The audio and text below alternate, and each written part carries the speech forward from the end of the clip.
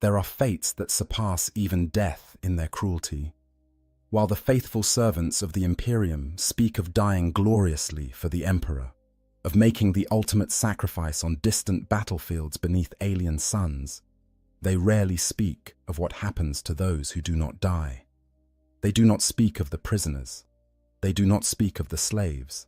And most terrifying of all, they do not speak of those who fall into the hands of the orcs, those savage green-skinned Xenos, whose empires span countless worlds and whose appetite for violence knows no bounds. To be enslaved by orcs is to enter a hell where every waking moment becomes a struggle for survival, where the laws of civilized society dissolve into brutal hierarchies enforced by whips and cudgels, where your value as a human being is measured only by how much labor can be extracted from your broken body before it finally gives out. It is to exist in a nightmare where your captors view you with less regard than they show their own livestock, where torture and death lurk around every corner, and where hope itself becomes just another memory of a life that seems impossibly distant. The orcs are one of the most successful species in the entire galaxy, outnumbering perhaps every other intelligent starfaring race, even humanity itself. They are creatures engineered for war by the ancient Old Ones during the War in Heaven, designed to be the ultimate soldiers. Their biology is a fusion of animal and fungus, making them incredibly resilient and nearly impossible to eradicate from any world they infest. Their psychology is utterly alien, dominated by an insatiable need for violence and combat. They reproduce through spores released throughout their lives, and especially at death, meaning that any world touched by orc presence will be plagued by them for generations to come. But what makes the orcs truly terrifying is not just their combat prowess or their overwhelming numbers. It is the fact that they see the entire universe through the lens of violence. Every interaction, every relationship, every moment of their existence revolves around the concept of strength and domination. They live in a rigid hierarchy where the biggest and strongest orc rules absolutely, and this worldview extends to how they treat those who fall into their power. To an orc, you are not a person. You are not even really a slave in the traditional sense. You are a grot, their word for servant or lesser being, occupying the same social position as the small Gretchen who scurry around their settlements performing menial tasks. The tangible rewards orcs fight for in their endless wars are simple: loot and slaves. Anything not destroyed during battle is looted. Any opponent not slain in battle is made a slave. This is not a complex system of bondage with laws and regulations. This is raw, brutal domination enforced through casual violence and the ever-present threat of death. Labor camps are a common sight in orc territory, filled with the broken remnants of conquered populations forced to toil endlessly in service to the orc war machine. When possible, orcs will enslave the entire population of a world, transforming planets into vast prison camps where millions labor under the green-skinned Xenos' merciless oversight. The experience of being an orc slave varies depending on which orc clan captures you, which war boss claims ownership of your labor, and what role you are forced to fill in their society. Some slaves work in mines, extracting the raw materials that feed orc industry. Others toil in fields and farms, growing food to sustain the massive appetites of their masters. Still others are forced to work in the crude factories and workshops where orc technology is cobbled together, assembling weapons and ammunition for the next battle. And then there are those whose fate is darker still, kept in pens like livestock, bred for the sole purpose of providing food for their orc masters. What follows is an examination of what it truly means to be enslaved by orcs.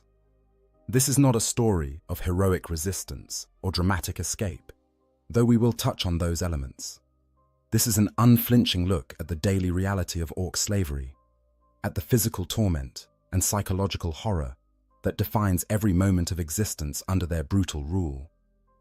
It is a journey through one of the darkest corners of the Warhammer 40,000 universe, where the words on imperial recruitment posters about glorious service are revealed as comforting lies in the face of a truth far more terrible. For those who fall into orc captivity, there is no glory, there is no honor. There is only survival, measured in hours and days rather than weeks or months, and the gnawing knowledge that death, when it finally comes, will likely be a mercy. The capture. How humans become orc slaves. The moment your world falls to the orcs, your life as you knew it ends. The transition from free, imperial citizen to orc slave can happen with shocking speed, often in the span of a single day or even hours. Understanding how this process unfolds is crucial to grasping the full horror of what awaits those who survive the initial orc assault. Orc invasions follow a pattern, though the specifics vary depending on the size of the attacking force and the nature of the target world.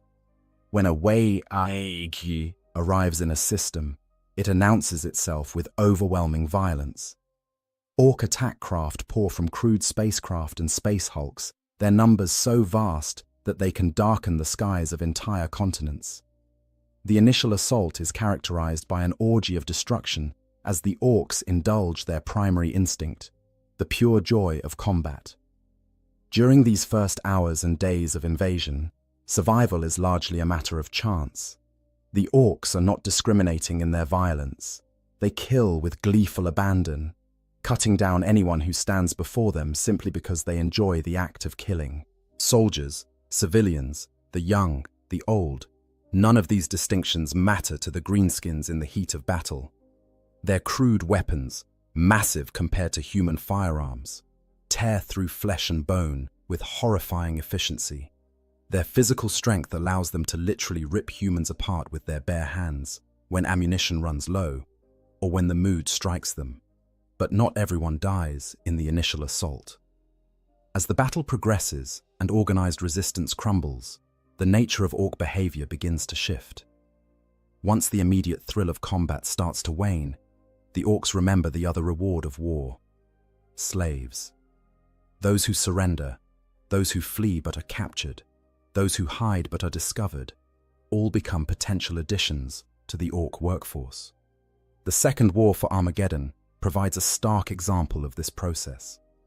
When the orc warlord, Gazgkul Mag Uruk Thraka's forces overwhelmed the defenses of Hive Infernus, the demoralized officer in charge shamefully surrendered, the entire Hive city without a fight. Refugee columns formed, stretching for hundreds of kilometers across the desert wastelands of Armageddon. These desperate people, fleeing the green tide, were systematically herded by orc speed freak biker units who circled them like predators stalking wounded prey. The bikers did not simply kill the refugees. Instead, they drove them back toward Hive Infernus, back toward their new masters, where they would be put to work as slaves in the orc war machine. This herding process is typical of how orcs handle large numbers of potential slaves. They lack the organizational skills to conduct orderly prisoner processing, but they understand the basic concept of driving groups of humans toward designated areas. Speed freaks on bikes and buggies, orc boys on foot with crude weapons. Even trained squigs and other creatures may be used to corral fleeing populations. Those who try to break away from the group are often killed as examples, their deaths serving to keep the others compliant through sheer terror. The actual moment of capture is often arbitrary and chaotic.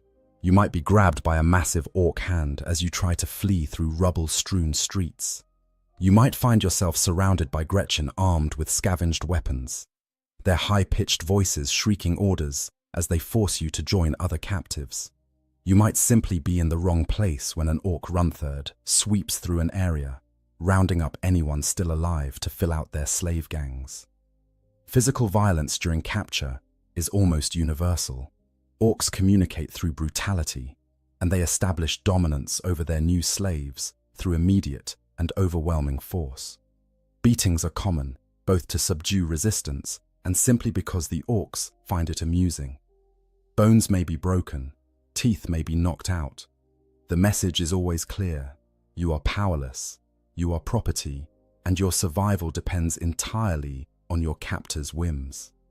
The journey to the labor camps, or slave pens, can be as harrowing as the capture itself. Orc logistics are crude at best, and slaves are often force-marched for days or even weeks to reach their final destinations. Those who fall from exhaustion or injury are typically killed on the spot, their bodies left to rot where they fall. Food and water are provided irregularly, if at all. The orcs seem to operate on the assumption that weak slaves who cannot survive the march are not worth keeping anyway. During these marches, you begin to understand the true nature of your new reality. The orcs do not hide their cruelty or temper their behavior. You watch as they casually torture captives for entertainment, pulling people from the column to use as living targets for weapon testing or gladiatorial combat. You see them select prisoners at random to be eaten, sometimes cooking them over fires, sometimes simply tearing into them raw. The screams of the dying become a constant background noise, a soundtrack to your new existence. Some captures occur in different circumstances. Individual humans or small groups may be seized during orc raiding parties on worlds not yet fully conquered.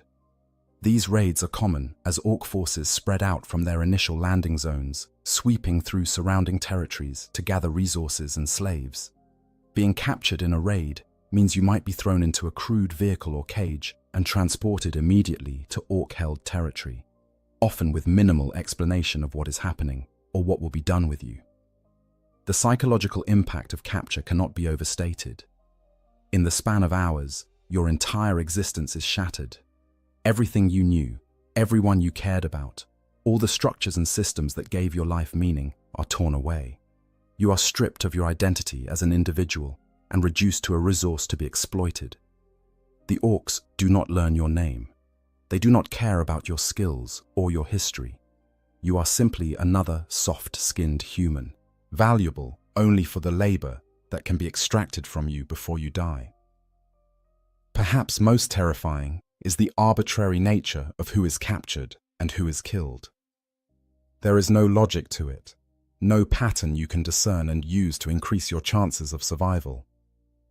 The orc who kills your friend standing next to you might spare you for no reason you can understand. The same orc might kill you tomorrow for equally incomprehensible reasons. This randomness is psychologically devastating, stripping away any sense of control or agency you might cling to. For some, particularly those from worlds with strong imperial faith, capture by Xenos is seen as a fate worse than death. The thought of serving aliens, of being forced to aid the enemies of humanity, conflicts with everything the imperial creed teaches. Some choose to fight to the death rather than accept capture. Others attempt suicide when the opportunity presents itself. But most, driven by the fundamental human will to survive, accept their new status as slaves and hope desperately that rescue might someday come. That hope, as we shall see, is almost always in vain.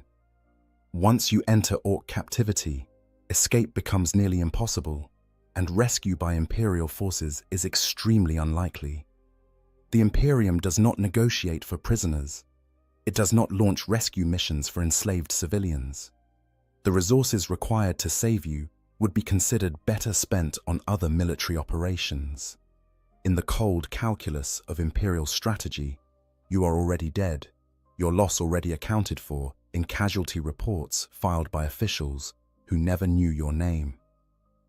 The slave hierarchy and your place in it.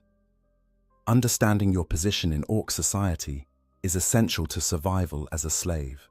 The orcs operate under a brutally simple hierarchy based entirely on size and strength, and this same principle extends to how they view and treat their slaves. However, the reality is more nuanced than it might initially appear, with various categories of slaves experiencing different treatment and having different chances of survival. At the very bottom of orc society are the snotlings, infantile orcoid creatures with limited intelligence used primarily for fungus tending. Just above them are the Gretchen, also called grots or runts, who are smaller, weaker orcoid subspecies that serve as the primary slave labor force within orc settlements.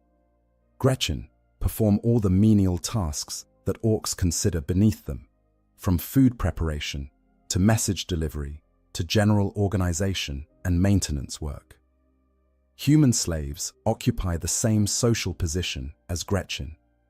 The orc word for servant or slave is grot, and this term is applied equally to Gretchen and to non-orcoid slaves like humans. This linguistic detail reveals an important truth. To the orcs, there is no meaningful distinction between a Gretchen slave and a human slave. Both are weak, soft creatures to be bullied, exploited, and discarded when no longer useful. However, even within this lowest tier of orc society, there exists an informal hierarchy based on perceived usefulness. Not all slaves are treated equally, and understanding these distinctions can mean the difference between a relatively tolerable existence and a short, brutal death. The most fortunate slaves, if such a term can be applied to any aspect of orc captivity, are those with valuable skills that orcs cannot easily replicate. Technical expertise is particularly prized. While orc mech boys possess an instinctive understanding of technology, they often lack the precision and patience required for certain types of work. Human slaves with engineering knowledge, the ability to operate complex machinery, or expertise in manufacturing processes may find themselves assigned to relatively stable positions in orc workshops and factories. These skilled slaves can sometimes achieve a level of status that affords them marginally better treatment. Some even become trusted advisors to war bosses or mech boys, though this trust is always conditional and can evaporate in an instant if the orc decides the slave is no longer useful or amusing. The freebooter known as Uzgul the Magnificent, for instance, has been known to keep technical experts from various species as permanent members of his crew, valuing their expertise in maintaining and operating captured technology. Language skills can also provide a small measure of protection. Humans who learn to speak the orc language, or who can translate between different species, may be kept alive longer than others because they serve a useful function in communication. Commissar Sebastian Yarrick famously learned the orc language from a captured raider in his youth, knowledge that would later prove crucial in understanding and fighting orc invasions. Below the skilled slaves are the general laborers, the vast majority of human slaves in orc territory. These are the men, women, and children forced to toil in mines, fields, factories, and construction sites. They have no special skills that set them apart, nothing that makes them individually valuable to their masters. They are interchangeable parts in the orc industrial machine, worked until they can no longer perform their assigned tasks, then discarded like broken tools. General laborers are organized into work gangs, large groups supervised by runthards who ensure compliance through constant threats and occasional acts of violence. The size of these gangs can vary dramatically, from a few dozen slaves to thousands, depending on the scale of the project and the size of the orc settlement. You might find yourself working alongside people from a dozen different worlds, all thrown together by the random chance of capture. Within work gangs, informal hierarchies often develop among the slaves themselves. Those who have survived longer may have learned tricks for avoiding the worst treatment or for securing slightly better working conditions. They might share this knowledge with newcomers, or they might hoard it jealously, viewing every other slave as competition for the limited safer positions. Trust between slaves is difficult to establish when the orcs deliberately foster an environment of constant fear and competition. At the very bottom of the slave hierarchy are those kept as livestock. These unfortunate souls are not workers at all, but food sources. When an orc civilization grows to sufficient size and complexity while maintaining adequate resources, they may begin breeding imprisoned populations of humans for the sole purpose of being used as food. These human livestock are kept in complete darkness, in communal pens where they can barely move. The only time they see light is when water or food is brought to their enclosures. The conditions in the breeding pens are beyond description. The humans kept there are often modified by orc painboys, altered until they are barely recognizable as human. During the War of the Beast, in the 32nd millennium, Imperial forces discovered that orcs on the planet Prax had been feeding captured humans steroids and farming them like cattle. The lucky ones had their teeth punched out, were shaved and branded, and then pushed into battle as auxiliary cannon fodder. Those not deemed fit for even this grim purpose were kept as breeding stock, their humanity slowly eroded by genetic manipulation until they were born as insensate, cowering creatures existing solely to be eaten. Understanding your place in this hierarchy is crucial because it helps you navigate the daily realities of slave life. If you possess skills that might be valuable to the orcs, demonstrating them quickly could move you from general labor to a slightly more secure position. If you are assigned to a work gang, learning to read the moods of your run-third overseer and understanding the informal power dynamics among fellow slaves might help you avoid the worst punishments. But there is no safety anywhere in this hierarchy. Even the most valued technical expert can be killed on a whim if an orc finds their work unsatisfactory or simply grows bored with them. The distinction between skilled slave and livestock is not a permanent one. Injuries, age, or simply being in the wrong place at the wrong time can see you demoted to more dangerous work or thrown into the breeding pens without warning. The orcs do not have formal slave markets or organized systems for buying and selling captives. Slaves within the grot slave class do not tend to have any particular owner. Instead, any orc can force any slave into work through cudgels and whips. There are usually no chains or fences keeping slaves confined.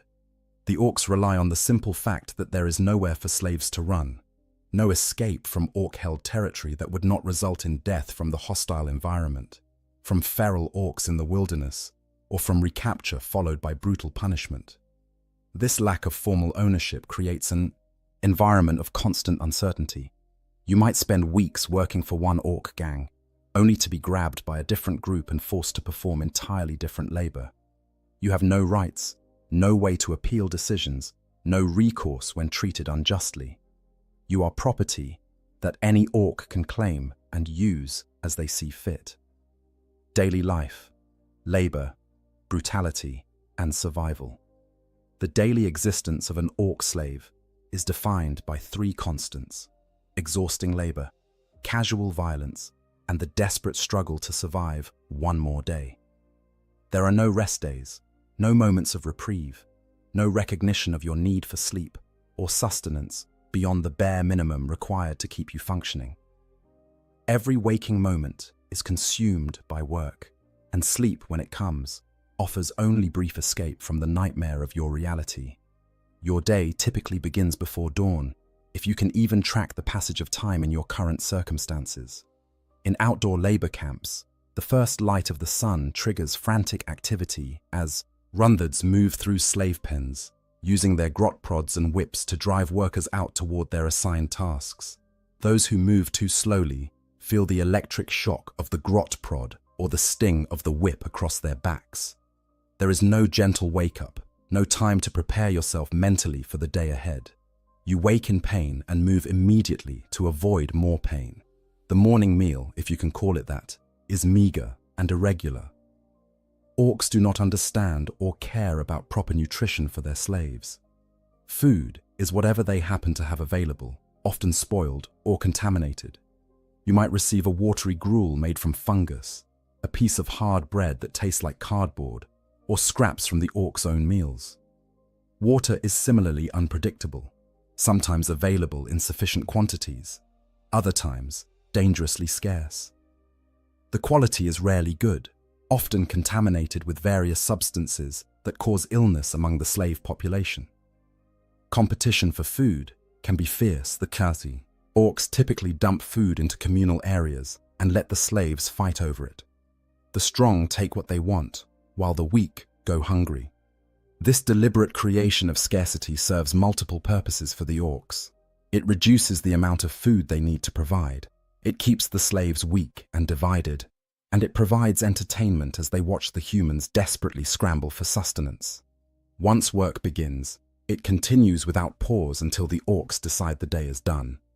There are no scheduled breaks, no lunch hours, no consideration for exhaustion or injury. You work until you are told to stop, and if you slow down or attempt to rest without permission, punishment comes swiftly. The grot prod delivers shocks that make your muscles spasm uncontrollably. The whip leaves bleeding welts across your back. Physical beatings from Runthard grabber sticks, long poles with mechanical pincers at the end, can leave you with broken bones or severe bruising that makes movement agonizing. The nature of your labor depends on where you have been assigned. In the mines, you might spend 12 or 15 hours bent double in cramped tunnels, digging for ores and minerals with tools that are poorly maintained and dangerous to use. The air is thick with dust that coats your lungs and makes every breath a struggle. Cave-ins are common, burying workers alive while the orcs above simply find replacements to continue the work. In the fields, you toil under whatever sun or stars hang in the alien sky above you, planting and harvesting the crops that feed the orc hordes. Your back aches from constant bending. Your hands bleed from handling rough plants and crude tools. Depending on the world's climate, you might work in scorching heat that causes dehydration and heat stroke, or in freezing cold that leaves you shivering and numb. Factory work presents its own dangers. The machinery used in orc workshops is crude and poorly maintained, lacking even basic safety features. Accidents are commonplace. Workers lose fingers, hands, even entire limbs to the grinding gears and cutting blades. The orcs view these incidents as the workers' fault and show no mercy to the injured. If you cannot work, you are worthless, and worthless slaves do not live long. The ammunition factories are particularly nightmarish. You might spend your days filling shells with explosive compounds, never knowing if the next batch will detonate and vaporize you and everyone around you. The chemicals used in propellants and explosives cause long-term health problems, burning your lungs and skin, causing tremors and weakness that only worsen with continued exposure. The orcs do not provide protective equipment. They do not care if you die from chemical exposure, because there are always more slaves to replace you. Throughout the workday, the threat of violence hangs over every moment.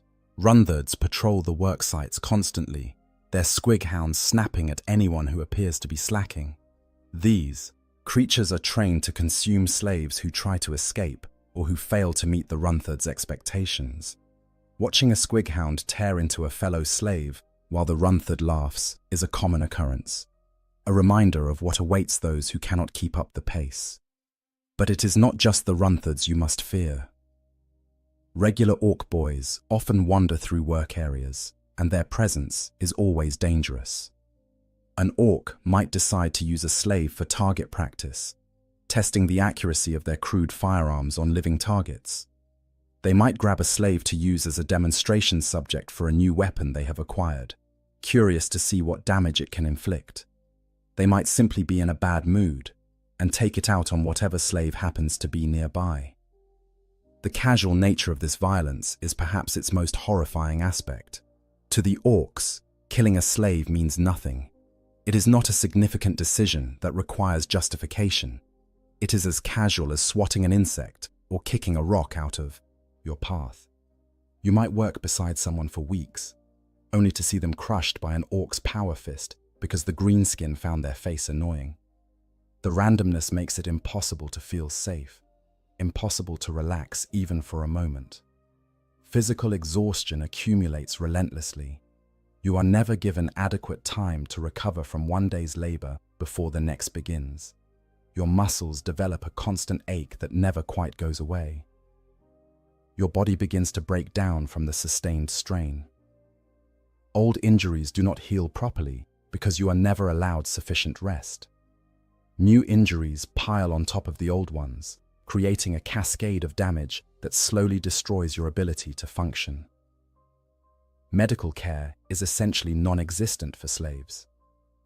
If you are injured but can still work, you will be forced to continue working despite the pain. If you are injured so severely that you cannot work, you will likely be killed, and replaced. The concept of healing a slave back to health does not occur to the orcs, or if it does, they dismiss it as inefficient. It is easier to work you to death and capture new slaves than to invest time and resources in maintaining your health. Disease spreads rapidly through slave populations. The crowded, unsanitary conditions in slave pens create perfect breeding grounds for illness. The orcs' complete disregard for hygiene means that contamination is constant. You might be forced to work in areas covered with toxic waste, or to sleep in pens where waste accumulates because the orcs never thought to provide sanitation facilities.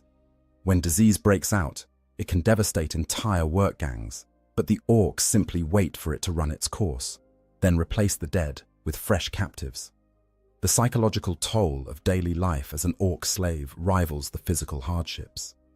Every day requires you to witness horrible things.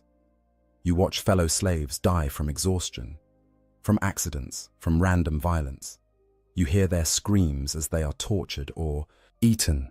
You see children worked to death, the elderly beaten for being too slow, the sick left to die in filth. The accumulation of these traumas weighs on your mind, creating a kind of numbness born from sheer overload. Some slaves break mentally long before their bodies give out. They become hollow shells, moving through the motions of work without really being present. They have retreated into some inner space where the horrors of their reality cannot reach them. The orcs sometimes find these broken slaves amusing and keep them around as a form of entertainment, but more often they simply work them until they stop moving, then discard the body. Others cling desperately to their humanity, trying to maintain some sense of who they were before capture. They might whisper prayers to the emperor during rare moments of privacy. They might help fellow slaves when they can, sharing food or easing someone's burden even at cost to themselves. These small acts of kindness become lifelines, proof that not everything good has been destroyed by orc captivity. The end of the workday brings only marginal relief. You are herded back to the slave pens, usually without having eaten since morning. The pens themselves are crude enclosures, often nothing more than open areas surrounded by scrap metal walls or natural barriers. The orcs do not provide shelter, bedding, or any amenities whatsoever. You sleep on bare ground, pressed against other slaves for warmth if the climate is cold, suffering from heat if it is not. Night offers no safety from orc violence. Patrols continue throughout the darkness, and Runthards may decide to conduct random inspections or punishments. Some orcs view the slave pens as entertainment, wandering through to terrorize the inhabitants, or select victims for various forms of abuse. The screams that echo through the night make sleep difficult, even when exhaustion should make it inevitable. The overseers, Runthards, and their methods of control, the Faun. Runthards, also known as slavers, are the orcs who directly oversee and manage slave populations, and understanding them is crucial to understanding the daily reality of orc slavery. These specialized orcs possess an unusual trait for their species: patience. Where most orcs would rather be fighting and killing, Runthards have the temperament to take care of the menial details of slave management, breeding, and organization. Despite what their role might suggest, Runthards are not kind or gentle masters. They are orcs, which means they are fundamentally cruel, violent, and driven by the need to dominate those weaker than themselves. What sets them apart is not compassion, but rather a calculated approach to brutality. They understand that keeping slaves productive requires a balance between inflicting enough pain to ensure obedience and not causing so much damage that workers become useless. The tools of the Runthard trade are designed specifically for slave control. The most basic is the whip, a simple but effective implement that can deliver painful strikes without necessarily causing permanent injury. Runthards carry whips at all times and use them liberally to direct slave gangs, punish perceived laziness, or simply to remind slaves of their place in the hierarchy. The crack of a Runthard's whip becomes one of the most familiar sounds in a slave's daily existence. More sophisticated is the grabber stick, a long pole outfitted with a pulley-operated maw-like pincer This mechanical device can be used in several ways. The Runtherd might use it to grab and restrain a slave who is trying to flee or resist, clamping the pincer around their neck or limbs to control their movement. Skilled Runtherds can grab a fleeing Gretchen or human slave and hurl them into danger with one smooth motion, perhaps throwing them into a minefield to clear a path or tossing them toward enemy lines to serve as a distraction during combat. The grabber stick can also be used to throttle slaves who prove too resistant to control. The mechanical pincer tightens around the throat, cutting off air until the victim loses consciousness or dies. The casualness with which Runtherds employ this method is chilling. A slave who has been grabbed by a stick knows they are seconds away from death and will typically cease all resistance immediately. Perhaps the most feared tool in a Runtherd's arsenal is the grot prod, an orc imitation of human electrical cattle prods, but much larger and more powerful. These weapons, created by mech boys and employed by progressive Runtherds, can be used to motivate, incapacitate, or even kill, depending on the voltage setting. The tech-savvy Runtherds who favor these weapons have learned to use them with disturbing precision, delivering shocks to specific parts of the body to achieve different effects. A low-voltage shock from a grot prod causes intense pain, but no lasting damage, perfect for encouraging a slow worker to move faster or punishing a minor infraction. Medium voltage can cause muscle spasms that leave the victim temporarily unable to move, useful for subduing slaves without killing them. High voltage can stop a heart or cause severe neurological damage, effectively executing the target while maintaining the illusion that it might have been an accident rather than deliberate murder. The grot prod delivers its shock through direct contact. The Runtherd must touch the prod to the slave's body, usually targeting areas where the pain will be most intense: the neck, spine, kidneys, or genitals. The arbitrary nature of when and why these shocks are delivered creates an environment of constant fear. You never know when you might feel that horrible jolt of electricity coursing through your body. Never know if this time the Runtherd has set the voltage high enough to kill. Runtherds also employ living weapons in the form of squighounds. These creatures are a variety of squig, the symbiotic organisms that form part of the orcoid ecosystem, specifically bred and trained to herd and intimidate slaves. Squighounds are voracious predators with powerful jaws full of razor-sharp teeth. They are kept perpetually hungry, making them aggressive and eager to attack any target designated by their Runtherd master. The primary function of squighounds is to eat errant or fleeing slaves. When a slave attempts to escape from a work gang or tries to hide during a labor assignment, the Runtherd releases the squighounds to hunt them down. The creatures are remarkably effective at tracking human scent, and once they catch their prey, the results are gruesome. The squighound literally devours the escapee alive, often while other slaves are forced to watch.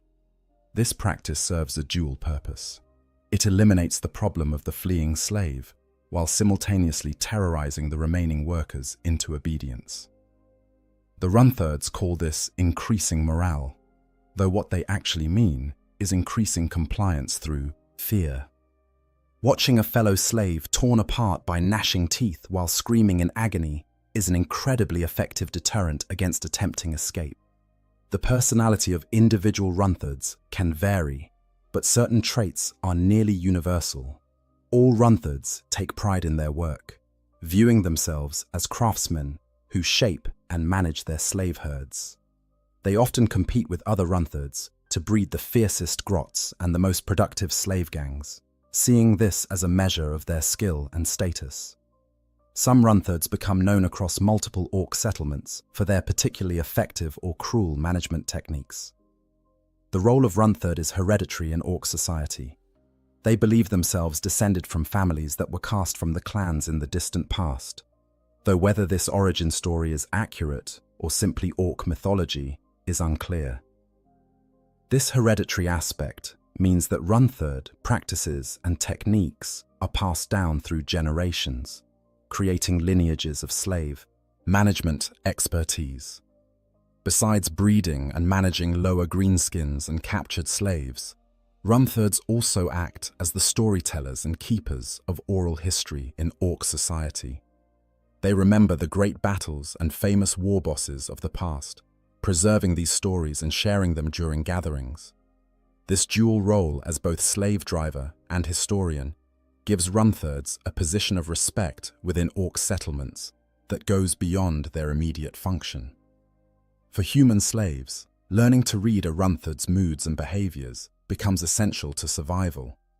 Each Runthurd has their own quirks and preferences, their own triggers that provoke violence or leniency. Some are relatively consistent in their brutality, making them predictable if not safe. Others are wildly unpredictable, dispensing punishment randomly in ways that make it impossible to avoid their wrath. Some slaves attempt to make themselves useful to their Runthurd overseer, hoping that demonstrating value will provide a measure of protection. This strategy sometimes works, particularly if you possess skills the Runthurd finds genuinely useful. A slave who can maintain the Runthurd's equipment, who can organize work gangs efficiently, or who can communicate the Runthurd's orders to other slaves, might earn a slightly elevated position within the slave hierarchy. However, this strategy carries significant risks. Becoming too visible to your Runthurd means attracting their attention, and Orc attention is always dangerous. A Runthurd might decide that a useful slave would be even more entertaining as a target for their latest weapon test. They might grow jealous of a slave who seems too competent, viewing them as a potential threat to their authority. Or they might simply grow bored with you and decide to kill you for amusement, regardless of your usefulness. The relationship between Runthurds and their charges is not one of owner and property in the traditional sense. As mentioned earlier, slaves in Orc society do not have specific owners. Instead, Runthurds manage territories or work projects, and any slaves within their domain fall under their authority. Multiple Runthurds might operate within the same settlement, each responsible for different aspects of slave labor or different work gangs. This system creates a strange dynamic where slaves might interact with multiple Runthurds during any given day. The Runthurd who drives you to the mines in the morning might be different from the one who oversees your work there, and both might be different from the one who herds you back to the slave pens at night. Each transition between Runthurds represents a moment of uncertainty, a brief period where you must quickly assess the new overseer's mood and adjust your behavior accordingly.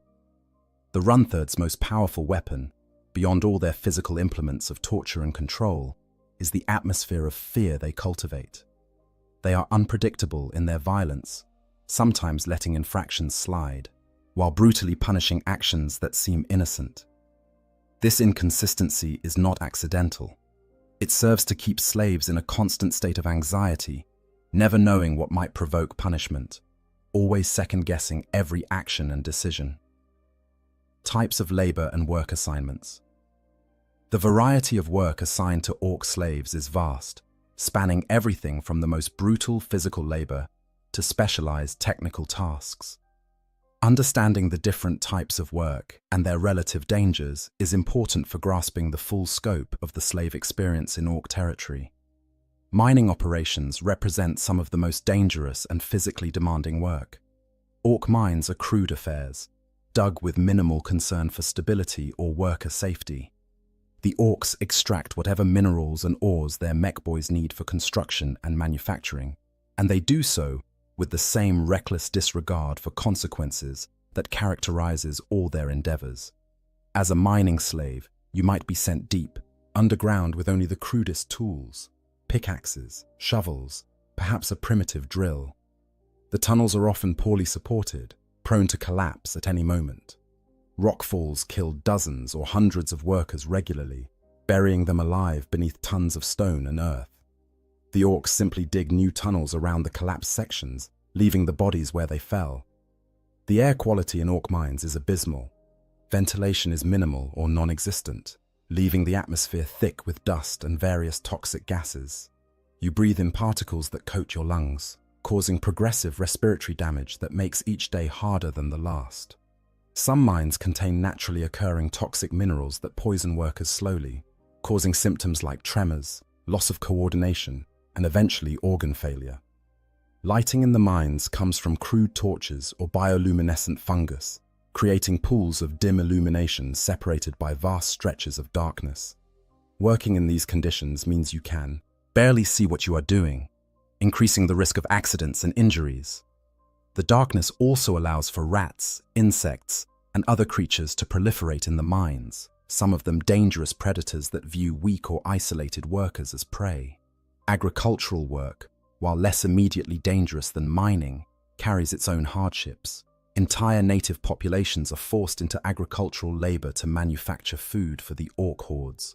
The work is backbreaking and endless, following the cycles of planting, tending, and harvesting with no rest periods between. The crops grown for orc consumption are often varieties of fungus native to the orcoid ecosystem, plants that thrive in conditions that would kill human edible species. Working with these crops exposes you to spores and toxins that cause skin irritation, allergic reactions, and respiratory problems. Some orc crop varieties are aggressive and dangerous in their own right, with thorns, acidic sap, or defensive mechanisms that cause injury to anyone handling them. The tools provided for agricultural work are crude and poorly maintained. You might spend entire days bent over hand tools with broken or missing handles, using your bare hands to pull weeds or harvest crops, because no implements are available.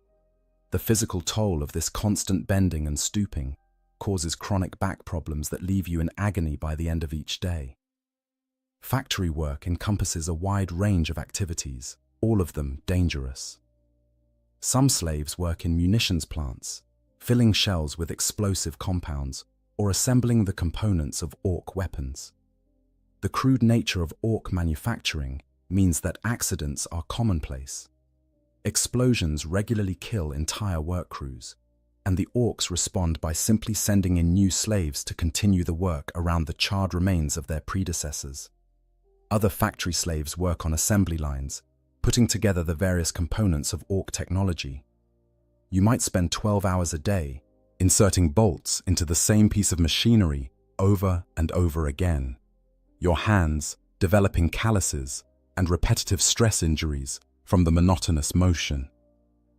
The machinery around you operates without safety guards or emergency stops, and workers who get caught in the gears are simply pulled into the mechanism and crushed, their blood and tissue becoming part of the industrial waste. Chemical work is particularly nightmarish. Some slaves are assigned to work in facilities where propellants, explosives, and other dangerous compounds are manufactured. The exposure to these chemicals causes immediate burns and long-term health problems. Your skin develops rashes and lesions. Your lungs burn with every breath. Your vision deteriorates as the fumes damage your eyes. There is no protective equipment, no ventilation systems, nothing to mitigate the constant exposure to substances that are slowly killing you.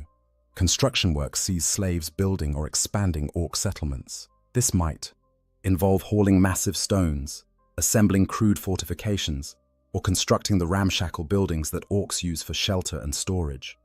The work is physically exhausting, requiring you to lift and move objects far heavier than what a healthy human should safely handle. Injuries are constant: crushed fingers, broken bones, hernias from excessive strain. Some slaves are assigned to maintaining orc vehicles and war machines. This can actually be one of the relatively less dangerous assignments, as the orcs need their vehicles functional and may therefore provide slightly better conditions for the mechanics and technicians. However, orc technology is inherently unstable and prone to catastrophic failures. Working on a vehicle that might explode, catch fire, or simply collapse on top of you creates constant stress and frequent casualties. Ammunition manufacturing deserves special attention due to its particularly high fatality rate. Slaves in ammunition plants work with volatile explosives all day, every day. You might be filling shells with unstable compounds, assembling fuses that could detonate at any moment, or packing gunpowder into casings that leak and create explosive dust throughout the facility. One spark, one moment of static electricity, one defective component, and the entire facility can detonate. killing everyone inside. The orcs find this risk acceptable because ammunition is essential to their war machine, and they can always capture more slaves to replace those killed in explosions. From the slave's perspective, working in munitions is essentially a slow-motion death sentence. It is not a question of whether you will die in an explosion, but rather when and how many others will die with you. Waste management, such as it exists in orc settlements, is another assignment that slaves might receive. This involves dealing with the enormous amounts of garbage and refuse that orc society produces. You might spend your days sorting through toxic waste, trying to identify anything that can be recycled or reused while exposed to all manner of hazardous materials.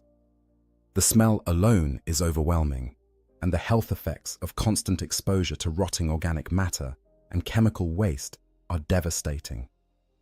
Some slaves are assigned as personal servants to individual orcs, particularly knobs or important mech boys.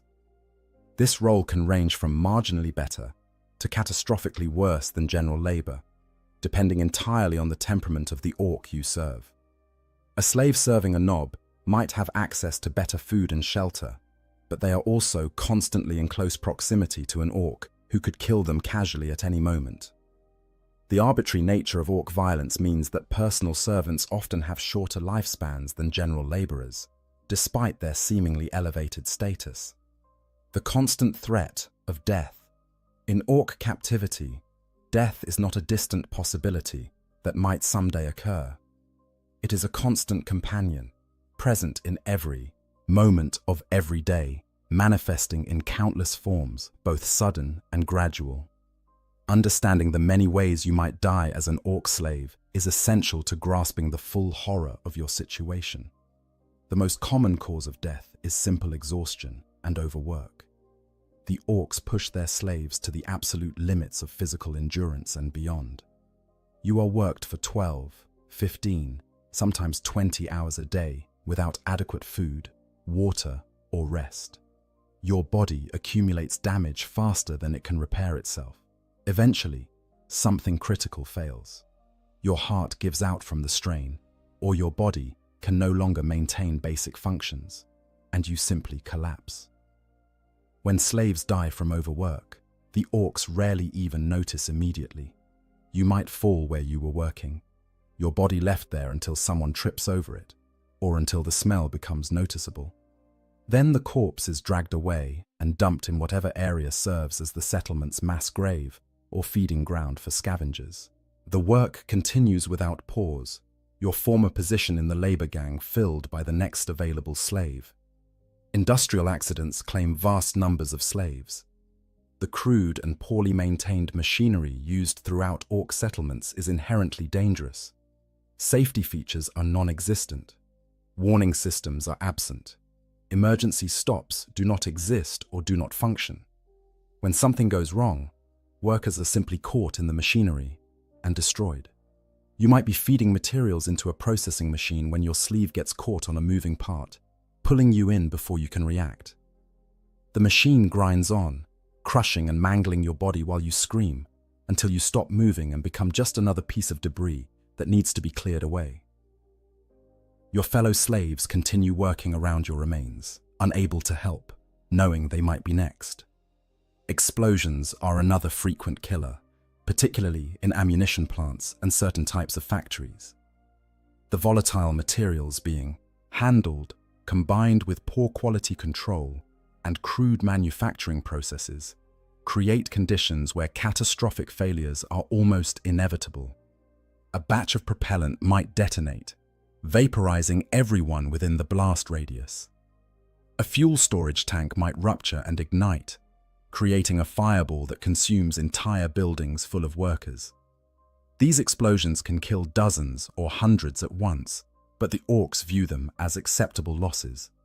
The ammunition needs to be manufactured, the work must continue, and there are always more slaves to replace those killed. You might work in a munitions plant, knowing that similar facilities have exploded multiple times before, knowing that the same fate almost certainly awaits you, yet having no choice but to continue your assigned tasks. Disease and infection kill more slaves than most people would suspect. The unsanitary conditions, lack of medical care, and constant exposure to toxins and contaminants create perfect conditions for illness to spread. A simple cut that becomes infected can become a death sentence when there is no treatment available. Dysentery from contaminated water or food kills slowly and painfully, leaving you weak and dehydrated as you continue to be forced to work. Epidemics can sweep through slave populations with devastating speed. Crowded pens where hundreds of slaves are pressed together in filth, sharing the same contaminated water and breathing the same disease-filled air, allow illnesses to spread rapidly. The orcs do not quarantine sick slaves or attempt to stop disease transmission. They simply let the epidemic run its course, then replace the dead with fresh captives. Starvation is a slower but equally certain killer. The orcs provide minimal food to their slaves, just enough to keep most of them functional for a while. But most is not all, and there are always slaves who receive less than even this meager ration. Competition for food means some slaves are simply outcompeted by stronger individuals and slowly starve to death over weeks or months. The physical effects of prolonged starvation are horrible. Your body consumes its own tissues for energy, breaking down muscle and organ tissue to keep your brain and heart functioning. You become skeletal, your skin stretched tight over bones, your eyes sunken into your skull. Even basic tasks become monumentally difficult as your strength fails. Eventually, your body can no longer sustain itself, and you die, often while still being forced to work right up until the moment your heart stops. Exposure to the elements kills many slaves, particularly those working in outdoor assignments on worlds with harsh climates. If you are working on a frozen world, the cold saps your strength and causes frostbite that destroys fingers, toes, and other extremities. Hypothermia sets in when you are no longer able to maintain your core temperature, causing confusion, loss of coordination, and finally death as your body systems shut down. On hot worlds, heat stroke and dehydration are constant threats. The orcs do not provide adequate water or shade. You work under the blazing sun hour after hour, your body's cooling mechanisms overwhelmed by the temperature. When heat stroke occurs, your brain essentially begins to cook inside your skull, causing hallucinations, seizures, and eventual death.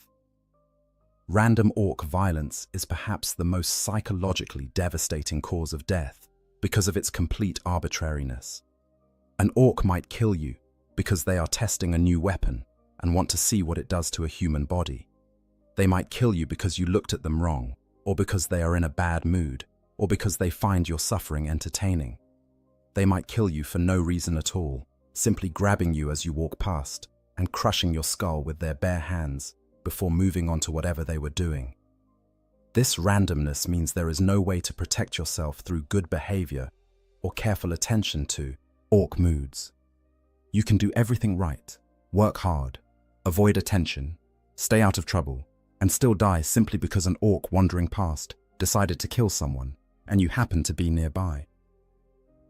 This knowledge creates a state of constant grinding anxiety that wears down your psychological defenses.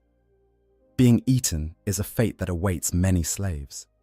Orcs regularly torture and eat humans, sometimes cooking them beforehand, sometimes simply consuming them raw. This can range from an orc picking one slave to eat when they feel hungry, to industrial-scale food production, where entire facilities are dedicated to processing human flesh as food. The process of being selected for consumption is terrifying. The orcs might simply grab whoever is nearest, or they might make a game of it, having slaves fight each other with the loser being eaten. Sometimes they cook their victims slowly over fires while they are still alive, finding the screams entertaining. Other times they simply tear into living flesh with their teeth, the victim dying slowly from blood loss and trauma while being devoured. In some orc settlements that have reached sufficient size and complexity, humans are bred specifically for consumption in what amounts to industrial livestock production. These breeding pens keep humans in complete darkness, in communal enclosures where they can barely move. The inhabitants are modified by orc pain boys until they are barely recognizable as human, born without teeth, hair, or nails, existing as insensate, cowering creatures whose only purpose is to be eaten. Gladiatorial combat claims slaves who are forced to fight each other or alien creatures for orc entertainment. The orcs enjoy watching fights, and they often create opportunities for such spectacles by throwing slaves into pits or arenas with weapons and forcing them to battle. The loser dies, obviously, but even the winner rarely survives long, as they will be forced to fight again and again until they eventually lose. Some slaves die attempting to escape. The desperation of their situation drives them to try fleeing despite the near impossibility of success. Squighounds hunt them down and tear them apart. Orc patrols catch them and kill them as examples to other slaves. Even if they somehow evade immediate capture, the hostile environment of most orc-held worlds makes long-term survival impossible without resources and support. Punishment executions serve as examples to other slaves and as entertainment for the orcs. Slaves who displease their masters might be killed in elaborate and painful ways, specifically designed to terrorize the remaining population. Public tortures, where slaves are slowly killed over hours or days, while other workers are forced to watch, create an atmosphere of fear that keeps the broader slave population compliant. Psychological torment and orc psychology. The physical hardships of orc slavery are matched and perhaps exceeded by the psychological torture inherent in every aspect of the experience. Understanding the mental and emotional toll of captivity requires understanding orc psychology and how profoundly alien it is from human thinking. Orcoid psychology is utterly different from that of humans, to the point where they can simultaneously believe two contradictory facts without experiencing any cognitive dissonance. This ability to hold conflicting ideas represents a fundamental difference in how orcs process information and understand reality. It makes them unpredictable and incomprehensible to human slaves trying to anticipate their behavior or find logical patterns in their actions. Orcs have no concept of love as humans understand it. They find human affection strange and inexplicable, viewing emotional bonds between people as a weakness to be exploited. What orcs do experience is a kind of battle bliss, an ecstatic state that occurs during combat.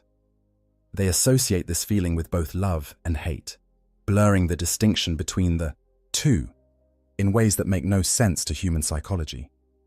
This absence of empathy or emotional connection means that orcs literally cannot understand why their treatment of slaves might be wrong. They do not recognize the suffering they inflict as suffering in any meaningful sense. To them, humans are weak creatures whose screams and pleas are merely noise, no more significant than the sounds made by malfunctioning machinery. Your pain means nothing to them because they are incapable of recognizing it as something that matters. The arbitrary nature of orc behavior creates constant psychological stress for slaves. There is no pattern to discern, no rules to learn that might help you avoid punishment or death. An orc might walk past you 100 times without incident, then crush your head on the 101st time for no reason you can perceive. This randomness makes it impossible to develop coping mechanisms based on understanding and predicting your captor's behavior. Orc humor, such as it is, often involves the suffering of weaker beings. They find it entertaining when slaves are injured, when accidents occur, when torture produces particularly creative screams. To witness something horrible happening to a fellow slave and see your orc overseers laughing about it creates a profound sense of helplessness and despair. You are trapped in a nightmare run by creatures who view your torment as comedy. The linguistic and cultural barrier between humans and orcs adds another layer of psychological difficulty. Even if you learn some of the orc language, which few slaves manage, the fundamental differences in worldview make true communication nearly impossible. Orcs express themselves primarily through violence and displays of strength. Nuanced concepts like mercy, fairness, or justice do not exist in their vocabulary or their thinking. This inability to communicate or reason with your captors means there is no avenue for appeal, no way to advocate for better treatment or to negotiate for any improvement in your circumstances. You are completely at their mercy, and they have no mercy to give. Every interaction is dictated purely by their whims and their assessment of whether you are useful enough to keep alive at that particular moment. The loss of identity is one of the most devastating psychological effects of orc slavery. The orcs do not learn your name. They do not care about your history, your skills, your relationships, anything that made you who you were before capture. You are reduced to a generic grot, interchangeable with every other slave, valuable only for the labor you can perform. This erasure of identity undermines your sense of self at a fundamental level. Without anyone acknowledging who you are or who you were, it becomes harder to maintain that sense of self internally. Some slaves cling desperately to memories of their former lives, rehearsing them mentally to keep them alive. Others find those memories too painful and try to suppress them, focusing only on immediate survival. Both strategies carry psychological costs.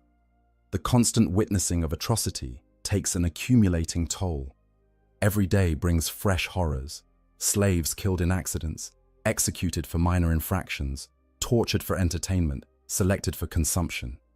You watch children worked to death, see the elderly beaten until their bones break, witness pregnant women forced to labor until they miscarry.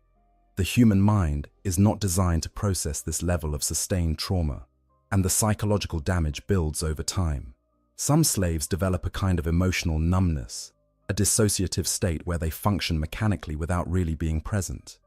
They have retreated so far inside themselves that the external horror cannot reach them anymore. This psychological strategy allows them to continue functioning, but at the cost of losing connection to their own humanity. They become shells, moving through the motions of survival without really living. Others maintain their emotional connection to what is happening around them, feeling the full weight of every horror they witness. This keeps them more psychologically present and human, but the cost is enormous. The grief, rage, and despair that come from truly feeling the scope of what is being done to them and their fellow slaves can be overwhelming. Many slaves in this state eventually reach a breaking point where they simply give up, ceasing to care whether they live or die. The absence of hope is perhaps the most psychologically devastating aspect of orc slavery. There is no realistic prospect of rescue. The Imperium does not negotiate for prisoners or launch rescue missions for enslaved civilians. Your world has fallen, your people are scattered or dead, and the vast machinery of Imperial governance has already written you off as a loss. Even if Imperial forces eventually retake the territory where you are held, you will likely be long dead by then, or so broken that recovery is impossible. Escape is nearly impossible for reasons both practical and psychological. Even if you could somehow evade the Rundhards, the Squighounds, and the Orc patrols, where would you go? You are on an alien world or in Orc-held territory with no resources, no allies, no support systems. The hostile environment would likely kill you even if you managed to get away from the Orcs themselves. And after weeks or months of slavery, your body is so damaged and weakened that you lack the physical capacity for the demands of escape and survival in the wilderness. The psychological impact of knowing that this is your life now, that there will be no dramatic rescue or escape, that you will likely die here as a slave, crushed or starved or worked to death, creates a despair so deep that it becomes difficult to articulate. Some slaves lose the will to survive, ceasing to eat even when food is available, provoking their overseers in hopes of being killed quickly rather than dying slowly from accumulated damage. Yet even in the depths of this despair, some slaves find small ways to maintain their humanity and sanity. They form bonds with fellow slaves, creating support networks based on shared suffering. They perform small acts of kindness when possible, sharing food or helping injured workers, even when doing so puts them at risk. They whisper prayers to the Emperor during rare moments of privacy, maintaining whatever faith they can in the face of evidence that suggests they have been abandoned by both the Imperium and the divine. These small acts of resistance and humanity become crucial to psychological survival. They are proof that the orcs have not completely destroyed everything good, that some portion of human dignity and compassion persists even in the worst circumstances imaginable. For some slaves, maintaining these connections and behaviors becomes their primary purpose, the thing that keeps them going when pure survival instinct might not be enough. The breeding pens and livestock status. Among all the horrors of orc slavery, perhaps none is more fundamentally dehumanizing than the practice of keeping humans as livestock. When orc civilizations grow to sufficient size and complexity while maintaining adequate resources, they sometimes begin breeding imprisoned populations of humans for the sole purpose of being used as food. Understanding this practice requires confronting one of the darkest aspects of orc society and what it reveals about how they view other species.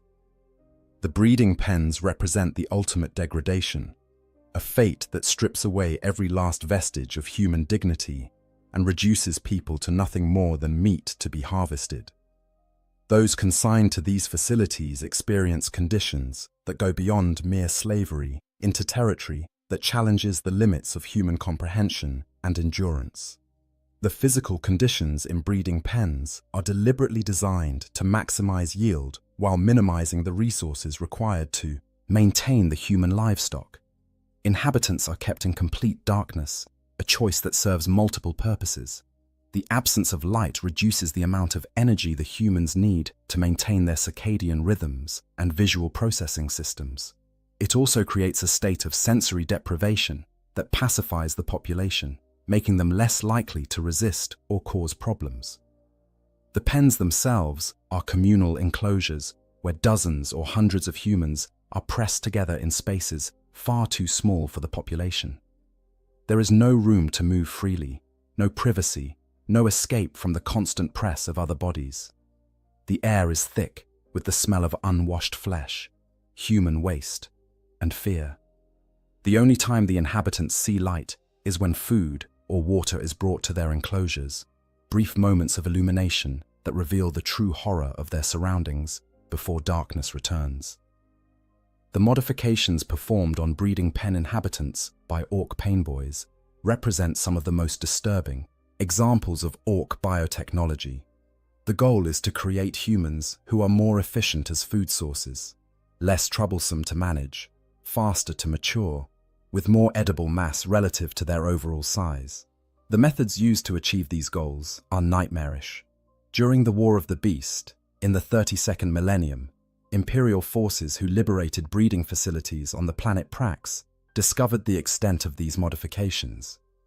The humans being kept as livestock had been altered until they were barely recognizable as human. They were born without teeth, hair, or nails, their development arrested at a stage where these features had not yet formed. Their minds had been similarly stunted, leaving them as insensate, cowering creatures incapable of complex thought or resistance. The modifications extend beyond mere appearance. The musculature and metabolism of breeding pen humans are altered to promote rapid weight gain and to convert nutrients into edible tissue more efficiently. Their digestive systems are simplified, allowing them to survive on the cheapest possible feed. Their nervous systems are sometimes dulled, reducing their capacity for suffering, or at least their ability to express it in ways that might disturb even orc sensibilities. The breeding program itself is conducted with the same crude efficiency that characterizes all orc endeavors. Humans are paired for reproduction based on whatever criteria the painboys and rundhards deem important, with no consideration for the individuals involved. Pregnancies are monitored only to the extent necessary to ensure live births. The newborns are immediately separated from their mothers and placed into the system of communal raising that will prepare them for their eventual slaughter. The psychological state of breeding pen inhabitants is difficult to assess because the modifications they have undergone have fundamentally altered their capacity for thought and feeling. The original generations, those captured and placed into the pens with their full mental faculties intact, experience a descent into madness as they realize what is being done to them and what will be done to their children. The subsequent generations, born into darkness and modified before they can develop normally, may lack the cognitive capacity to understand their situation, which might be a mercy or might be the cruelest aspect of their fate. The feeding of breeding pen populations is done with the same minimal investment of resources that characterizes orc slave management elsewhere.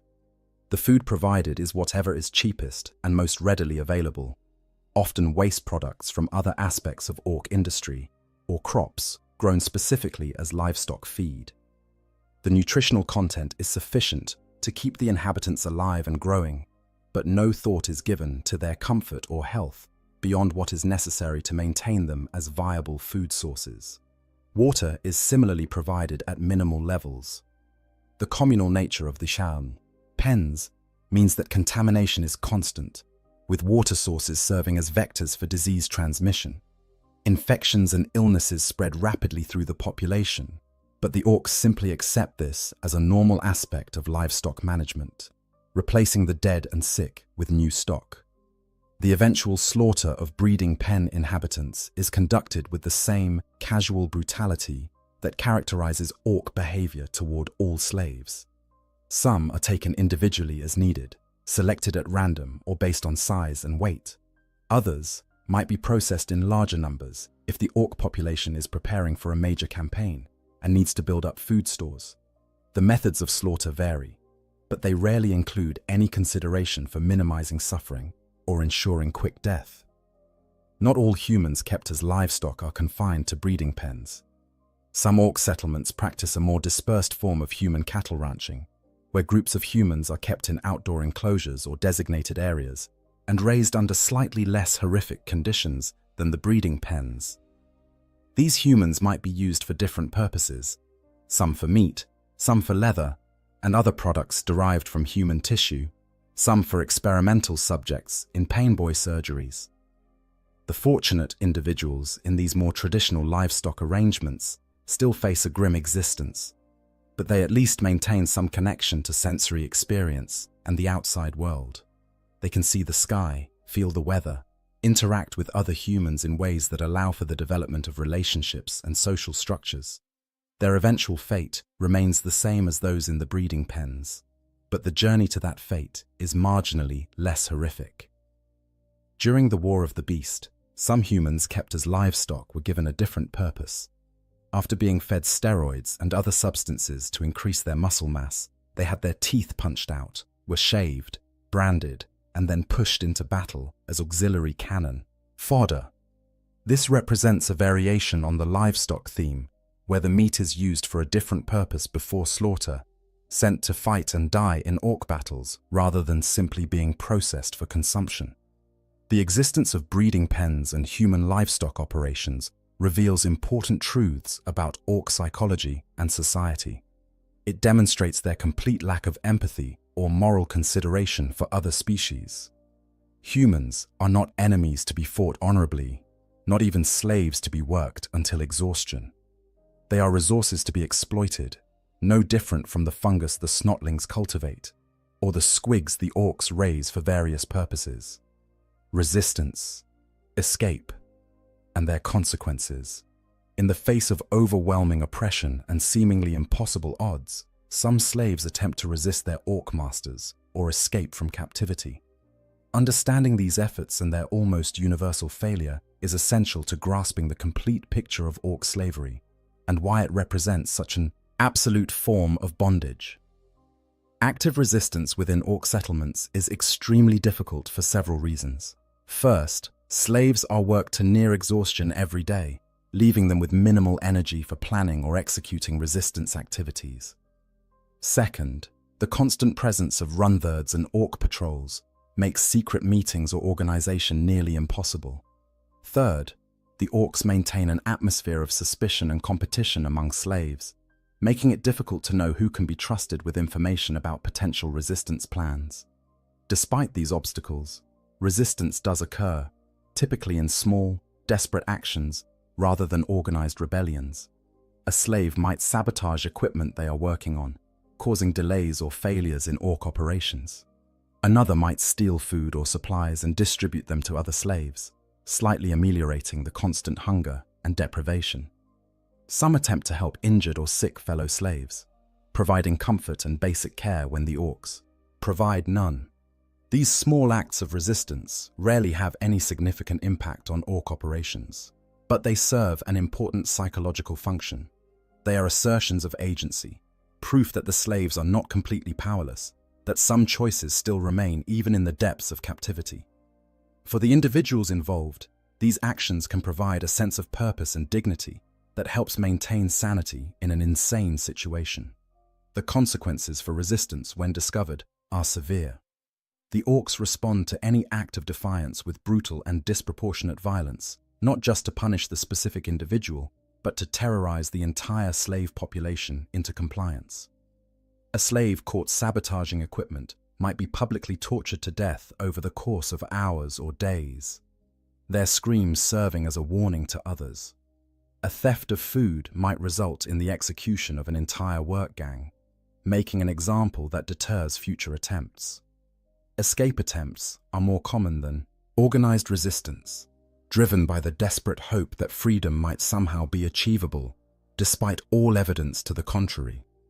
Slaves plan their escapes during rare moments of privacy, hoarding whatever supplies they can secretly gather, studying the patterns of patrols and guard rotations, looking for any weakness in the security that keeps them confined. The practical obstacles to escape are numerous and severe. Most orc settlements are located in hostile environments, where survival without proper equipment and supplies is nearly impossible. The worlds may have toxic atmospheres, extreme temperatures, dangerous wildlife, or other environmental hazards that make wilderness survival a death sentence. Even on more hospitable worlds, the lack of food, water, and shelter quickly becomes fatal to escaped slaves whose bodies are already weakened by months or years of hard labor and poor nutrition. The orcs themselves represent the most significant obstacle to escape. Runthered patrols, with their squighounds, cover the areas around slave quarters and work sites. The squighounds are trained trackers, capable of following human scent across long distances. Once they pick up the trail of an escapee, they pursue relentlessly until they catch and kill their prey. Orc boys also patrol the perimeters of settlements and work sites, and while they may not be as systematic as Runthered patrols, they are far more dangerous if encountered. An orc who discovers an escaping slave will typically kill them on the spot, either with weapons or bare hands. Some orcs find the hunt entertaining and will deliberately allow escapees a head start before pursuing them for sport. The few slaves who manage to evade immediate capture face the problem of where to go. On orc-held worlds, there are no friendly settlements where a human might find sanctuary. The entire planet is hostile territory, and any orcs encountered will either kill you or return you to slavery. On worlds not fully conquered by orcs, feral orc tribes proliferate in wilderness areas, making those regions equally dangerous. Even if a slave could somehow reach Imperial-held territory, which would require crossing vast distances through hostile terrain, they would likely be treated with suspicion by Imperial authorities. Long-term exposure to orc captivity might lead to quarantine or even execution, as the Imperium fears potential corruption or contamination from prolonged contact with Xenos. The harsh reality is that escaped slaves often face persecution, even from their own people. The most famous example of successful slave resistance occurred when Commissar Sebastian Yarrick was captured by Gazgukul Thraka after the Battle of Golgotha. Yarrick endured grueling torture and forced labor aboard Gazgukul's Space Hulk before leading a slave revolt that allowed him and other captives to escape. This event is nearly unique in the annals of orc slavery, remarkable precisely because it is so unusual for any slave to successfully resist orc captivity, let alone a figure as prominent as Yarrick. Yarrick's success can be attributed to several exceptional factors: his personal combat prowess, his understanding of orc psychology from years of fighting them, his natural leadership abilities, and the peculiar respect that Gazkul himself had developed for the Commissar. These circumstances were so unusual that they cannot reasonably be replicated by ordinary slaves, making Yarrick's escape more of an exception that proves the rule than a model that others might follow. More commonly, resistance and escape attempts end in failure and death. The orcs ensure that these failures are public and horrific, using them as opportunities to reinforce the futility of resistance among the broader slave population. Public executions of escaped slaves are common, conducted with maximum cruelty to create a spectacle that terrorizes other captives into compliance. The psychological impact of witnessing failed escapes is devastating. Each attempt that ends in the escapee's brutal death reinforces the sense of hopelessness that pervades slave populations. It demonstrates that even the bravest and most resourceful individuals cannot overcome the barriers to freedom, that the cage is simply too strong to break. This accumulation of failed attempts can crush the morale of entire work gangs, leaving them resigned to their fate. Some slaves choose a different form of escape: suicide. When the pain and degradation become unbearable, when there seems to be no prospect of anything ever improving, some slaves deliberately end their own lives. Methods vary depending on what opportunities present themselves: stepping in front of dangerous machinery, provoking an orc into killing them, refusing to eat until starvation takes them, or finding some other means to achieve death. The orcs generally do not care if slaves commit suicide, viewing it as simply one more form of weakness that culls the unsuitable from their labor force. They make no particular effort to prevent suicide beyond the practical concern that too many deaths might reduce the workforce below functional levels. In some cases, orcs find slave suicide amusing, particularly if the method chosen is dramatic or painful.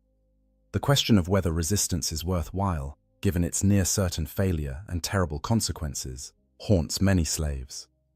On one hand, resistance maintains dignity and agency, providing psychological benefits that can be crucial to maintaining sanity.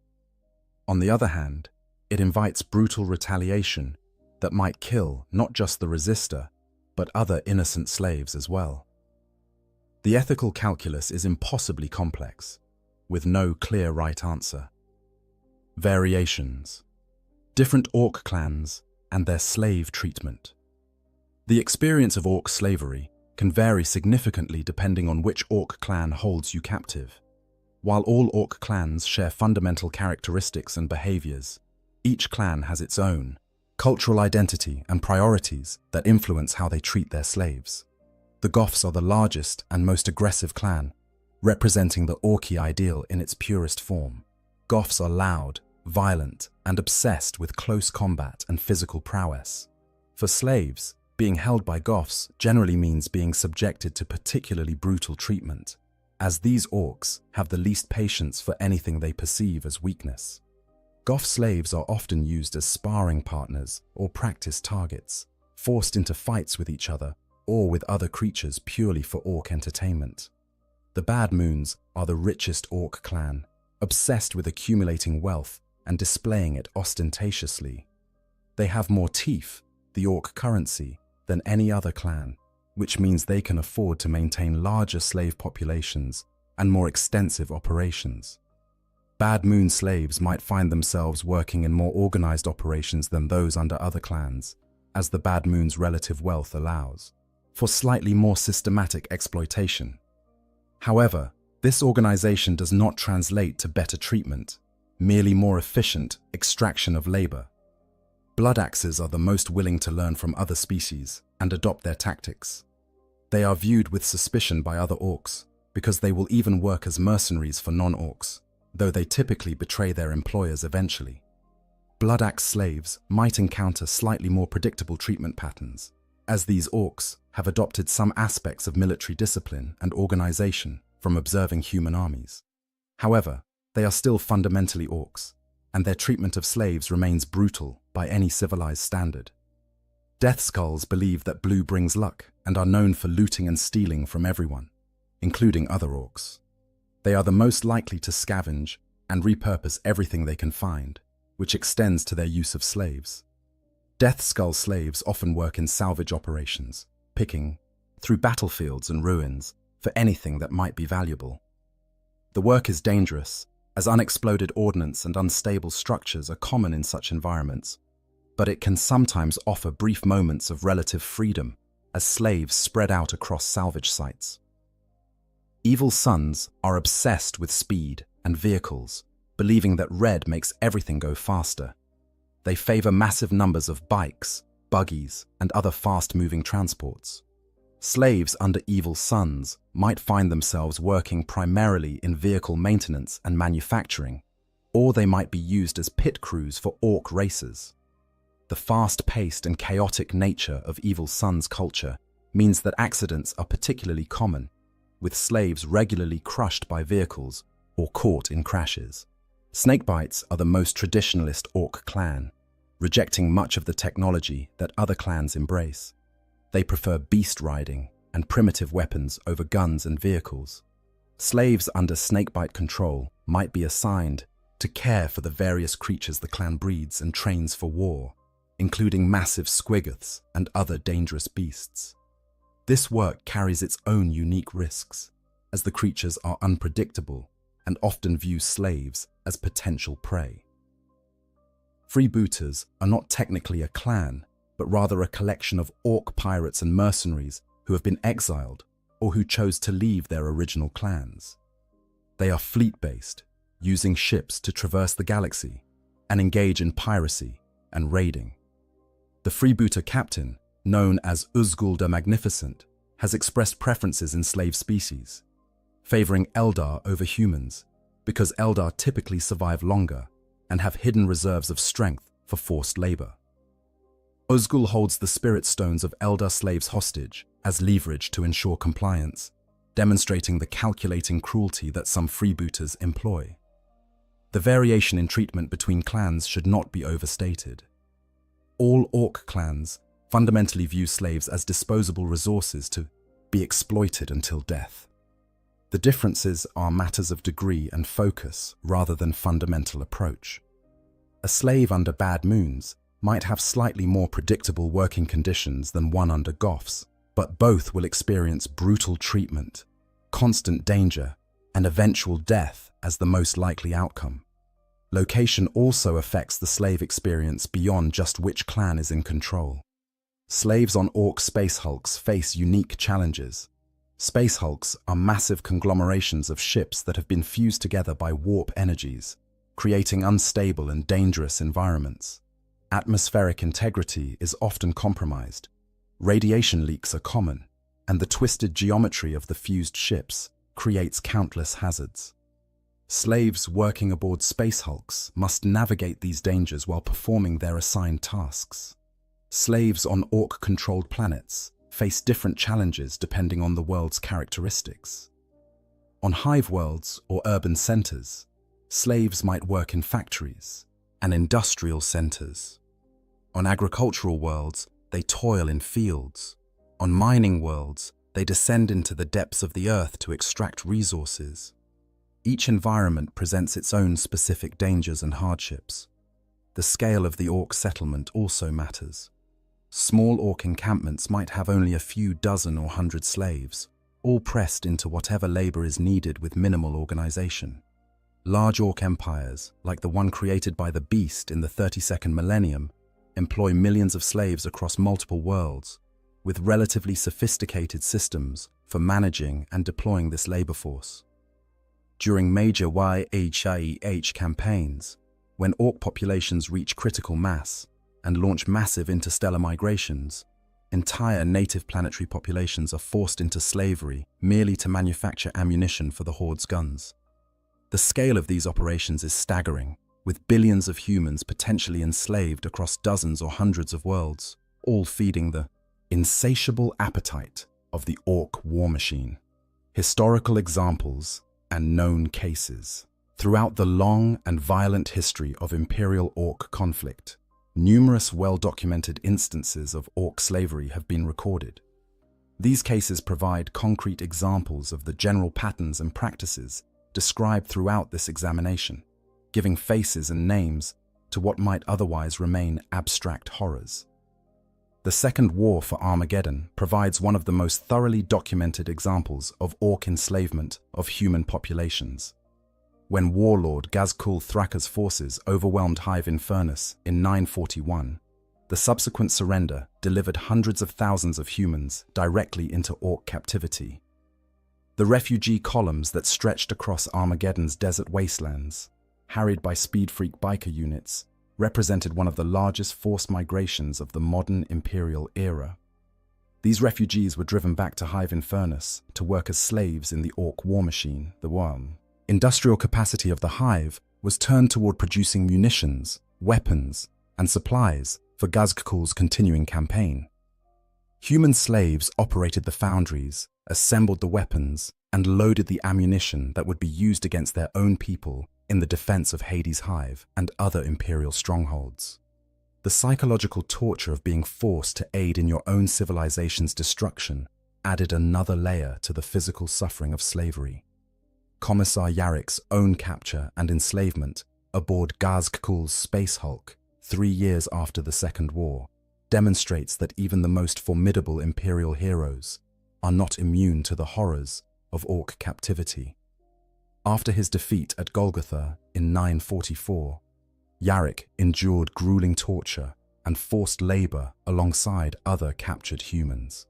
His eventual leadership of a slave revolt and escape represents an extraordinary achievement that has entered into imperial legend, but it also illustrates just how exceptional such outcomes are. The planet Letum in the Calixis sector provides a more recent example of orc slave practices. Following its conquest by Wa'arg Grimtuf, the entire surviving population of this temperate, fertile world was forced into slavery. Work camps were established in the planet's fields, mines, and foundries. Human labor now fuels the orc war machine, with every crop harvested and every mineral extracted going towards sustaining the Warg's ongoing expansion. The surviving population of Letum endures a daily regime of forced labor and surveillance. Slaves are herded from pens to labor sites and back again under threat of violence or execution.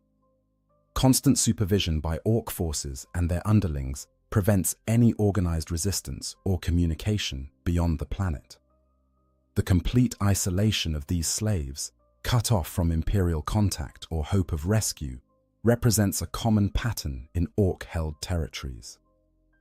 The War of the Beast, in the 32nd millennium, represents perhaps the largest and most organized example of orc slavery in recorded history. The Orc Empire created during this period achieved a level of sophistication unprecedented before or since.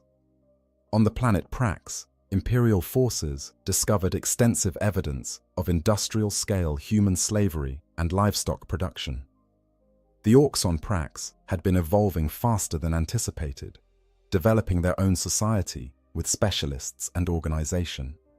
They actively conquered and enslaved humans, feeding them steroids and farming them like cattle. Some were kept as breeding stock, modified until they were barely recognizable as human. Others had their teeth punched out, were shaved and branded, then pushed into battle as auxiliary cannon fodder. The scale and systematic nature of these operations shocked even hardened imperial forces used to the horrors of war. The war boss, Hruk Teef Splinter of the Snakebites clan, provides another notable example. Hruk enslaved the entire population of the binary, System Corva, his old stomping grounds. He forced his captives to build him spacecraft with holds cavernous enough to accommodate his beloved mega menagerie of creatures. This represents a case where slave labor was employed for a specific, large-scale construction project at the whim of an individual war boss. Throughout the Armageddon conflicts, smaller-scale enslavements occurred constantly. Thousands of imperial citizens who attempted to flee advancing orc forces were captured by speed cults, the fast attack units that circle hive cities like buzzards waiting for prey. These captives were distributed among various orc mobs for use in different capacities, from mine workers to factory laborers to personal servants for orc nobs. The freebooter Uzgul the Magnificent's admitted preference for Eldar slaves over human ones provides insight into how some orcs think about the relative value of different species as labor sources. Uzgul notes that humans typically survive for only a short time and need to be replaced frequently, while Eldar slaves have a greater will to live and hidden strength for forced labor work. His practice of holding Eldar spirit stones hostage as leverage demonstrates a level of psychological manipulation unusual among orcs, but not unique. Lesser-known cases exist throughout imperial records, brief mentions in military reports or administrative documents that hint at the broader scope of orc slavery. References to liberated slaves found in reclaimed territories, their minds and bodies shattered by their experiences. Reports of work camps discovered and destroyed during imperial offensives, the emaciated survivors barely recognizable as human. Accounts from interrogations of captured orcs that casually mention slaves as just another resource they manage alongside ammunition and fuel. These historical examples collectively paint a picture of slavery as a fundamental and enduring aspect of orc civilization. It is not an aberration or an occasional practice, but rather a core component of how orcs organize their societies and conduct their wars. Wherever orcs conquer, slavery follows, as inevitable as the spores they release and the violence they perpetuate. Conclusion: to be enslaved by orcs in the grim darkness of the far future is to experience a form of suffering that challenges the limits of human endurance and comprehension. It is a descent into a hell where every day brings fresh horrors, where survival is measured in hours rather than weeks, and where death, when it finally comes, is often welcomed as a mercy. The physical torments are immense, the back-breaking labor that continues until your body fails, the constant beatings and casual violence, the inadequate food and water, the complete lack of medical care or basic sanitation. Your body accumulates damage faster than it can heal, slowly breaking down under the relentless strain until some critical system fails and you die. Another statistic in the endless churn of orc slavery. But perhaps even worse than the physical suffering is the psychological torture. The complete erasure of your identity and dignity, the reduction of your existence to nothing more than a resource to be exploited and discarded. The constant witnessing of atrocity, the accumulation of trauma that no human mind was designed to process. The crushing despair that comes from understanding that rescue will not arrive, that escape is impossible, that this nightmare is your life now until death finally releases you.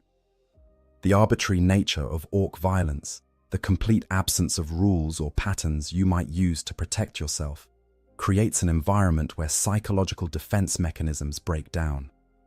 You can do everything right and still die randomly because an orc happened to walk past in a bad mood.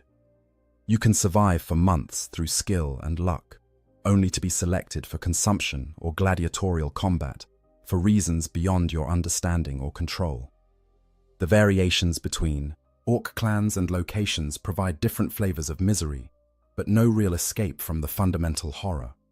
Whether you are worked to death in a mine, processed as livestock, or forced to build weapons that will be used against your own people, the end result is the same. You suffer, you die, and the orcs move on to the next conquest, the next harvest of slaves, the endless cycle continuing without pause or mercy.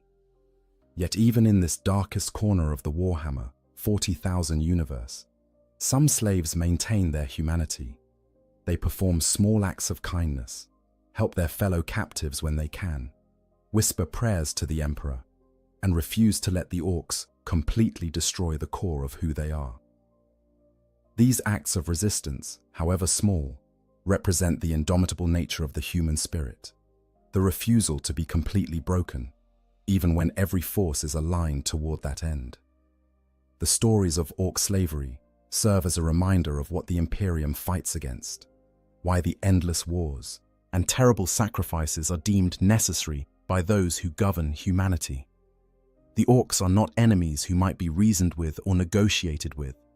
They are a fundamental threat to human existence, a species whose very nature demands that they conquer, enslave, and destroy everything in their path. For the billions of Imperial citizens who will never face orc captivity, understanding these horrors provides context for the constant vigilance and military preparedness that the Imperium demands. Better to die fighting than to live as a slave. Better to endure the hardships of Imperial service than to experience the incomparable suffering that awaits those who fall into orc hands.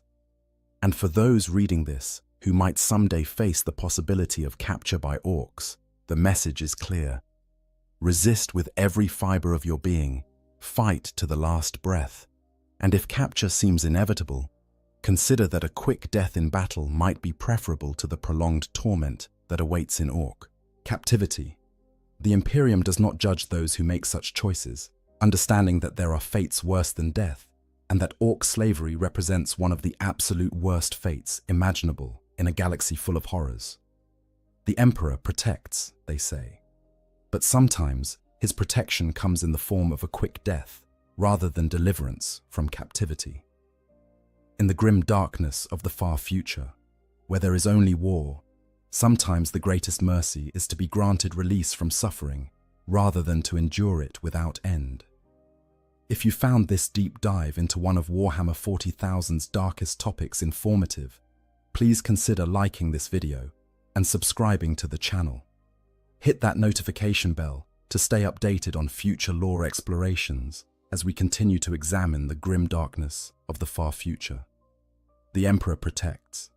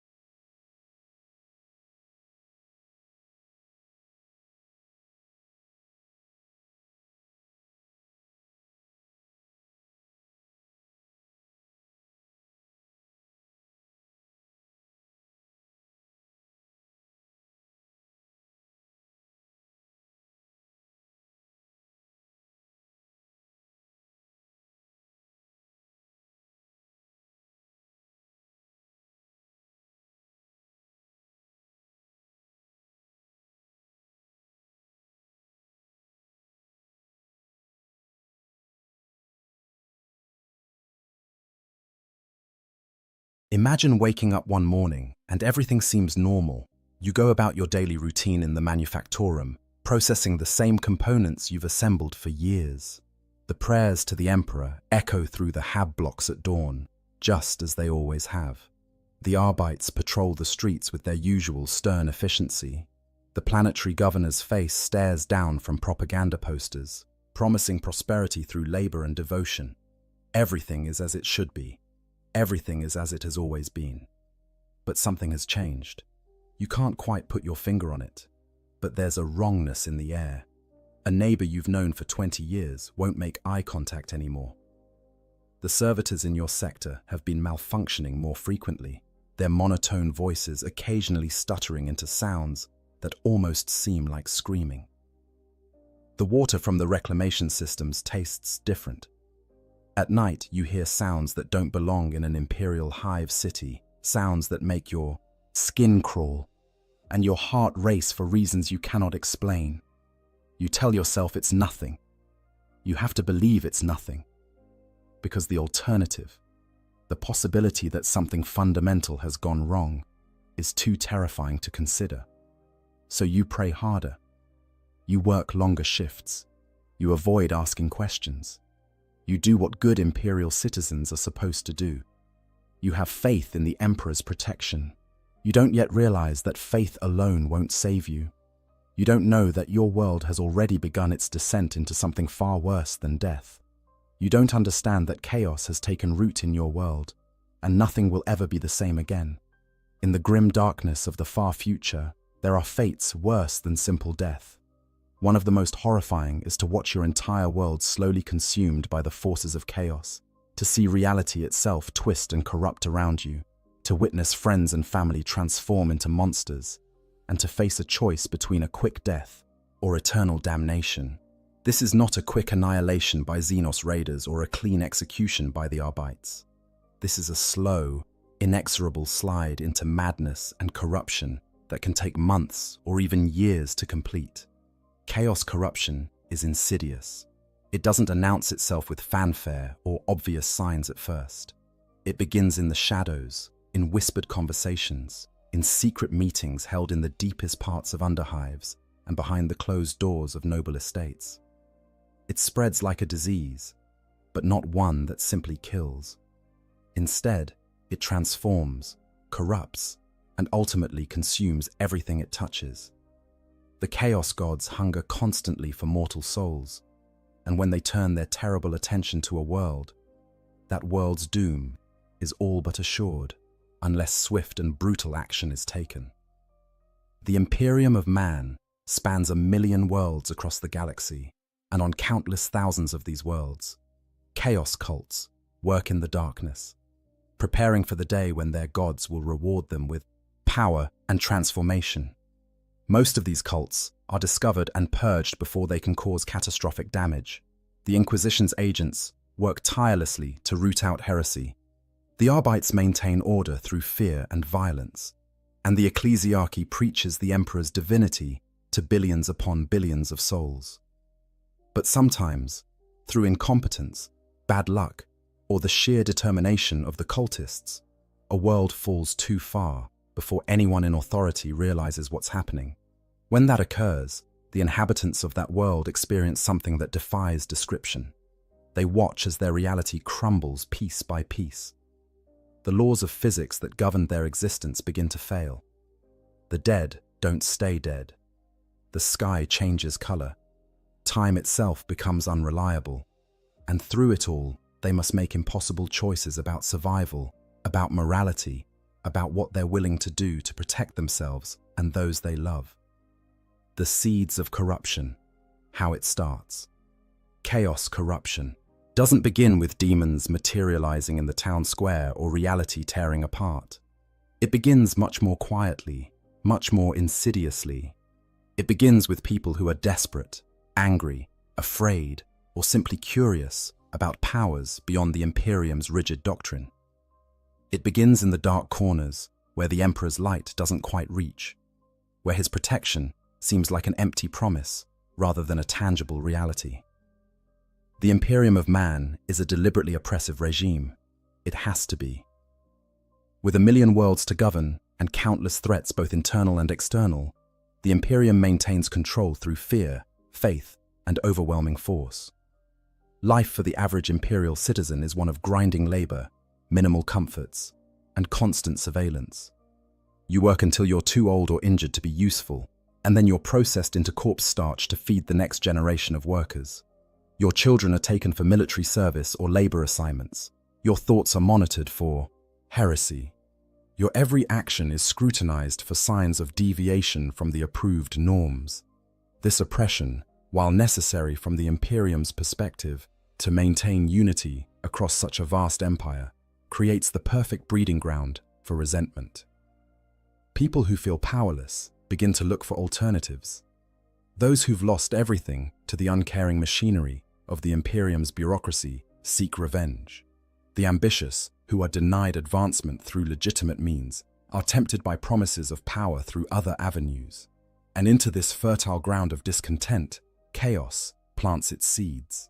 The four major chaos gods each offer something different, something tailored to human weakness and desire. Khorne, the blood god, appeals to those consumed by rage and the desire for martial prowess. In a galaxy where violence is constant and life is cheap, Khorne's promise of strength through bloodshed resonates with soldiers tired of watching their comrades die, with workers brutalized by their overseers, with anyone who's been made to feel weak and wants the power to strike back. His cultists don't necessarily understand they're worshipping a chaos god at first. They might think they're praying to a warrior saint or an aspect of the emperor himself.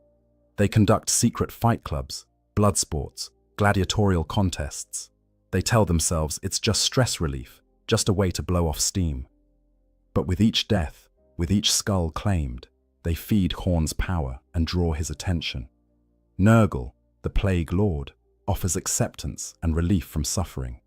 In a universe where plague and disease are rampant, where medical care is a luxury most can't afford, where bodies break down from toxic working conditions and environmental contamination, Nurgle's promise of embracing decay instead of fighting it has a perverse appeal. His cults often begin as support groups for the sick and dying, communities that come together to care for those society has abandoned. They tell each other that suffering is natural, that decay is just another part of life's cycle, that death isn't something to fear. They practice folk medicine and use treatments that seem to help at first, but slowly, subtly, they begin to see disease not as something to cure, but as something to celebrate. They start to believe that Grandfather Nurgle loves them in a way the distant emperor never could. Slaanesh, the Prince of Pleasure, targets those seeking sensation, perfection, or simply escape from the grinding monotony of imperial life. Artists, musicians, nobles bored with their privileged existence, workers who want more than endless labor, all can fall prey to Slaanesh's allure. The cult might begin as a philosophical society discussing banned literature, an art collective exploring forbidden aesthetics, or simply a group seeking pleasure through drugs, music, and sensual experiences. They convince themselves they're not doing anything wrong, that the Imperium's restrictions on such things are just another form of control. They chase ever greater heights of sensation, ever more perfect artistic achievement, ever more intense experiences. And with each new indulgence, they fall deeper into Slaanesh's grasp. Tzeentch, the changer of ways, appeals to those who crave knowledge, change, and the power that comes from understanding forbidden truths. In an Imperium that treats knowledge as dangerous and change as heretical, Tzeentch finds ready converts among scholars frustrated by restrictions on their research, psychers who want to understand their powers beyond the limited training the Imperium provides, and anyone who believes the rigid imperial system needs to change. His cults often disguise themselves as secret societies, fraternal organizations, or academic circles. They study forbidden law, practice unsanctioned sorcery, and pursue knowledge the Imperium has deemed too dangerous for mortal minds. They believe they're enlightening themselves, transcending the limitations the Imperium imposes. They don't realize they're dancing to a god's tune until it's far too late. The early days of a cult's formation are crucial. They must remain hidden, must avoid drawing the attention of the Arbites or, worse, the Inquisition. They recruit carefully, targeting the vulnerable, the angry, the curious. They use front organizations, legitimate businesses, charitable groups, even variants of the imperial cult itself, to mask their true nature. A workers' union agitating for better conditions might have a secret inner circle that worships corn. A monastery devoted to caring for plague victims might secretly serve Nurgle. An artists' collective might be a front for Slayonesh worship. A philosophical society might be studying the works of Tzeentch. The cult members wear their masks well. During the day, they're model citizens. They attend the mandatory prayer sessions. They inform on their neighbors for minor infractions to deflect suspicion. They work their shifts and pay their tithes and bow to the planetary governors' enforcers. But at night, in hidden chambers deep beneath the hive cities, in abandoned warehouses, in the private chapels of corrupt nobles, they gather to worship their dark gods. They perform rituals copied from forbidden texts. They make sacrifices, at first animal, then eventually human. They speak prayers in languages that hurt the mind to hear. They draw symbols that seem to writhe and move in the flickering candlelight. And slowly, very slowly, they grow in number and power. Each new recruit is a victory. Each successful ritual without detection is proof that their gods protect them. Each answered prayer, each small manifestation of unholy power, reinforces their belief that they've chosen the right path. They begin to see themselves as the enlightened few who understand the true nature of the universe, who've been granted secret knowledge denied to the mindless masses who worship the corpse emperor. They don't yet realize they're pawns in a game far beyond their comprehension. They don't understand that the chaos gods care nothing for their individual lives or dreams.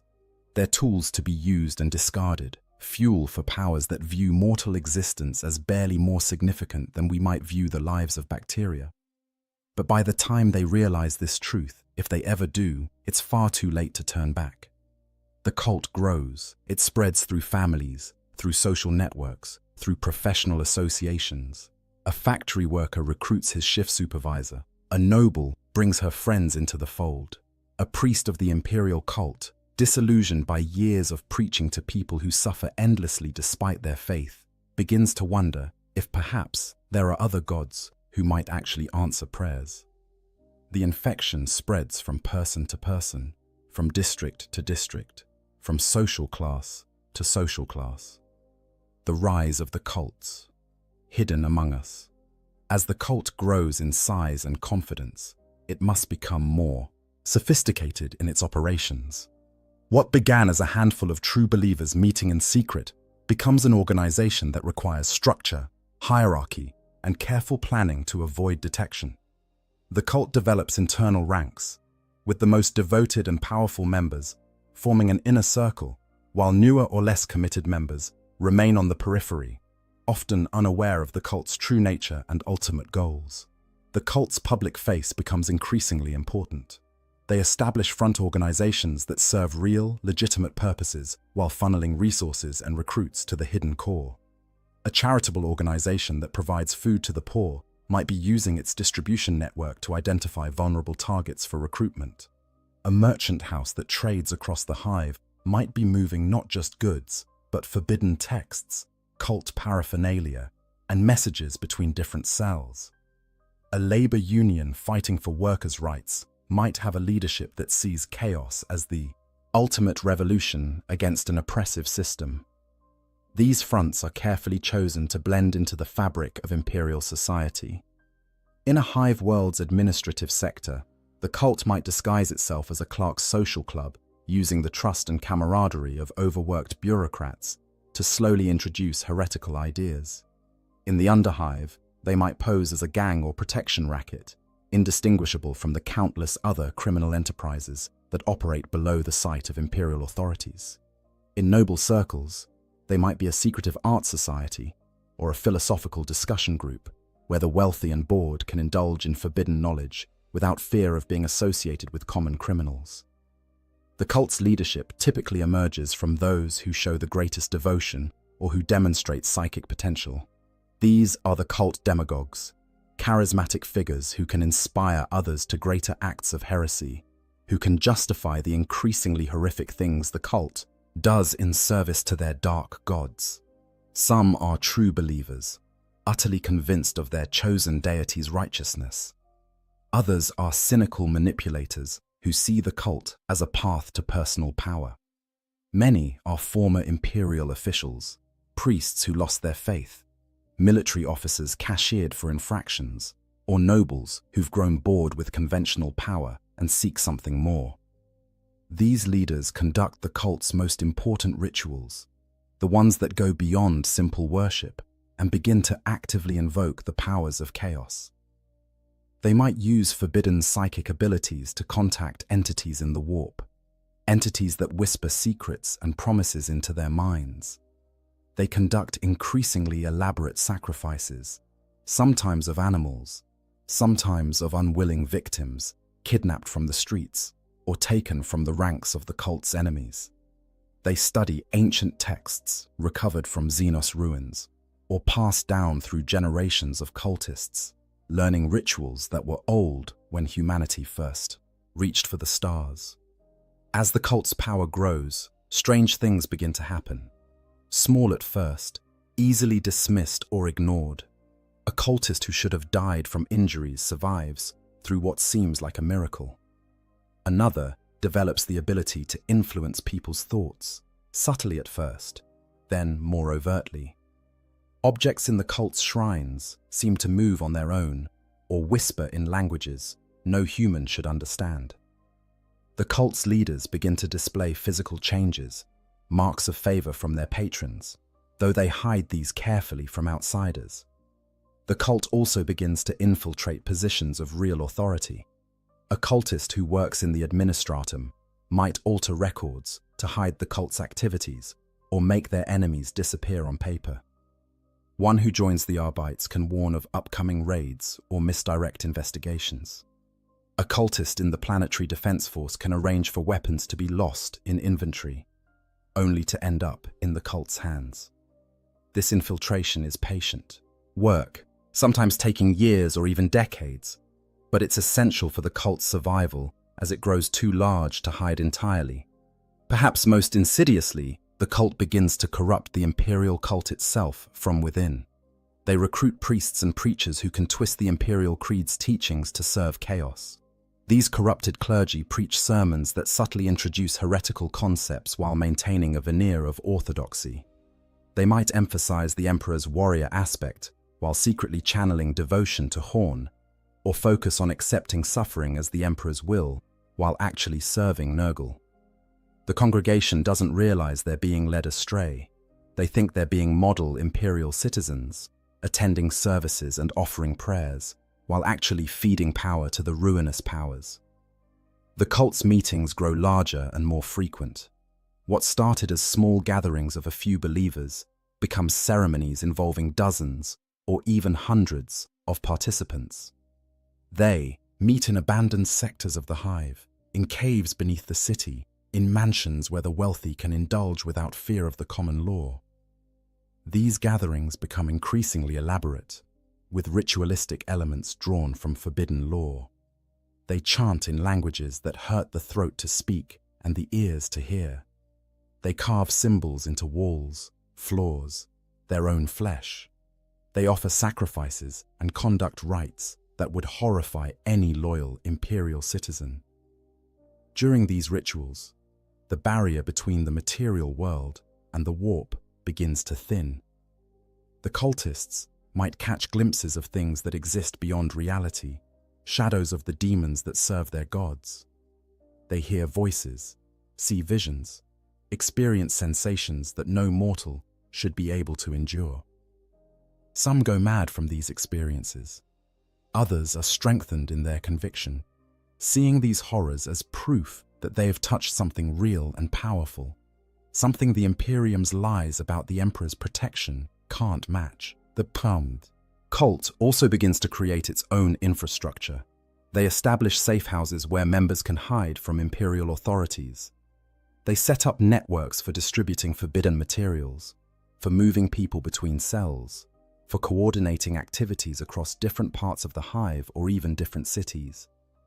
They develop codes and secret signs so members can recognize each other and communicate without being obvious.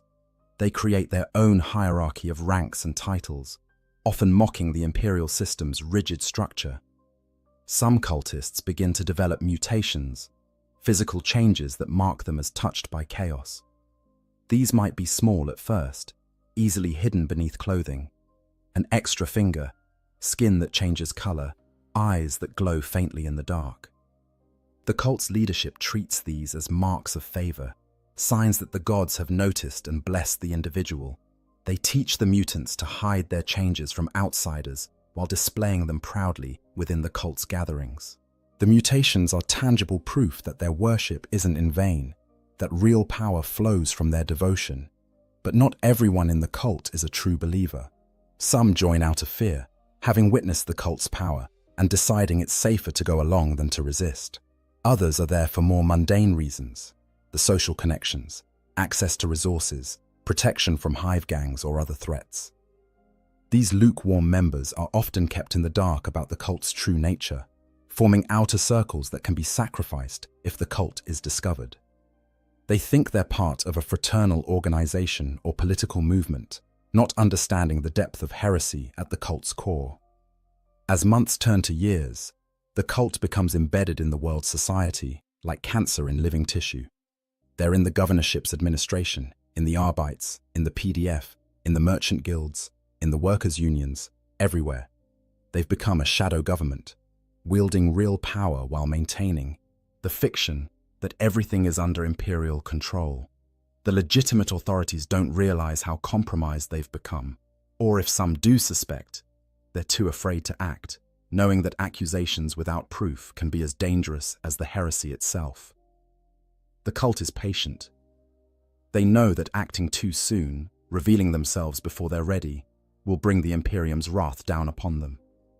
So they wait, gathering strength, recruiting more members, performing more rituals, bringing their dark god's attention more firmly upon their world. They're laying the groundwork for something terrible, something that will transform their entire world. And most of the population has no idea it's happening. Early signs and denial. When reality begins to crack. The first signs that something is deeply wrong are easy to dismiss. They're small aberrations, the kind of things people can rationalize away if they try hard enough. And try they do, because the alternative is too frightening to contemplate. It starts with minor strangeness. A street that should be familiar somehow looks different, though you can't quite say how. The shadows seem longer than they should be, falling at wrong angles. The number of rats in the underhive increases dramatically, and they seem to be watching people with an intelligence that vermin shouldn't possess. Dreams become more vivid, more disturbing, leaving people exhausted when they wake. Strange lights are seen in the sky at night, dismissed by officials as atmospheric phenomena or problems with the hive's atmospheric processes. People start going missing. At first, it's just the usual rate of disappearances that any hive city experiences. The homeless, the indigent, criminals, those who won't be missed or investigated. But gradually, the rate increases. A merchant's daughter vanishes on her way to morning prayers. A shift supervisor doesn't report for work and is never seen again. An entire gang in the underhive disappears overnight. Their territory empty, no signs of struggle or flight. The Arbeits investigate some cases, but their resources are limited, and the disappearances don't follow any pattern they can discern. Those who remain begin to notice behavioral changes in people they know. A neighbor who was always friendly becomes withdrawn and paranoid, muttering to themselves and painting strange symbols on their door. A co-worker starts speaking in odd phrases, using words that don't quite make sense in context. Children come home from school crying, saying their teacher's voice sounds wrong, sounds like multiple people speaking at once. But when parents investigate, everything seems normal. The teacher seems fine. The child must have been mistaken or making things up for attention. There are small physical anomalies too. Food spoils faster than it should. developing growths and molds that don't match any known biological contaminant. Water from the reclamation systems sometimes comes out tinted with colors. That shouldn't be there. Sickly greens, deep purples, colors that seem to shift and change when you're not looking directly at them. The air quality monitors show strange readings, fluctuations that the tech priests dismiss as equipment malfunction, but never quite manage to fix. The hive's servitors begin to malfunction more frequently. These cyborg slaves, their brains mostly replaced with cogitators, should be predictable and reliable. But they start to act erratically. One might stop mid-task and stare at nothing for hours. Another might repeat the same phrase over and over, something that isn't part of its programmed responses. Some simply cease functioning, their biological components rotting from within despite the preservatives that should keep them stable. The Adeptus Mechanicus sends tech priests to investigate, but they find no consistent cause for the malfunctions. Temperature fluctuations become more common. A section of the hive might suddenly become freezing cold.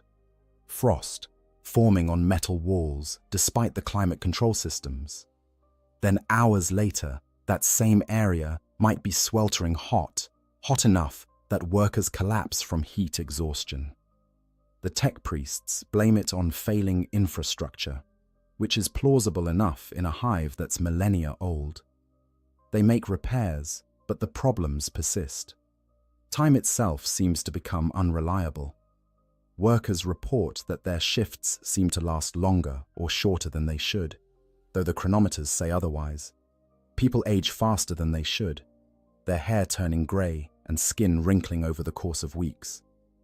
Others seem to not age at all, remaining unchanging even as months pass. Pregnant women give birth far too early or far too late, and the children born are often wrong in ways that are hard to articulate. They might be physically perfect, but their eyes are empty, or they might have subtle deformities that grow worse as they age. The planetary Vox network begins to experience strange interference. Broadcasts are interrupted by sounds that might be voices, speaking in languages no one recognizes. Sometimes music can be heard, haunting melodies that stick in the mind and leave listeners disturbed for days.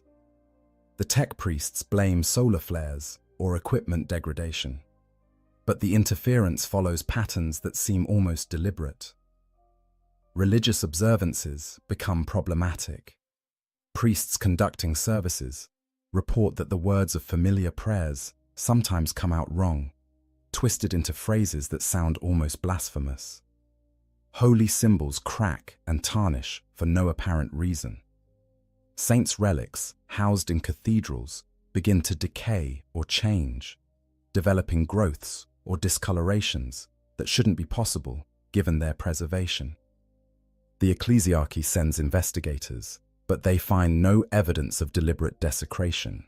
They attribute it to environmental factors and order the relics restored. Animals begin to behave strangely.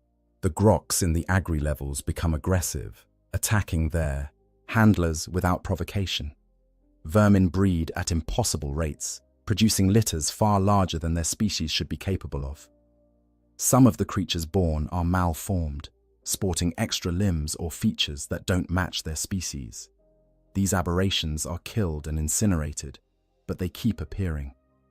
People start having similar nightmares. Workers across different shifts and different hive sectors report dreaming of the same things. Endless corridors that fold in on themselves, voices calling from the darkness, symbols that burn themselves into the mind's eye. They wake screaming, unable to shake the feeling that something was watching them in their sleep, something hungry and malevolent. But dreams are just dreams, aren't they?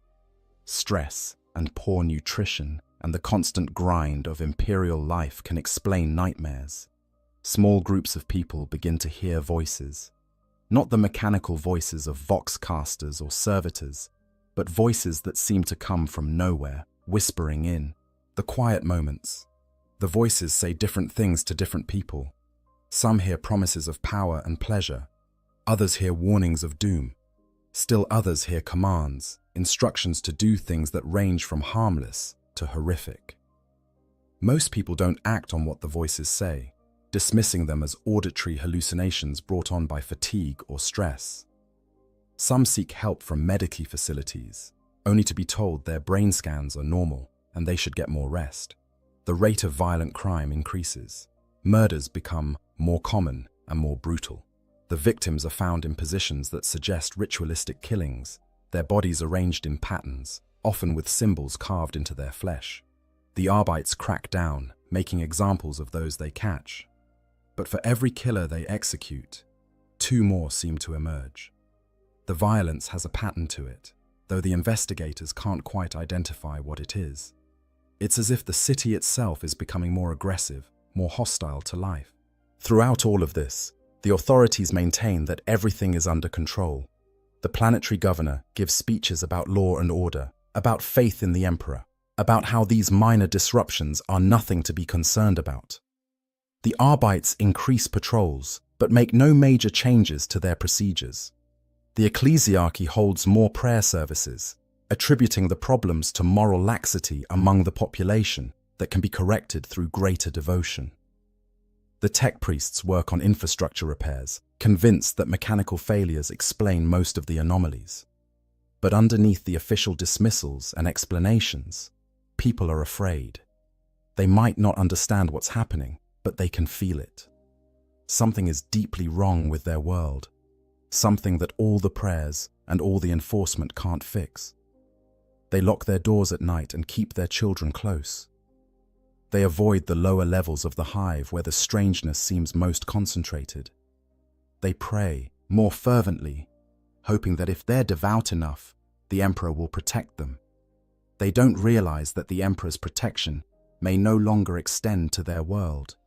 They don't know that the barriers between reality and the warp are thinning, that their planet is being targeted by powers far beyond their comprehension.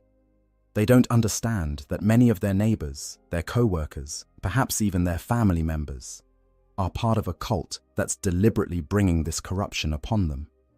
The denial persists because the truth is too terrible. If they admitted what was really happening, they would have to admit that their world is doomed, that the Imperium might not be able to save them, that they might have to make impossible choices in the days ahead.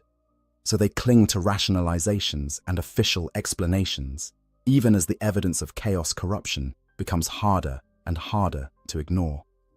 But denial can only last so long.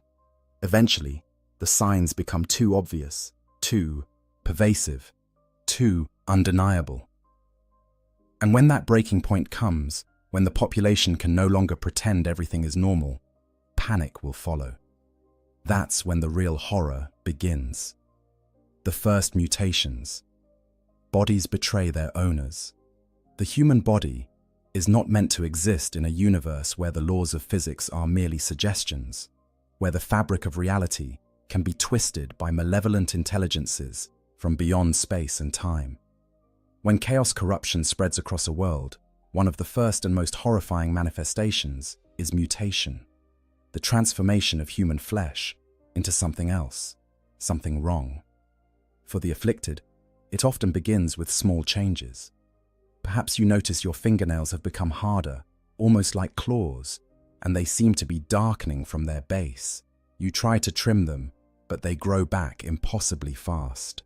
Maybe your teeth feel different when you run your tongue over them, sharper than they should be, and you realize with horror that you've developed extra molars where there shouldn't be any. Your reflection in the mirror looks slightly off, your features subtly rearranged in ways you can't quite identify, but that make you look almost like a stranger. The changes accelerate. Skin might develop patches of discoloration that spread like bruises but never fade. Some people's skin hardens, becoming leathery or scale-like. Others find their skin becoming translucent, blood vessels and muscle tissue visible beneath. Hair grows in wrong places, on the palms of hands, across the face in thick patches, down the spine. Or it falls out entirely, leaving smooth skin that feels cold and wrong to the touch. More dramatic mutations follow. Extra digits sprouting from hands or feet, limbs lengthening or shortening, bones cracking and reforming, eyes changing color, pupils becoming slitted like a reptile's, or multiplying until there are eyes where eyes should never be, mouths appearing in wrong places, on the palms of hands, the back of the neck, the torso. These mouths might whisper constantly in voices too quiet to understand, or they might scream, or they might try to bite anyone who comes close. For some, the mutations are tied to their emotions or to the particular chaos power they've been exposed to. Those touched by Horn might find their muscles bulking up grotesquely, their body becoming a weapon even as their mind becomes consumed with rage. Their skin might turn red or develop brass-colored scales. Horns might erupt from their skull, growing painfully over days or weeks. They become more aggressive, more violent, finding it harder and harder to control their anger. Nurgle's touch brings corruption of a different sort. Flesh becomes swollen and pustulent, covered in boils and lesions that never heal. The body begins to rot while still alive, skin sloughing off to reveal muscle and bone beneath, yet somehow the victim continues to function. They might develop parasites, worms burrowing beneath their skin, flies laying eggs in their flesh that hatch into maggots. They should die from these afflictions, but Nurgle's blessing keeps them alive, keeps them suffering, keeps them spreading disease to everyone around them. Slaanesh's mutations are often beautiful at first, seductively attractive changes that make the afflicted more alluring, more perfect. Their features become symmetrical, their bodies lithe and graceful, but this perfection curdles into excess. Extra limbs sprout to better experience sensation. Skin becomes hypersensitive to the point of agony. Sensory organs multiply or mutate. Tongues split into multiple appendages. Noses develop dozens of nasal passages. Eyes gain new spectrums of vision that show horrors invisible to normal sight. Tzeentch's gifts are perhaps the most unpredictable. The god of change delights in transformation for its own sake. A victim might wake up to find their left arm has become tentacles, writhing with their own intelligence. Their eyes might see, through time, catching glimpses of possible futures that drive them mad. Their flesh might become unstable, shifting and changing constantly, never settling into a single form. Colors that don't exist in normal reality might emanate from their skin. They might develop psychic abilities they can't control, their thoughts accidentally broadcasting to everyone nearby, or reaching into the warp and pulling back things that should stay buried. The psychological impact of mutation is devastating. You look in the mirror and a monster stares back. The person you were, the human being with thoughts and feelings and relationships, is being consumed by this thing you're becoming. Some mutations are painful, constant agony as bones reshape and organs relocate. Others are simply wrong, violations of how a body should work, that your mind rebels against, even as your flesh accepts. Many of the mutated try desperately to hide their changes. They wear heavy clothing to conceal deformities. They avoid social contact to keep others from seeing what they've become. They mutilate themselves, cutting off extra digits or gouging out mutated eyes, only to have the changes return within days or hours. Some manage to hide their mutations for weeks or even months, living in constant fear of discovery, because discovery means death. The Imperium has no mercy for mutants. The official doctrine is clear. Mutation is a sign of chaos taint, and the mutant must be destroyed before they can spread their corruption. It doesn't matter if the mutation was unwilling, if the victim never sought out chaos, if they're horrified by what's happening to them. The Imperium can't risk allowing the taint to spread. Better to kill 1,000 innocents than let one true cultist escape. When mutants are discovered, the response is swift and brutal. The Arbites round them up and burn them publicly, making examples to terrify the population into vigilance. Neighbors are encouraged to inform on family members. Children are taught to report their parents if they see signs of mutation. The atmosphere becomes one of paranoid suspicion, everyone watching everyone else for telltale signs of physical corruption. Some mutants flee to the Underhive, seeking refuge in the depths where imperial authority is weakest. They form communities of the outcast, groups of mutated humans trying to survive in the darkness. But even there, they're not safe. Gangs hunt them for sport or out of superstitious fear. Other mutants, further gone in their corruption, might attack them. And sometimes chaos cults find these refugees and recruit them, offering acceptance in exchange for service to dark gods. The mutations don't stop. Once they begin, they typically accelerate. A small change leads to larger ones. The victim finds themselves transforming more rapidly, their human form becoming less and less recognizable. Their mind begins to change too, thoughts becoming alien urges rising up from somewhere deep inside. The boundary between human and monster blurs and eventually disappears. Some of the mutated embrace what's happening to them. They see their changes as blessings, gifts from gods that the Imperium denies exist. They join chaos cults willingly, offering themselves for further transformation, seeking to become something greater than human, even if that means losing their humanity entirely. They display their mutations proudly at cult gatherings, competing to show who has received the most dramatic blessings from their patron deity. But even among chaos worshippers, there's a limit to acceptable mutation. Those who transform too much, who accumulate too many changes too quickly, risk becoming chaos spawn, mindless, shapeless things that are barely alive, all intelligence and personality consumed by endless transformation. The chaos gods discard these failed servants, and even other cultists fear and avoid them. To become a spawn is considered a fate worse than death, proof that you've failed to control the powers you sought to master. The appearance of mutations across the population is a clear sign that chaos has infected the world deeply. When the Inquisition investigates worlds suspected of corruption, one of the first things they look for is mutation rates above the baseline. Too many mutants means warp influence, and warp influence means the world is a candidate for extreme measures. But by the time mutations are common enough to be obvious to investigating authorities, it's often too late to save the world through conventional means.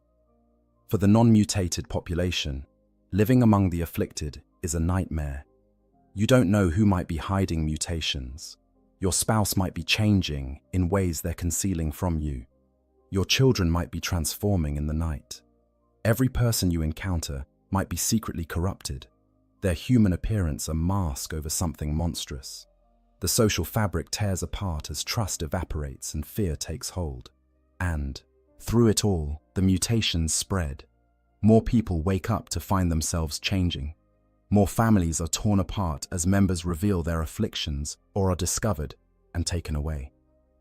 More communities in the underhive swell with refugees who have nowhere else to go. The world's population is dividing into the human and the post-human, and the line between them grows thinner with each passing day. The thinning veil, warp phenomena, manifests. As chaos corruption deepens its hold on a world, the barrier between reality and the warp begins to fail. This barrier, maintained in normal space by the natural laws of physics and the coherent beliefs of its inhabitants, starts to thin and crack. When this happens, the phenomena that manifest are beyond anything the human mind evolved to comprehend. Reality itself becomes unreliable, subject to forces that mock the very concept of natural law. Temperature becomes detached from any physical cause. A room might suddenly plunge to freezing, temperatures that cause frost to form on walls and make breath steam in the air, despite heating systems functioning perfectly. Moments later, that same room might become stiflingly hot, hot enough to blister skin, with no change in any environmental controls. These fluctuations don't follow patterns or make physical sense. A corridor might be comfortable, while the rooms on either side swing wildly between extremes. Workers trying to maintain the hive's systems find their instruments giving contradictory readings, saying the temperature is normal, even as people are suffering from heat stroke or hypothermia. Time begins to behave strangely. Chronometers that should be precisely synchronized show different times. People working side by side experience time at different rates. One person's hour might be another's minute or day. Workers enter rooms and emerge what feels like moments later to find hours or days have passed. Others work through what seems like an interminable shift, only to find they've been gone for mere minutes according to external time. Appointments become meaningless when no one can agree on when they occurred. The very concept of schedules breaks down as time becomes subjective and unreliable. The dead don't stay dead. Bodies in the mortuary sometimes sit up, their eyes opening even though their hearts don't beat and their lungs don't breathe. They might speak in voices that aren't their own, delivering messages that make no sense or prophesying horrors to come. Sometimes they attack the living with surprising strength before finally becoming still again. Other corpses simply vanish from sealed morgues, gone without explanation, sometimes seen walking the corridors hours or days later before disappearing again. Shadows develop substance and agency.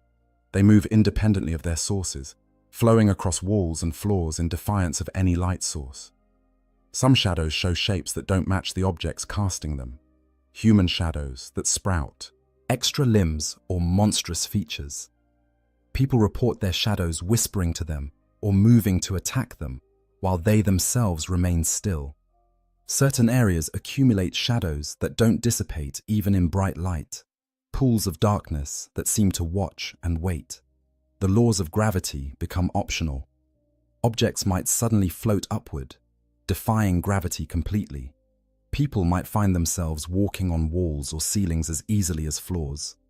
Or gravity might reverse in specific areas, everything and everyone falling upward into the ceiling before gravity rights itself moments later, dropping them back to the floor. These reversals cause injuries and deaths, but also a creeping horror as people realize they can't trust something as fundamental as which direction is down. Sounds become divorced from their sources. Footsteps echo from empty corridors. Voices speak from walls or empty air, sometimes whispering, sometimes screaming. Music plays with no identifiable source, haunting. Melodies that stick in the mind and drive listeners slowly mad. The sounds aren't always audible in the normal way. Sometimes people hear them directly in their minds, sounds that bypass the ears entirely and resonate directly in consciousness. And the things these sounds say, when they're comprehensible at all, speak of horrors and revelations that shatter sanity. Visions plague the population. People see things that aren't there. Spectral figures moving through crowds, monstrous shapes lurking in shadows, impossible geometries in familiar architecture. Some see the past, moments from history playing out before them like projected images. Others see possible futures, visions of what might happen or what the chaos gods intend to bring about.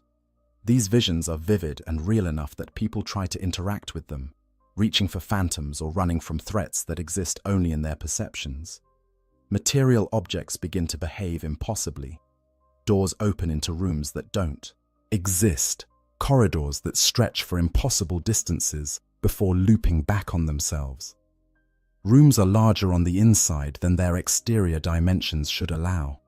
Staircases lead upward but somehow bring people back to where they started. The hive's geometry becomes non-Euclidean, its architecture defying the mathematics that should govern physical space. People get lost in areas they've known their entire lives, unable to find familiar landmarks that should be right in front of them. Electronics malfunction in ways that shouldn't be possible. Voxcasters pick up signals from sources that don't exist, broadcasting scenes from other worlds or other times. Data screens show information that wasn't input into any system, prophecies written in code, or images of places no human has ever seen. Servitors receive instructions from nowhere, commands that override their programming and make them perform actions their masters never ordered. Some machines seem to develop awareness, their deeds, machine spirits becoming genuinely intelligent and malevolent. Living things warp and change. Plants grow at impossible rates, vines spreading across walls in hours, developing thorns or flowers or fruits that are entirely new species. Animals mutate, developing features that don't match any known creature. Bacteria and microorganisms evolve in impossible directions. creating new diseases or simply refusing to follow biological laws. The boundary between living and non-living becomes blurred. Rocks might bleed when cut, metal might grow like a plant, organic matter might develop crystalline structures. The sky changes. On worlds with atmospheres, the sky's color shifts. Green, purple, red, colors that don't exist in normal light. The stars move in patterns they shouldn't follow. Multiple suns might appear in the sky, even though the system only has one star. At night, the darkness becomes absolute. Not the mere absence of light, but a presence, a thing that presses against windows and tries to seep through cracks. Looking at the sky for too long causes dizziness and nausea, a sense that something vast and terrible is looking back. Psychic phenomena erupt across the population. People who never showed psychic potential suddenly develop powers they can't control. They might read thoughts accidentally, broadcasting their own consciousness to everyone nearby. They might move objects with their minds, cause fires with a thought, or worse, open tiny rifts to the warp that let demons peek through for horrifying moments. These untrained psychers are incredibly dangerous, beacons that draw warp entities like blood draws sharks. Colors that don't exist in normal reality begin to appear. They can't be described because human language lacks the concepts, but those who see them know instinctively they're wrong, that they're colors that exist only in the warp and have no place in material space. These impossible hues spread like stains across surfaces, and anything they touch begins to warp and change, taking on properties it shouldn't have. The barriers between minds thin. People begin to hear each other's thoughts, unwillingly privy to the internal monologues of everyone around them. Dreams become shared experiences, entire populations trapped in the same nightmares. Memories leak from person to person, so you might remember events from someone else's life as if they were your own. Individual identity becomes harder to maintain when consciousness itself is becoming collective and permeable. Through all of this, the rational mind tries to find explanations. It's just hallucinations. It's mass hysteria. It's equipment failure and environmental contamination and psychological stress. The authorities cling to these explanations even as they become increasingly absurd. They deploy more enforcers, conduct more investigations, issue more decrees demanding order and normalcy. But their efforts are futile. You can't enforce laws of physics that are breaking down. You can't arrest reality for failing to be real. The population's response varies. Some retreat into denial, refusing to acknowledge what they're experiencing. They go through the motions of normal life, even as reality collapses around them. Others panic, fleeing to areas they believe might be safer, though nowhere on the world is truly safe anymore. Some turn to religion, praying more fervently to the emperor for deliverance, conducting continuous services and flagellating themselves to prove their devotion. And some, seeing the Imperium's faith failing to protect them, begin to wonder if perhaps the chaos cults were right all along, if the dark gods might offer salvation where the emperor cannot. The cultists, of course, rejoice. These phenomena are proof that their gods are real and powerful, that their worship has borne fruit. They conduct more rituals, drawing more power from the warp, accelerating the corruption they've worked so hard to bring about. They see themselves as midwives to a new reality, helping their world transition from the lies of the Imperium to the truth of chaos. They don't yet realize that they too will be consumed by what's coming, that the gods they serve care nothing for their survival. Society crumbles, the breakdown of order. When reality itself becomes unreliable, the social structures that maintain civilization cannot survive. The descent into chaos begins subtly, but accelerates rapidly as each failure of authority creates space for greater disorder. A world that has maintained its functions for centuries, or even millennia, comes apart in a matter of weeks. The first systems to fail are often the most complex. Logistics and supply chains depend on precise coordination across vast distances, and when time becomes unreliable and communications are plagued by warp interference, that coordination becomes impossible. Food shipments don't arrive when scheduled, or arrive spoiled despite proper preservation. Water reclamation systems malfunction, producing water that's unsafe to drink or simply stopping production entirely. Power generation becomes erratic, with entire sectors of the hive plunging into darkness for hours or days at a time. The workers who maintain these systems are themselves affected by the corruption. Some have mutated to the point where they can no longer perform their duties. Others have gone mad from warp exposure, their technical knowledge intact, but their judgment fatally compromised. Still others have joined chaos cults and actively sabotaged the infrastructure they once maintained, seeing the collapse as necessary to usher in their god's dominion. The tech priests of the Adeptus Mechanicus try to keep systems functioning, but they're overwhelmed by the scale of the failures and confused by technology that increasingly refuses to obey the laws it was built upon. Law enforcement collapses in stages.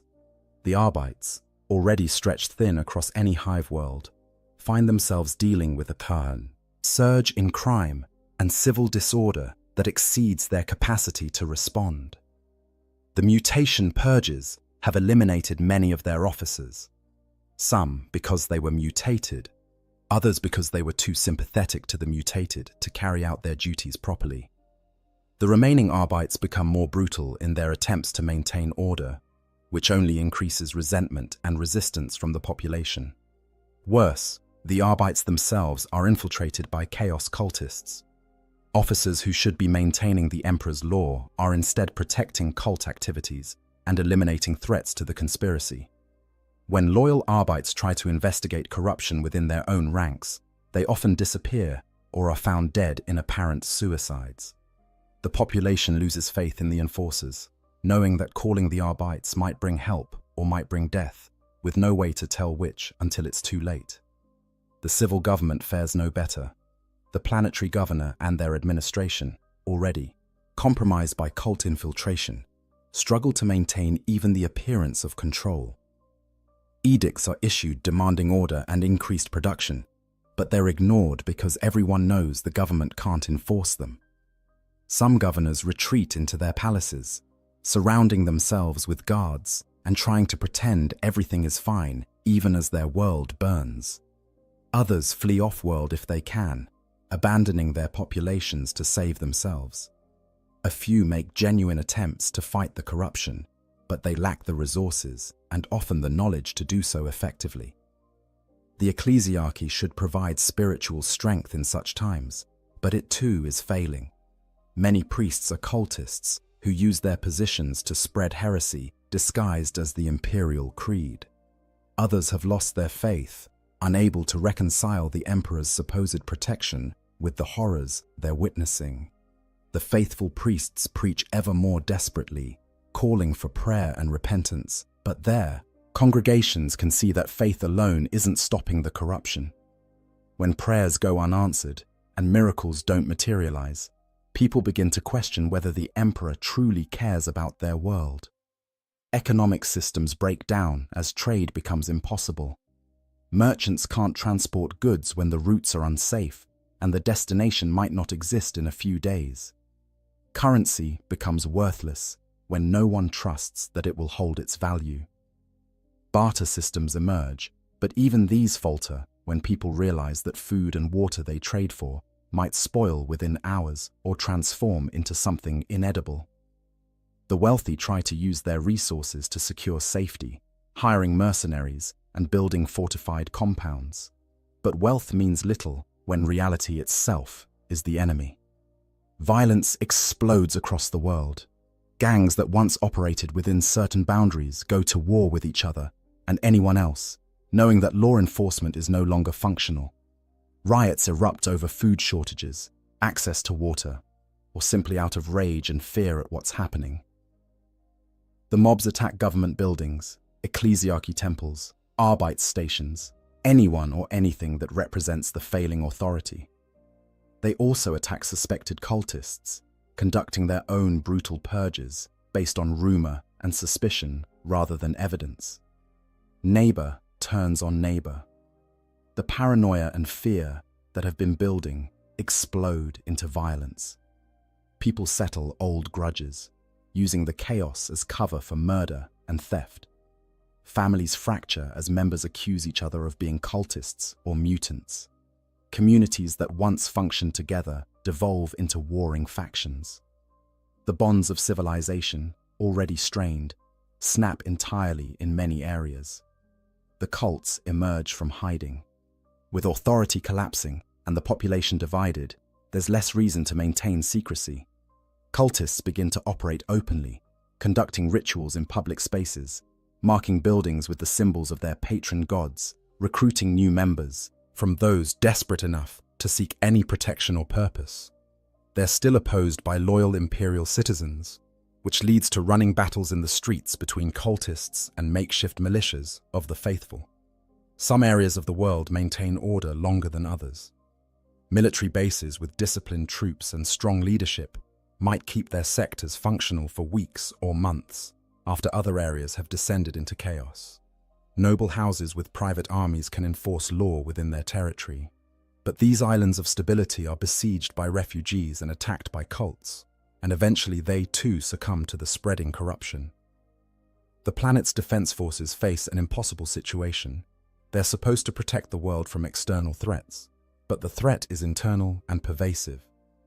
Some PDF regiments remain loyal to the Imperium and try to restore order, but they're often fighting their own corrupted members as much as outside threats. Other regiments have gone over to chaos entirely, their officers using military discipline to organize cult activities with terrifying efficiency. Still others simply break apart, soldiers deserting to protect their families or join the cults or simply try to survive. Communication between different regions breaks down. Vox networks are unreliable, often carrying only screams and mad laughter and inhuman voices. Physical travel becomes hazardous as roads and transit systems fail or are controlled by hostile forces. Entire cities or hive sections become isolated, cut off from news of what's happening elsewhere. Without information, coordinated resistance becomes impossible. Each area fights its own desperate battle without knowing if help is coming or if they're the last loyal forces left on the entire world. In the absence of legitimate authority, new power structures emerge. Warlords take control of sections of the hive, ruling through force and establishing their own brutal order. Some are loyal to the Imperium, in their way, maintaining the Emperor's law as they understand it. Others are cult leaders who have achieved temporal power along with spiritual authority. Still others are simply opportunists who see the chaos as a chance to seize power for themselves, caring nothing for either the Imperium or chaos. The infrastructure of daily life collapses completely in many areas. Water stops flowing. Power fails permanently. Waste disposal systems back up, flooding lower levels with sewage and toxic runoff. Ventilation fails, making areas uninhabitable as air becomes too toxic to breathe. Thousands die from these failures, deaths that have nothing to do with violence or corruption, but simply from the breakdown of the systems that make hive life possible. Food becomes the most precious resource. The agricultural levels stop producing as workers flee or die or join cults. Distribution networks are destroyed. Stores are looted and emptied within days. People turn to increasingly desperate measures to eat, raiding corpse starch processing plants, eating vermin, even consuming the dead. This malnutrition makes the population more susceptible to disease and mutation, creating a feedback loop that accelerates the collapse.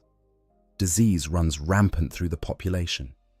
The normal plagues of hive life are bad enough, but now they're compounded by mutations that create new diseases, and by Nurgle-influenced contagions that spread with supernatural speed.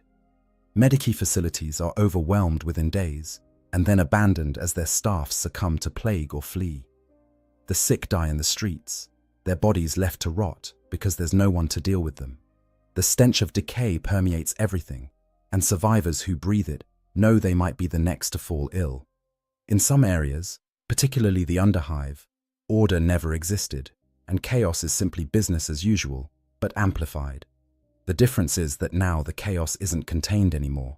The violence and disorder spread upward, through the hive, no longer held in check by imperial authority. The Underhive's gangs and mutant communities pour into the mid and upper levels, bringing their wars with them. Entire sectors become battlegrounds between forces that have no loyalty to anything but their own survival. The mental health of the survivors deteriorates rapidly. Constant fear, lack of sleep, malnutrition, exposure to warp phenomena, and the trauma of watching their world collapse all take their toll. People hear voices that aren't there. They see threats everywhere, becoming paranoid to the point of madness. Some retreat into catatonia, simply shutting down mentally in the face of horrors they can't process. Others become manic, laughing hysterically at the absurdity of their situation, or engaging in violence with gleeful abandon. Children suffer, especially. They don't have the context to understand what's happening, only that the adults who should protect them are terrified, or gone, or transformed into monsters. Many are orphaned when their parents die or mutate or join cults. These children form feral packs, surviving however they can in the ruins of their world. Some are recruited by cults, molded into faithful servants of chaos from a young age. Others simply try to survive day to day, aging far too quickly as they witness horrors no child should see. Through all of this collapse, there are still those who resist. Imperial loyalists who maintain their faith despite everything that's happening. Soldiers and Arbites who continue to fight for order even when it seems hopeless. Civilians who organize to protect their communities and help the vulnerable. Their courage is admirable, but ultimately futile. The forces arrayed against them are too great, too fundamental. They're trying to hold back the tide with their bare hands, and the cultists watch the collapse with satisfaction, seeing it as the necessary destruction that must precede their god's triumph. They don't realize that they, too, will be consumed by what they've unleashed. The Chaos Gods care nothing for the survival of their mortal servants. When the time comes, the cultists will be devoured along with everyone else. But for now, in their ignorance, they celebrate the end of the Imperium's control and prepare to welcome their dark masters into the material world. The Imperial response, when help becomes horror. When word of a world's corruption reaches Imperial authorities, the response is supposed to be swift and decisive. The Inquisition dispatches agents to investigate. The Imperial Navy mobilizes warships. Regiments of the Astra Militarum are diverted from other campaigns. Help is coming. Salvation is at hand. Or so the desperate population believes. The reality is far more terrible. The Imperial response to chaos corruption is not rescue but quarantine and purge. The Imperium's doctrine is clear: better to destroy a world than risk the corruption spreading. When an Inquisitor arrives to assess the situation, they're not looking for ways to save the population. They're determining how far the taint has spread and whether exterminatus is necessary. The first forces to arrive are often reconnaissance elements, inquisitorial agents, special operations units, or Space Marine scouts sent to gather intelligence. What they find in their investigations determines everything that follows. If the corruption is contained to certain areas and the planetary government is still functional, there might be hope for a conventional purge. If the warp's influence has spread too far, if demons have manifested, if the very fabric of reality is failing, then there's only one solution. For the population, the arrival of Imperial forces initially brings hope. They've prayed for deliverance, and here it is. The God Emperor's angels of death come to save them. In cities where order still exists, people gather to welcome the arriving troops. They offer what information they have about cult activities. They point out neighbors they suspect of corruption. They pledge their loyalty and beg for protection. The Imperial response to this welcome is terrifying in its efficiency and brutality. The forces don't distinguish between the innocent and the guilty. Anyone who has survived on a corrupted world is suspect. Anyone who has witnessed chaos manifestations has been tainted by that knowledge, even if they remained loyal. The doctrine is clear: kill them all and let the Emperor sort out the innocent. The purge begins with quarantine. No one is allowed to leave the world. Any ships attempting to flee are destroyed by the blockading fleet. Vox transmissions are jammed or monitored, preventing any communication with the outside galaxy. The world is sealed, its population trapped with the horrors they've experienced and the new horrors the Imperial forces will inflict. Then comes the sorting. The population is rounded up and processed through screening stations. Inquisitorial agents backed by armed soldiers examine each person for signs of mutation, taint, or corruption. The standards are impossibly strict. A small mutation that appeared through no fault of the victim's own. Execution. Exposure to warp phenomena. Execution. Membership in any organization that might have been infiltrated by cultists. Execution. Knowledge of chaos symbols or entities. Execution. Even those who pass the initial screening aren't safe. They might be subjected to psychic probing by inquisitorial psychers, brutal mental examinations that leave survivors traumatized and often brain damaged. They're interrogated for hours or days about what they witnessed, who they knew, what they did. The interrogations use methods that would be considered torture in any other context, but the Inquisition doesn't care about suspects' rights or comfort. They care about rooting out every last trace of corruption, and if innocents suffer in the process, that's acceptable collateral damage. The survivors of screening face an uncertain fate. The truly lucky might be deemed pure enough to be allowed to live, though their freedom is far from guaranteed. They might be pressed into service as indentured laborers on other imperial worlds, spending the rest of their lives in penal colonies or manufactorums under constant supervision. They might be mind-wiped, their memories of chaos corruption erased along with much of their personality and identity, leaving them empty shells who can be trusted because they remember nothing. Many aren't even given these options. The Inquisition follows a policy called containment through elimination, simply killing everyone who had significant exposure to chaos. This includes not just cultists, but their victims, witnesses, survivors, anyone who might carry knowledge or taint forward. Entire cities are purged, their populations herded into designated areas and executed en masse. The bodies are burned to ash to ensure no corruption remains. For those areas where overt chaos activity is occurring, the response is even more extreme. Space Marines deploy in force, conducting surgical strikes against cult strongholds. These operations aren't about capturing cultists for interrogation. They're about extermination. The Adeptus Astartes shows no mercy, killing everyone in affected areas, regardless of whether they're cultists or simply people trapped in the wrong place at the wrong time. Flamers purge entire hab blocks. Bolter rounds shred human flesh without discrimination.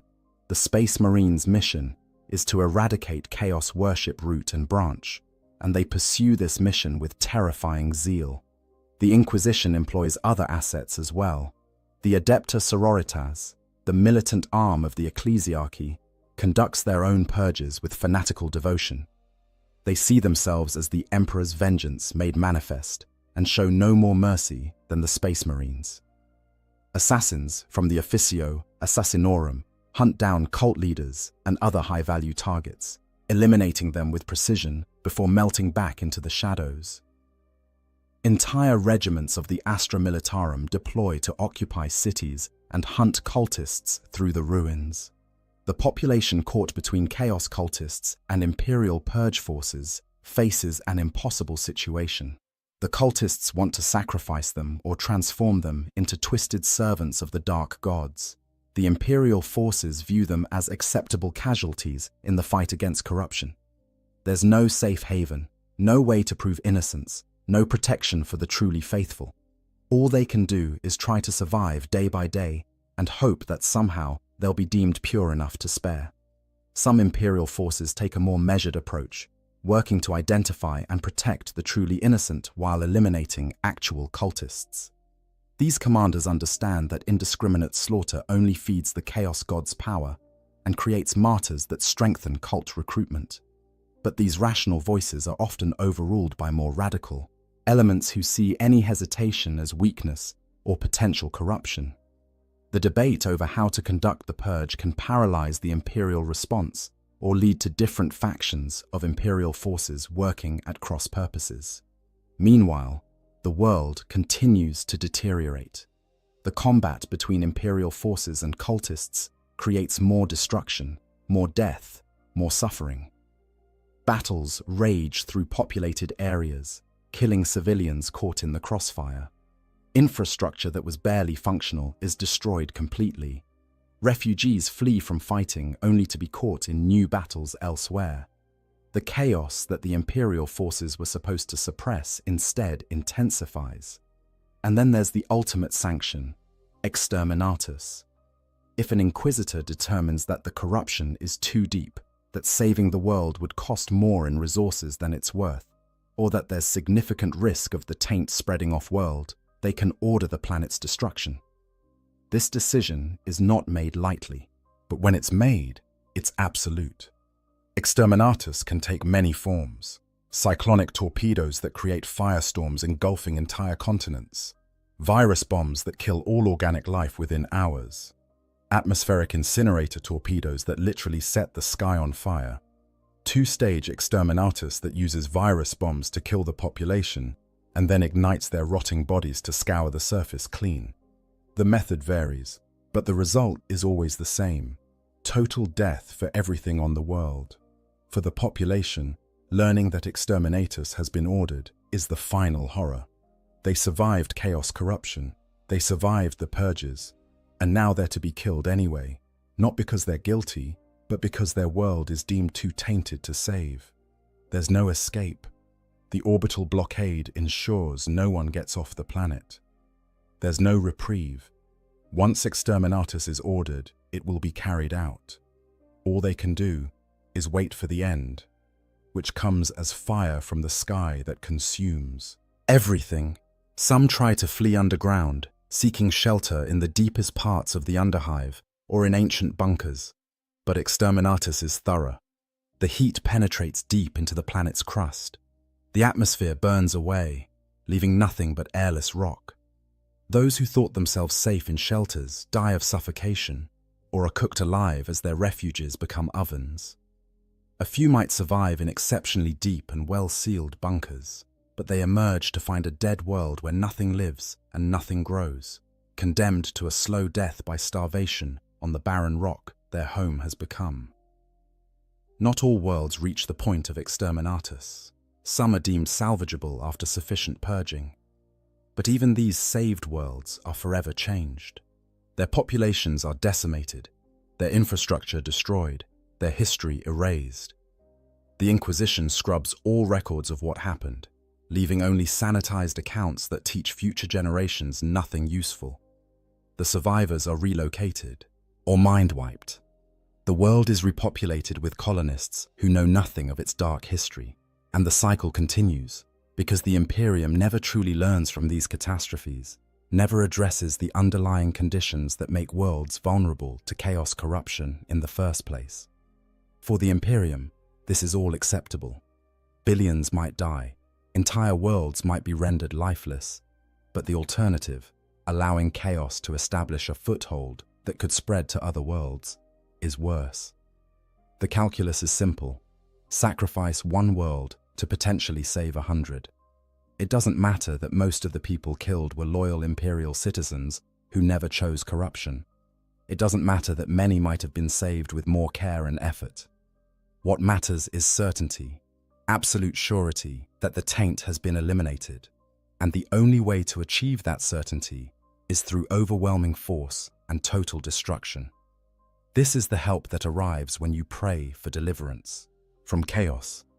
This is the salvation the Imperium offers, and for many who experience it, the horror of the cure is as great as the horror of the disease. The tragedy is that the Imperium's brutal response is, from their perspective, the only rational choice. In a universe where chaos corruption can spread like plague and where the fate of entire sectors might hang on preventing that spread, mercy and careful discrimination are luxuries they cannot afford. But for those on the receiving end of this utilitarian calculus, the logic offers no comfort as the flames descend. The final days, reality unravels. The final days before a world falls completely to chaos are unlike anything most humans can survive witnessing without losing their sanity. Reality doesn't just bend, it breaks. The distinction between the material universe and the immaterium collapses. The laws of physics that govern existence cease to function. What remains is a nightmare realm where anything is possible and everything is horrible. The sky changes in ways that defy description. It's no longer blue or grey or any colour that belongs in normal reality. It pulses and writhes like living flesh. Faces appear in the clouds, vast and terrible, watching the world below with malevolent interest. The stars rearrange themselves into patterns that hurt to look at, geometries that suggest meanings the human brain wasn't designed to process. Sometimes the sky opens, revealing glimpses of the warp beyond, impossible vistas of entities and places that should not exist. The land itself becomes alive and hostile. Mountains move, rising and falling like the chest of a sleeping giant. Valleys open up like mouths, filled with teeth made of stone that grind together. Rivers run with blood or acid, or substances that have no name in any human language. The ground beneath people's feet becomes unstable, sometimes solid, sometimes liquid, sometimes simply not there at all. Buildings that have stood for millennia twist and reshape themselves, their architecture becoming non-Euclidean nightmares of impossible angles and rooms that exist in more or fewer than 3 dimensions. Mass possession events occur as the barrier between worlds fails completely. Entire populations become hosts to demonic entities all at once. One moment they're people, desperate and afraid but still human. The next, they're screaming as demons force their way into their bodies, wearing their flesh like ill-fitting suits. The possessed might retain some awareness, trapped inside their own bodies as passengers to their own destruction, forced to watch through their own eyes as demons use their hands to commit atrocities. These possessed individuals don't look fully human anymore. Their features shift and warp as the demon within struggles to maintain the mortal form. Eyes change color or multiply. Limbs move at wrong angles. Voices become overlaid with others, speaking in tongues that predate humanity or in sounds that aren't language at all, but direct transmissions of thought and emotion. They display impossible strength, tearing apart others with their bare hands, breaking through doors and walls, climbing surfaces no human should be able to scale. The possessed often gather in groups, drawn together by their demonic occupants' will. They conduct rituals in public spaces, chanting and dancing, and committing acts of violence and depravity that serve to thin the veil even further. These gatherings create zones of intense warp activity, where reality is especially unstable, where demons can manifest more easily, where anyone caught nearby risks possession or worse. Some of the possessed eventually burn out, the demon consuming their host entirely until only a twisted corpse remains. Others are transformed into something stable but monstrous, demon-human hybrids that retain a parody of life but no longer resemble the person they once were. Still, others simply vanish, pulled entirely into the warp along with their possessors, their screams echoing from nowhere as they're dragged into a realm of eternal torment. For those not yet possessed, survival becomes a matter of pure luck. There's no pattern to who gets taken and who doesn't. No way to protect yourself beyond avoiding areas of obvious warp activity. But as more and more of the world becomes saturated with corruption, avoiding such areas becomes impossible. Everywhere is dangerous. Nowhere is safe. You might go to sleep human and wake up a demon's puppet, or you might maintain your identity but watch as everyone you know loses theirs. Temporal distortions reach their peak. The same minute might repeat endlessly, people trapped in a loop they're helplessly aware of. Or time might accelerate wildly, years passing in what feels like hours. People age decades in days, their bodies crumbling to dust even as their minds remain aware. Others are frozen in time, standing like statues while the world changes around them, then suddenly unstuck and experiencing all the missed time at once. The dead rise en masse. Every corpse that hasn't been properly cremated becomes a potential vessel for warp entities. Graveyards disgorge their contents. Mortuary facilities become scenes of nightmare as the dead shamble forth. These animated corpses aren't traditional undead. They're puppeted by minor demons or fragments of warp energy, and they behave with malign intelligence. They hunt the living, seeking to add more bodies to their ranks. Some speak with the voices of those they once were, using knowledge of their former relationships to manipulate and betray those who loved them. The survivors' senses become unreliable. They see things that aren't there and fail to see things that are. They hear voices constantly, sometimes external, sometimes seeming to come from inside their own heads. Touch becomes untrustworthy. Solid surfaces might give way like water, or empty air might feel as solid as steel. Taste and smell are overwhelmed by the stench of corruption and the taste of ashes. Some lose their senses entirely, going blind or deaf or losing all feeling, their bodies shutting down to protect their minds from further input. Madness spreads like contagion. Those who've managed to maintain their sanity up to this point finally break under the strain of impossibility made manifest. They might laugh hysterically at sights that would make sane people weep. They might retreat into fantasy, constructing elaborate delusions to replace the unbearable reality. They might simply shut down, becoming catatonic and unresponsive. Or they might be driven to violence, attacking anything and anyone in rage at what's been done to their world. Some of the mad claim to have revelations, insights into the nature of chaos, or visions of what's to come. They might actually be experiencing genuine psychic phenomena, their breaking minds briefly touching the warp and bringing back fragments of truth mixed with madness. They prophesy doom or salvation, speak in riddles and contradictions, draw symbols that seem to move and breathe. Following their guidance is as likely to lead to disaster as safety, but in a world where nothing makes sense, their nonsensical advice is no worse than anyone else's. The last bastions of resistance fight desperate battles against overwhelming odds. Small groups of survivors band together, imperial loyalists, making a final stand against the corruption. They fortify whatever positions they can, arm themselves with whatever weapons they find, and prepare to die fighting rather than surrender to chaos. Some are military personnel still trying to fulfill their duty. Others are civilians who refuse to give up. A few are even former cultists who finally understand what they've unleashed and seek redemption through resistance. These pockets of resistance can't win. They lack the numbers, the resources, and most critically, they're fighting an enemy that can't be defeated with conventional weapons.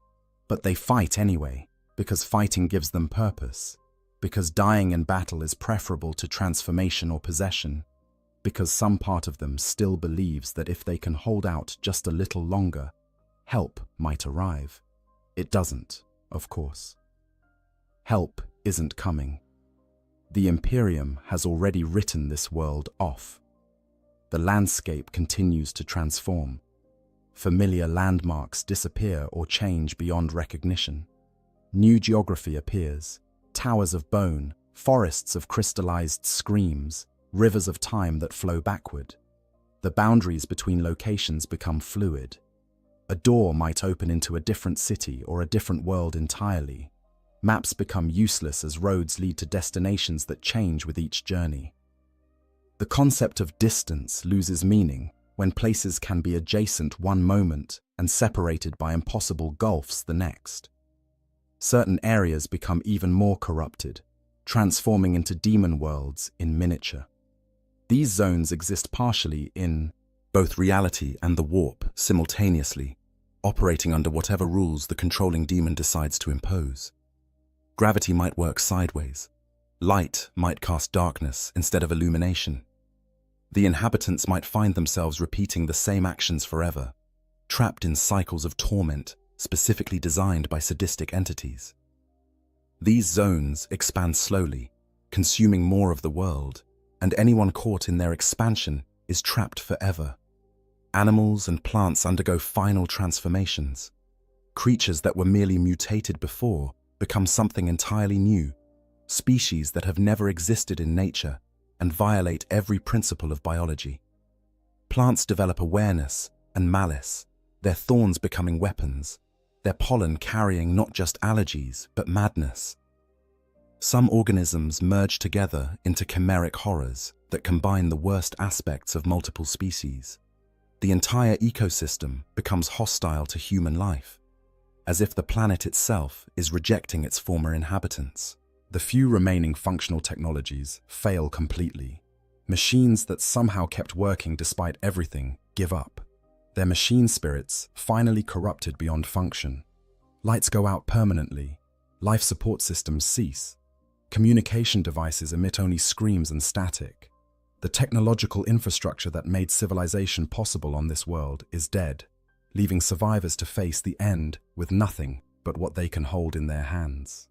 Through all of this, the cultists who started it all often meet their own ends. The Chaos Gods rarely reward their mortal servants with the glory they were promised. Some are consumed in the final rituals that complete their world's fall. Others are sacrificed by their cult leaders to gain favor with the Dark Gods. Still others transform into Chaos Spawn, mindless monsters that represent the ultimate failure. Only a very few might be elevated to demonhood or taken into the Eye of Terror to serve their gods in the warp. For most, cultists, the victory they work toward becomes their own destruction. These are the final days, the last moments before reality surrenders completely to chaos.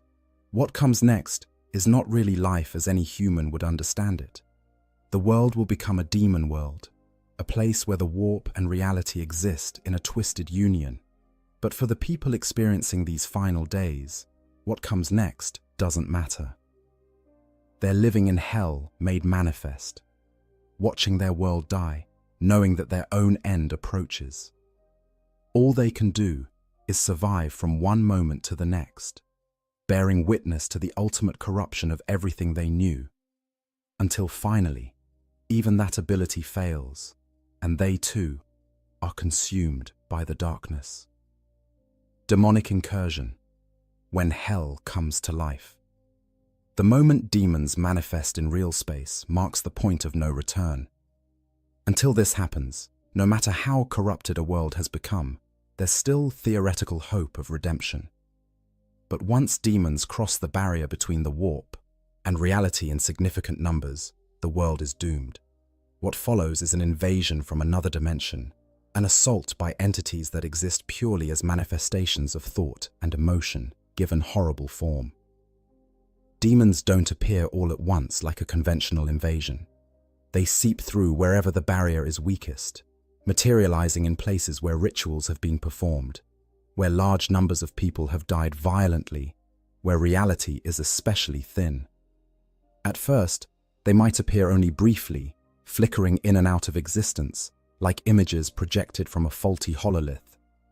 But as more warp energy flows into the world, their manifestations become more stable, more permanent, more numerous.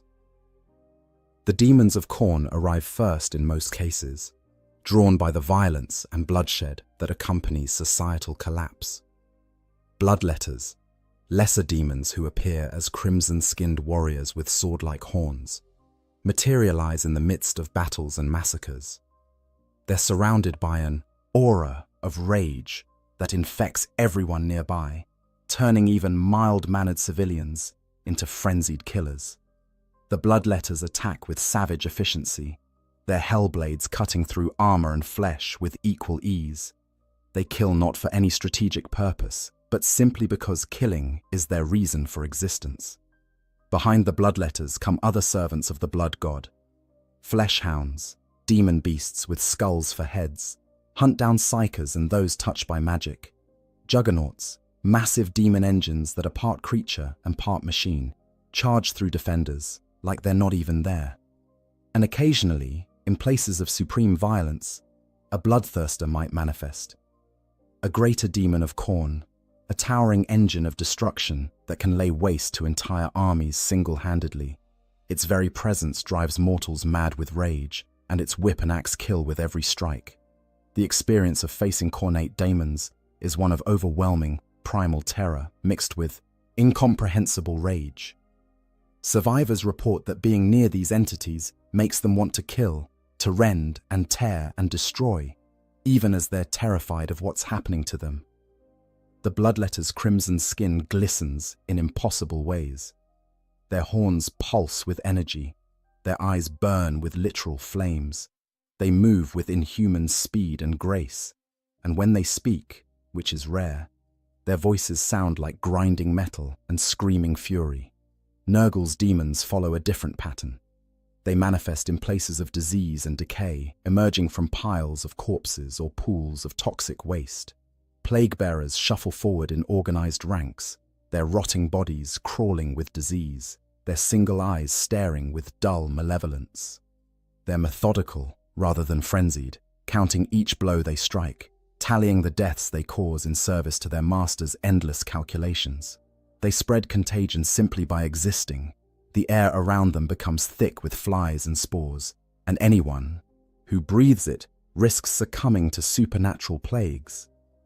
Nurgle's greater demons, the great unclean ones, are obscenely corpulent giants that embody decay and entropy.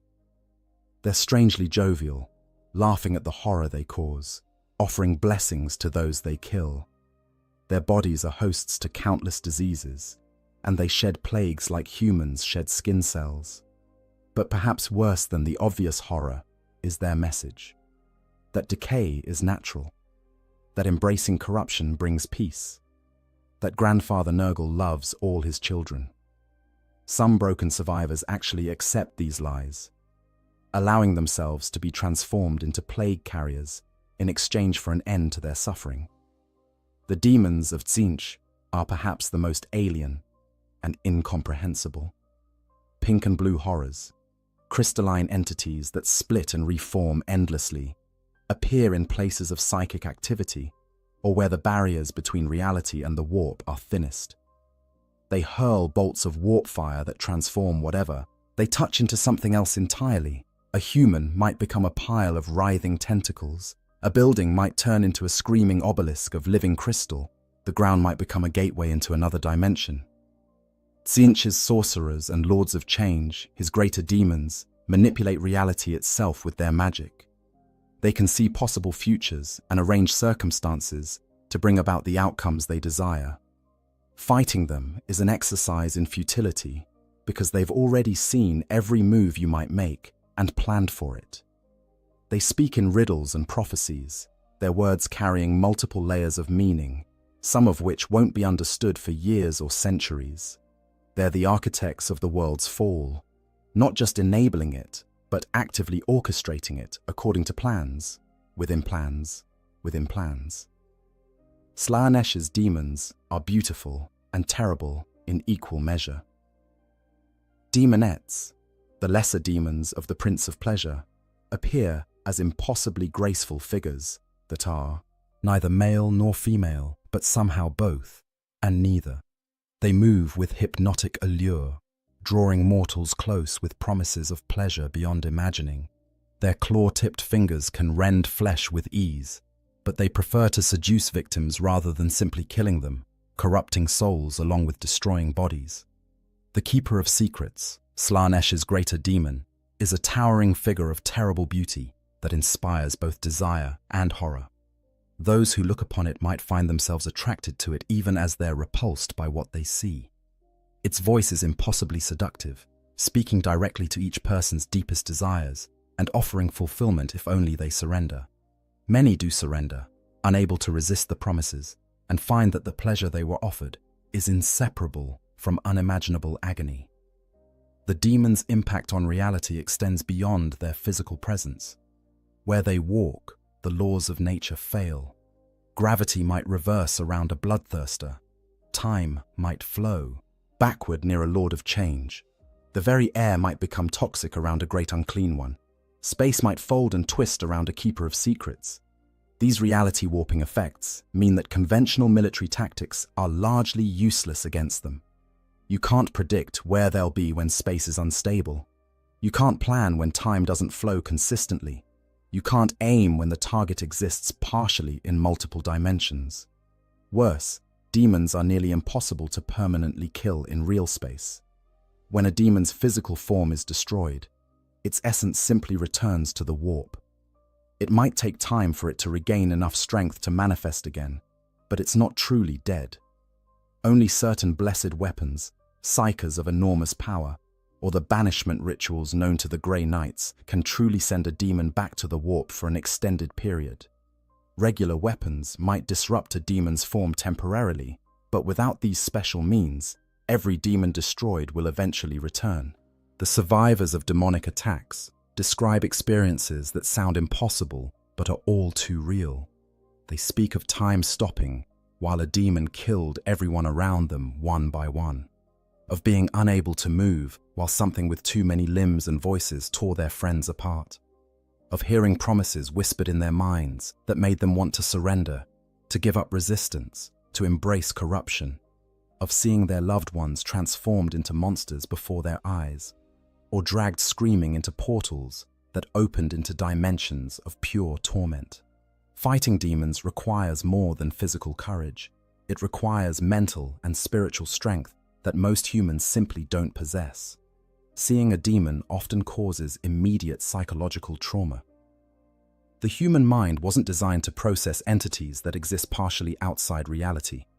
Some people simply break upon witnessing a demon, their sanity shattered beyond repair. They might cower in place, unable to move or fight. They might go catatonic. They might start babbling in tongues, their minds trying to process the impossible by creating new language. Those who maintain their sanity and fight back discover that conventional weapons are only partially effective. A laser gun will hurt a demon, but not as much as it should. A bolter round might disrupt its form, but it reforms moments later. Only faith seems to offer any real protection, not faith in any abstract sense, but genuine, absolute belief in the Emperor's protection. Those with truly strong faith sometimes find that demons cannot easily harm them, that the Emperor's light shields them from the worst of the corruption. But such faith is rare, and even it has limits. The demons don't just kill, they corrupt, transform, and torment. A bloodletter might impale a victim and leave them alive, bleeding out over hours while the demon moves on to other prey. A plague bearer might infect someone with diseases that take days to kill, each moment more agonizing than the last. A horror might transform a person into something that remains conscious, but is trapped in a form that can't communicate or move. A demonette might keep a victim alive for its pleasure for weeks, exploring every possible sensation the human nervous system can produce. Some demons take particular interest in certain victims. They might stalk a psyker for days, whispering to them, showing them visions, slowly driving them mad before finally possessing them. They might target a military leader, undermining their decisions with subtle suggestions that only they can hear. They might fixate on a child, seeing in their innocence something to corrupt and twist. These focused attentions are often worse than simple death would be. The presence of greater demons is especially catastrophic. These powerful entities can alter reality across entire regions simply by existing in them. A bloodthirster's arrival might cause every piece of metal in a city to become burning hot. A great, unclean one might turn a region's water supply into plague. A Lord of Change's presence might cause probability itself to fail, with impossible coincidences happening constantly. A keeper of secrets might inspire entire populations with obsessions that drive them to self-destructive behavior, and behind all the demons, controlling their movements and coordinating their attacks, are the chaos gods themselves. Or at least fragments of their consciousness, the tiny portions of their vast awareness that they can focus on individual worlds. The gods don't micromanage their servants, but they do have preferences and plans. A world falling to chaos isn't random. It's orchestrated, designed to serve the gods' purposes, whether that's creating more worshippers, generating emotions they can feed upon, or simply spreading corruption for its own sake. For the people living through a demonic incursion, the experience is one of utter hopelessness. These aren't enemies you can fight. They're forces of nature, manifestations of universal concepts given malevolent will. You can't negotiate with rage incarnate. You can't reason with entropy made flesh. You can't appeal to the better nature of entities that exist as pure malice and corruption. All you can do is survive as long as possible, knowing that every moment you continue to exist is borrowed time, that eventually the demons will find you, and that when they do, your fate will be worse than any death the natural world could offer. The choice, death or damnation. In the final hours of a world's fall to chaos, those who remain alive face an impossible choice. They can die fighting, maintaining their humanity and their loyalty to the Emperor until the very end. They can die by their own hand, choosing when and how they leave existence, rather than waiting for worse fates. Or they can surrender to chaos, accepting transformation and corruption in exchange for survival, or at least a parody of it. For the loyal, the choice is agonizing but ultimately simple. They would rather die as humans than live as monsters. They've watched friends and family fall to corruption. They've seen what chaos does to those who embrace it. They know that any promises of power or pleasure or relief from suffering are lies, that the chaos gods consume their servants as readily as their enemies. So they choose resistance, even knowing it's futile. These final defenders gather in whatever strong points they can fortify. They might be in cathedral remains, the Emperor's holy spaces offering what little spiritual protection still functions. They might be in military installations, soldiers maintaining discipline and duty even as their world ends. They might simply be in homes, families barricading doors and windows, determined to protect each other as long as possible. They arm themselves with whatever weapons they can find: laser guns, stub pistols, knives, improvised clubs. They pray to the Emperor for strength and deliverance, even though deliverance is not coming. When the demons come for them, they fight. Not because they believe they can win, but because fighting is what human beings do when faced with extinction. They shoot and stab and bludgeon entities that shouldn't exist. Some land telling blows, disrupting demon forms enough to buy precious minutes. Others die in seconds, torn apart by forces far beyond their ability to resist. But in dying, they deny chaos their soul's willing corruption. They die human, and in that universe of horrors, that's a kind of victory. Some choose suicide rather than waiting for the end to come to them. They might use weapons on themselves, quick shots to the head or heart. They might ingest poison. They might jump from high places. They might simply open veins and bleed out quietly. This choice is not made out of cowardice, but out of a desire to control something, anything, in a situation where control has been stripped away. They choose the moment of their death, rather than letting chaos choose it for them. They choose to die uncorrupted, rather than risk transformation or possession. There's debate within the Imperium about whether suicide is acceptable under these circumstances. The ecclesiarchy traditionally teaches that suicide is a sin, a rejection of the Emperor's gift of life.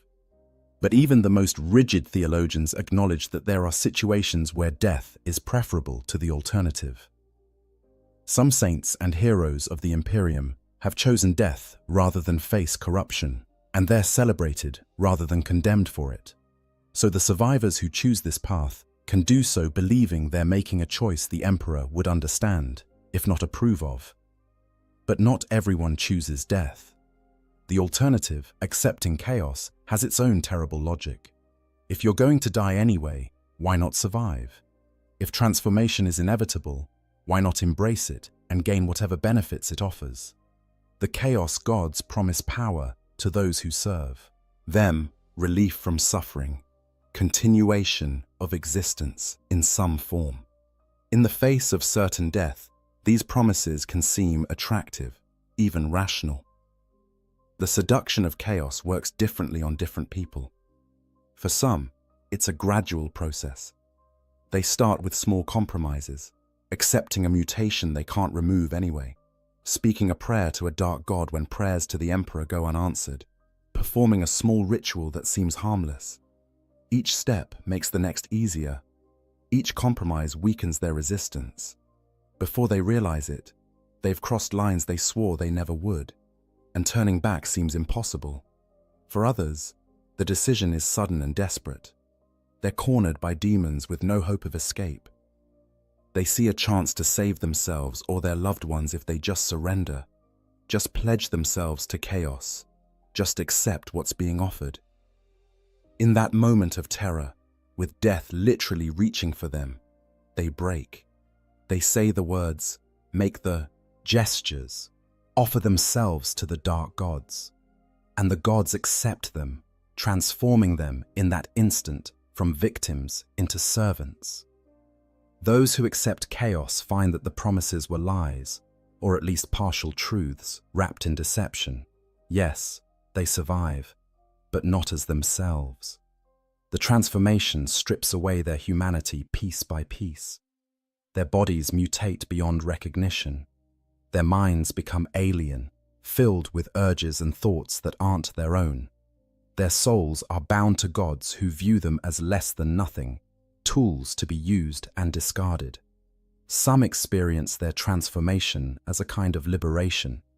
The constraints of morality and human limitation fall away. They embrace the power flowing through them, the ability to do things no normal human could do. They revel in their corruption, seeing it as evolution rather than degeneration. They become true believers, zealous servants who spread chaos with fanatical devotion. But even these willing servants are puppets, acting out roles the gods have written for them. Others remain aware of what they've lost. They're trapped inside their own transforming bodies, unable to stop what's happening to them, screaming internally even as their mouths speak words in dark tongues. They see themselves committing atrocities and can't stop their hands from moving. They feel their personalities being overwritten by something else, something that uses their memories but isn't them anymore. For these conscious victims, becoming a chaos servant is an ongoing torture that might last for centuries. There's a third path, though fewer take it, trying to hide, to survive without choosing either loyalty or corruption. These survivors retreat to the deepest, most isolated places they can find. They hide in bunkers, in caves, in forgotten sectors of dead hives. They avoid both demons and imperial forces, trying to wait out the apocalypse and somehow emerge when it's over. They subsist on whatever they can scavenge, drinking contaminated water and eating food that might be mutated or diseased, because it's still better than the alternatives. Most of these attempts at neutrality fail. The world is becoming a demon world, and there are no neutral zones in such a place. The corruption seeps into even the deepest shelters. The warp's influence penetrates every crack and crevice. Those trying to hide eventually must emerge, and when they do, they find a world so transformed that survival isn't meaningful anymore. Or they're discovered by demons who can sense life even through meters of rock and steel. Or they slowly starve or succumb to disease, dying in their hidden places with no one to mark their passing. A very few might actually survive in hiding long enough to see the world stabilize into its new form as a demon world. These survivors emerge into a nightmare realm where reality operates under rules the chaos gods have written. They might become slaves to demon princes or cultists. They might be hunted for sport. They might be transformed despite their resistance. Or they might simply try to continue existing in a place hostile to human life. Their survival, a prolonged agony in service to nothing. For the children, the choice is even more cruel because they often don't understand what's happening well enough to make an informed decision. They might be too young to grasp the concept of choosing death over corruption. They might trust adults who've themselves been corrupted and follow them into damnation. They might survive through pure luck, their innocence somehow protecting them, or simply making them uninteresting to the demons and cultists hunting bigger prey. Some parents make the choice for their children. They kill their sons and daughters, rather than let them fall to chaos, then kill themselves immediately after. It's an act of terrible love, motivated by the belief that death is a mercy compared to what chaos would do to them. Whether this choice is righteous or monstrous is debated by imperial theologians, but in the moment, the parents making it believe they're saving their children's souls, even as they end their children's lives. The Imperium's doctrine on these matters is absolute. Resist until death. Never surrender to chaos under any circumstances. But the Imperium's theologians and commanders who preach this doctrine have never stood on a world falling to chaos, never watched demons tear through their homes, never had to make these impossible choices. For those actually living through it, the decision is far more complicated than doctrine allows.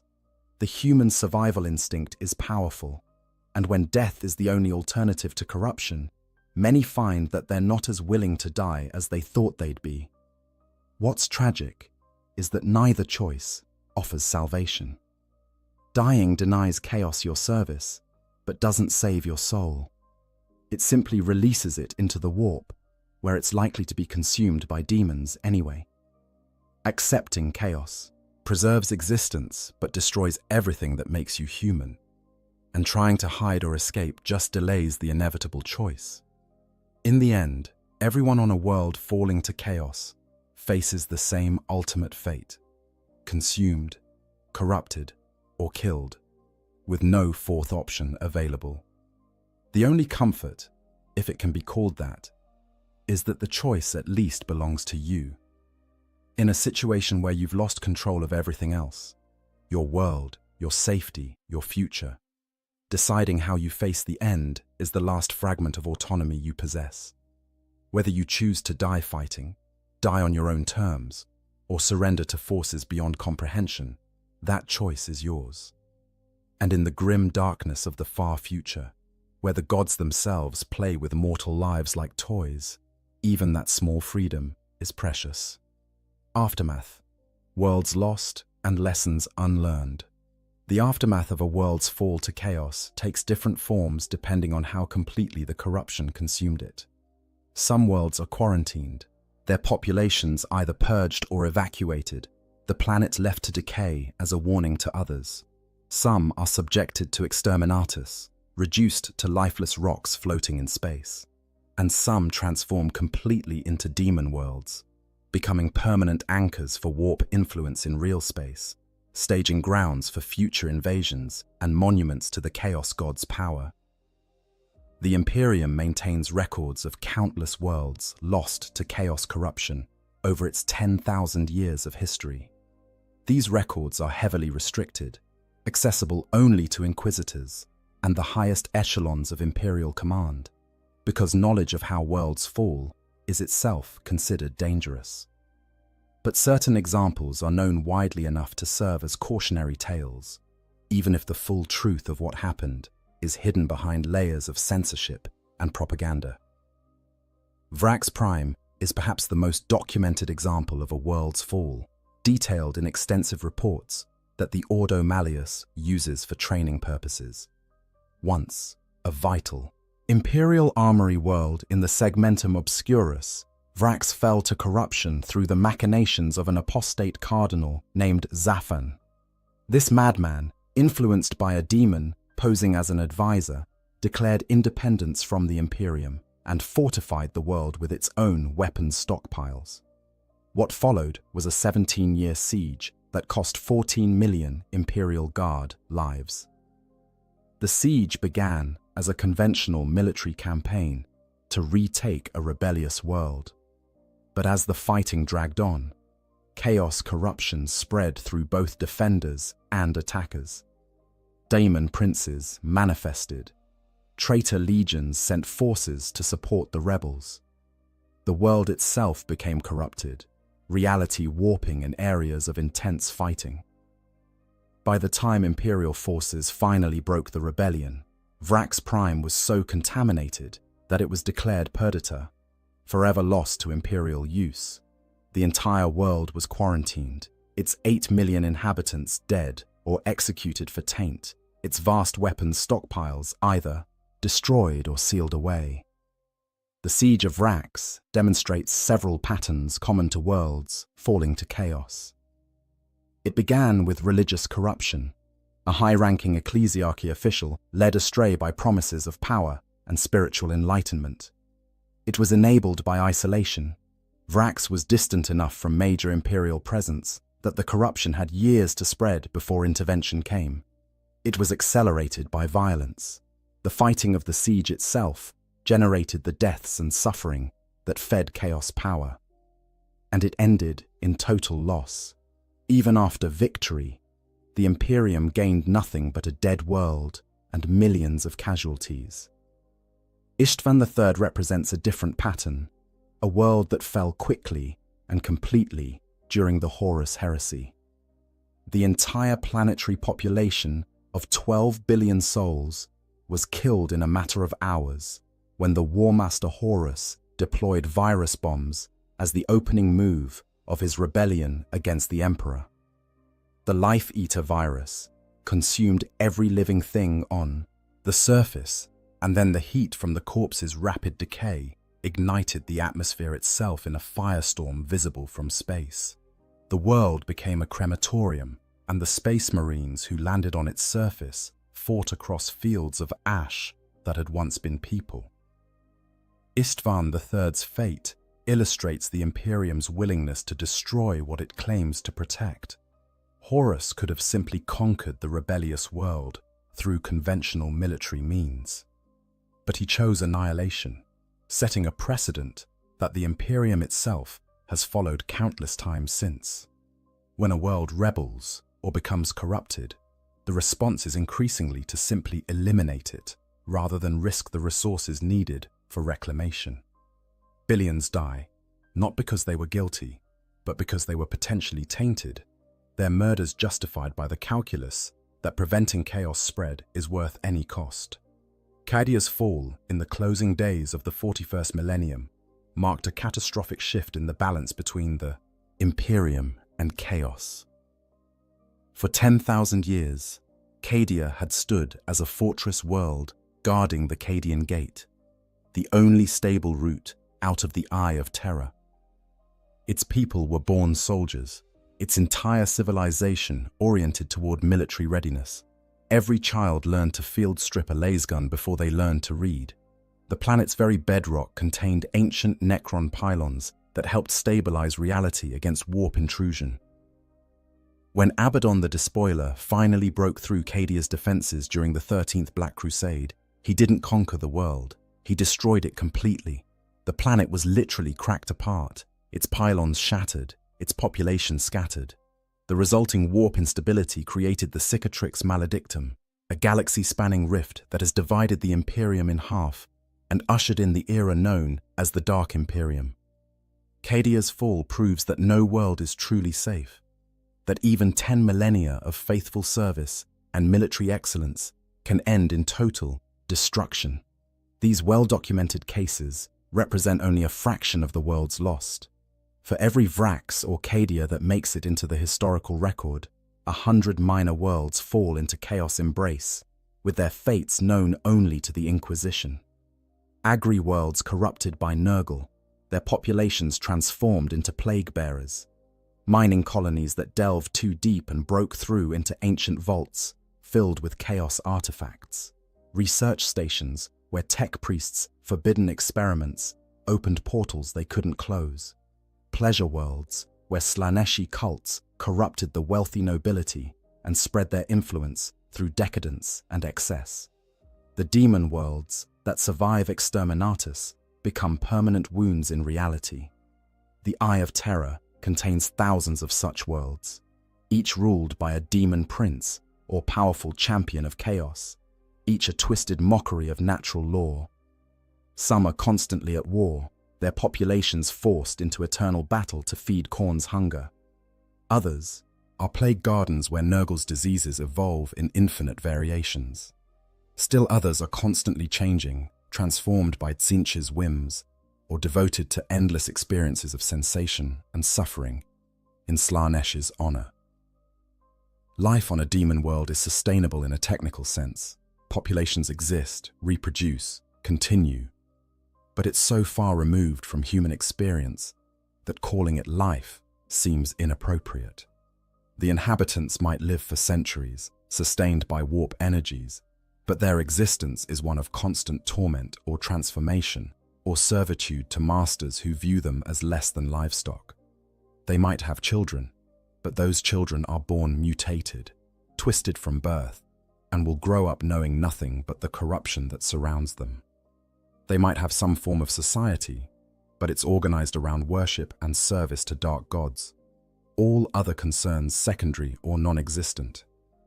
The question that haunts imperial scholars who study these cases is whether anything could have been done differently. Could Vrax have been saved if the Imperium had intervened earlier? Could Istvan III's population have been spared if Horus had been discovered and stopped before his rebellion began? Could Cadia have held if different strategies had been employed? The answer in most cases is probably not. Chaos corruption is insidious and patient. By the time it's obvious enough to trigger imperial response, it's usually too late for anything but damage control. This raises uncomfortable questions about the Imperium's entire approach to chaos. The policy of keeping the population ignorant about the ruinous powers means that people don't recognize corruption when they encounter it. The rigid social hierarchy and oppression create the discontent that cults exploit. The emphasis on faith over understanding means that people can't distinguish between genuine devotion and heretical manipulation. In trying to protect humanity from chaos, the Imperium has created conditions that make humanity more vulnerable to it. But the Imperium learns nothing from these failures, because learning would require admitting fault, would require changing strategies that have been sanctified by 10,000 years of tradition. The response to each world's fall is to purge harder, to be more vigilant, to execute more potential heretics, to crack down more severely on any deviation from orthodoxy. The system that created the conditions for the fall in the first place remains unchanged, guaranteeing that more worlds will follow the same pattern. The survivors of these fallen worlds, the tiny fraction who escape or are evacuated before the end, carry their trauma with them. They're scattered across the Imperium, relocated to other worlds, often mind-wiped to remove their memories of chaos corruption. But even mind-wiping isn't perfect. Dreams persist, nightmares return. A sense of wrongness, of having experienced something terrible, even if the details are gone, haunts them. And if they were tainted at all by chaos exposure, that taint might lay dormant for years before expressing itself, making every survivor a potential vector for future corruption. The worlds themselves, whether destroyed or transformed, stand as monuments to chaos power and the Imperium's failure.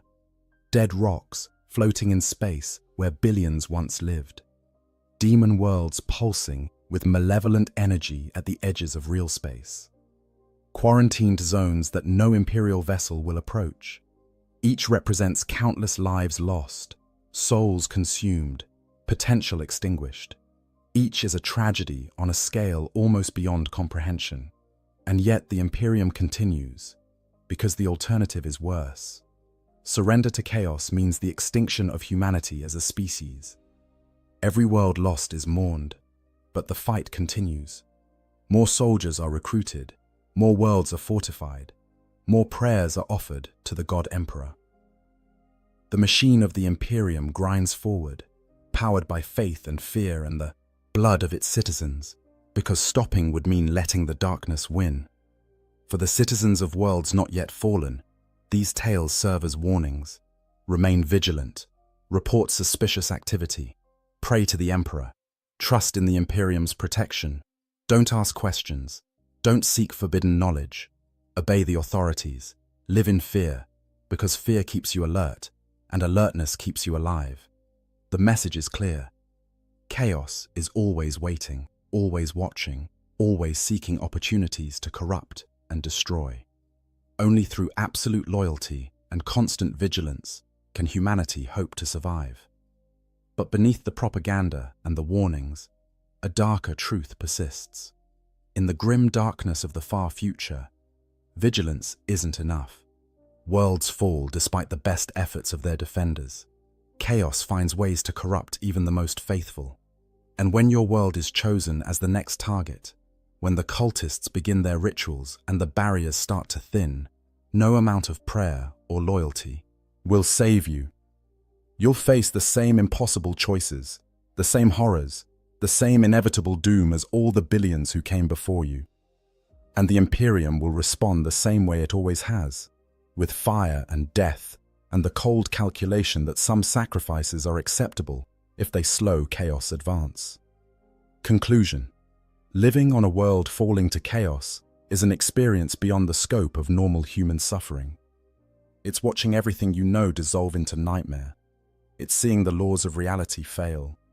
It's facing choices between death and damnation with no third option available. It's witnessing the fundamental corruption of existence itself. The transformation of your home into a staging ground for forces that exist purely to spread suffering and entropy. The psychological impact of this experience cannot be overstated. You start as a normal person, perhaps working in a manufactorum or serving in the PDF, or simply trying to raise your family. You have routines, relationships, hopes for the future.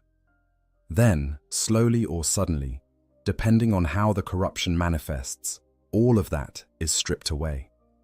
The future becomes measured in hours instead of years. Your relationships are destroyed by death or mutation or betrayal. Your routine becomes simple survival, and even that offers no certainty. You watch your neighbors become monsters. You see your children change into things that shouldn't exist. You experience phenomena that your mind can't properly process. Time flowing backward, space folding in on itself, entities appearing that have no place in the material universe. You realize that the Imperium you trusted to protect you has either abandoned you or plans to kill you, along with the actual heretics. And through it all, you must make impossible decisions about how to respond, knowing that every choice leads to horror. The physical transformation of your world matches the psychological trauma. Familiar landmarks disappear or change beyond recognition. The sky becomes something alien and terrifying. The ground beneath your feet becomes unstable. Technology fails. Social structures collapse. The very air becomes toxic with warp energy. Your world is dying, transforming into something that can no longer support human life in any meaningful sense. And you're forced to watch it happen, while struggling simply to survive another day. What makes this experience especially cruel is that for most people, it wasn't their choice. They didn't seek out chaos corruption. They didn't perform forbidden rituals or worship dark gods. They were simply unlucky enough to live on a world where others made those choices, where cultists worked in secret to bring about corruption, where the barriers between reality and the warp were thin enough to fail under pressure.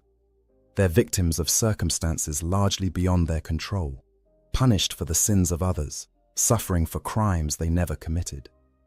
The Imperium's response, while logical from a certain perspective, offers no comfort to those experiencing it.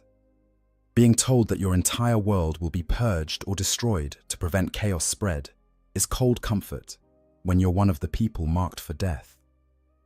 Knowing that the Imperium will commemorate your world's fall as a lesson to others doesn't ease your suffering.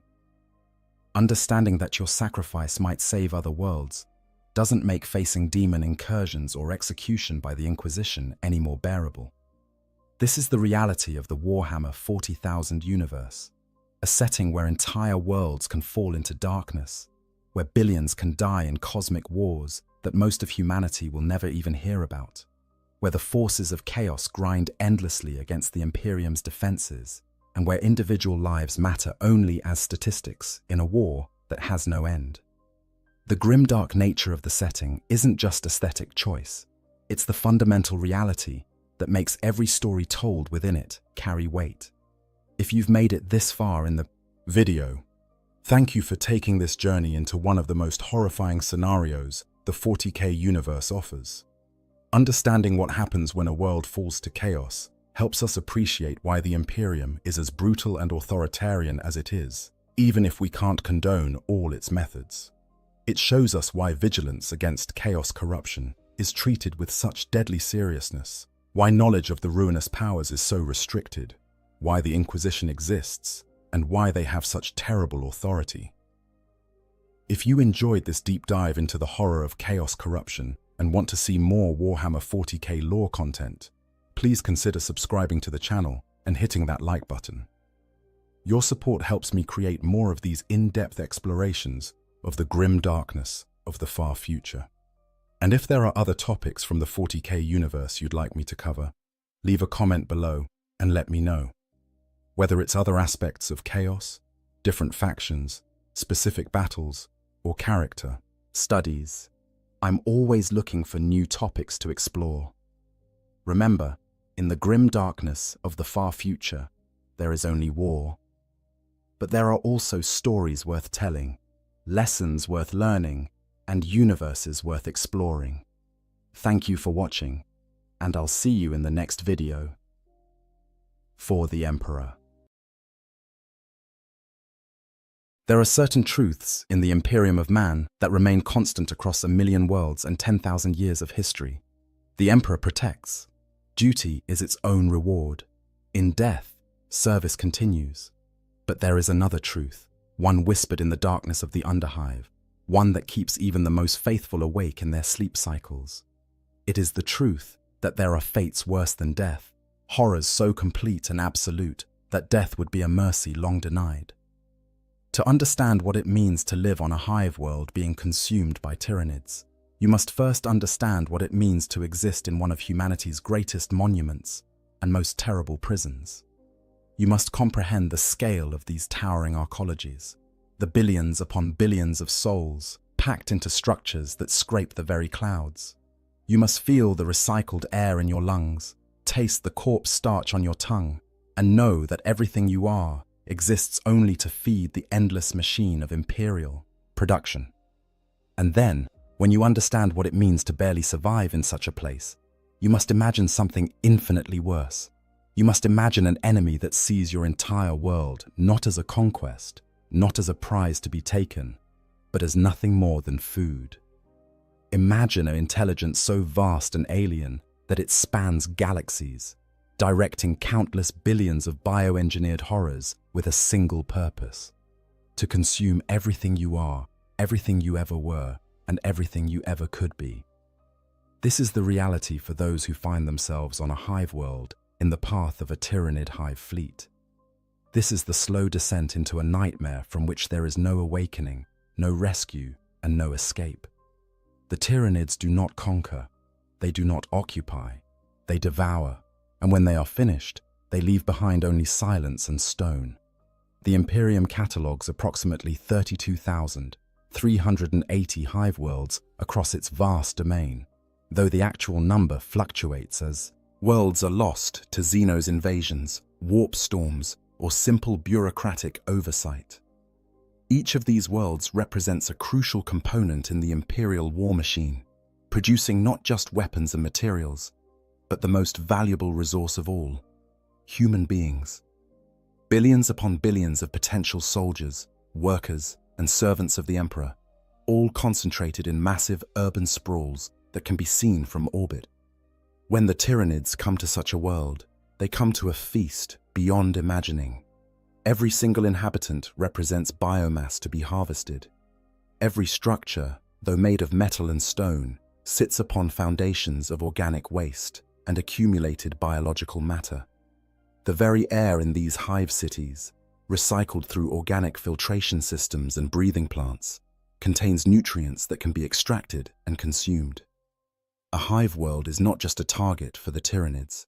It is a buffet of such magnitude that entire hive fleets will alter their course to reach it. But before we can understand the consumption, we must understand what is being consumed. We must see the world as it exists before the shadow falls, before the sky fills with spores, before the screaming begins. The world that was Hive Primus stands 73 kilometers tall at its highest spire. From the viewing platforms reserved for the planetary governor and his immediate staff, you can see the curvature of the planet itself, the way the ash wastes stretch to the horizon in every direction, broken only by the distant peaks of other hive cities. The air at this altitude is thin but pure, filtered through 100 levels of atmospheric processes, scented with exotic flowers imported from agri-worlds light years away. But you are not standing on those viewing platforms. Few are.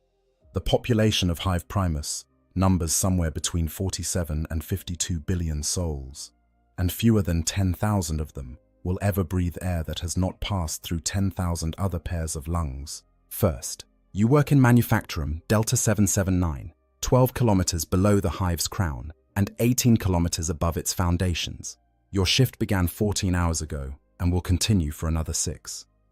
The work is simple, repetitive, and absolutely essential. You operate a press that stamps out shell casings for heavy bolter rounds, each one precisely calibrated to imperial specifications that were ancient before your grandfather's grandfather was born. The Manufactorum stretches for kilometers in every direction, a vast chamber carved from the bones of the hive itself. The ceiling disappears into shadows high above, marked only by the occasional flicker of lighting arrays that struggle against the darkness. The floor is a maze of assembly lines, each one tended by hundreds of workers who perform their designated tasks with the mindless efficiency that comes from a lifetime of repetition.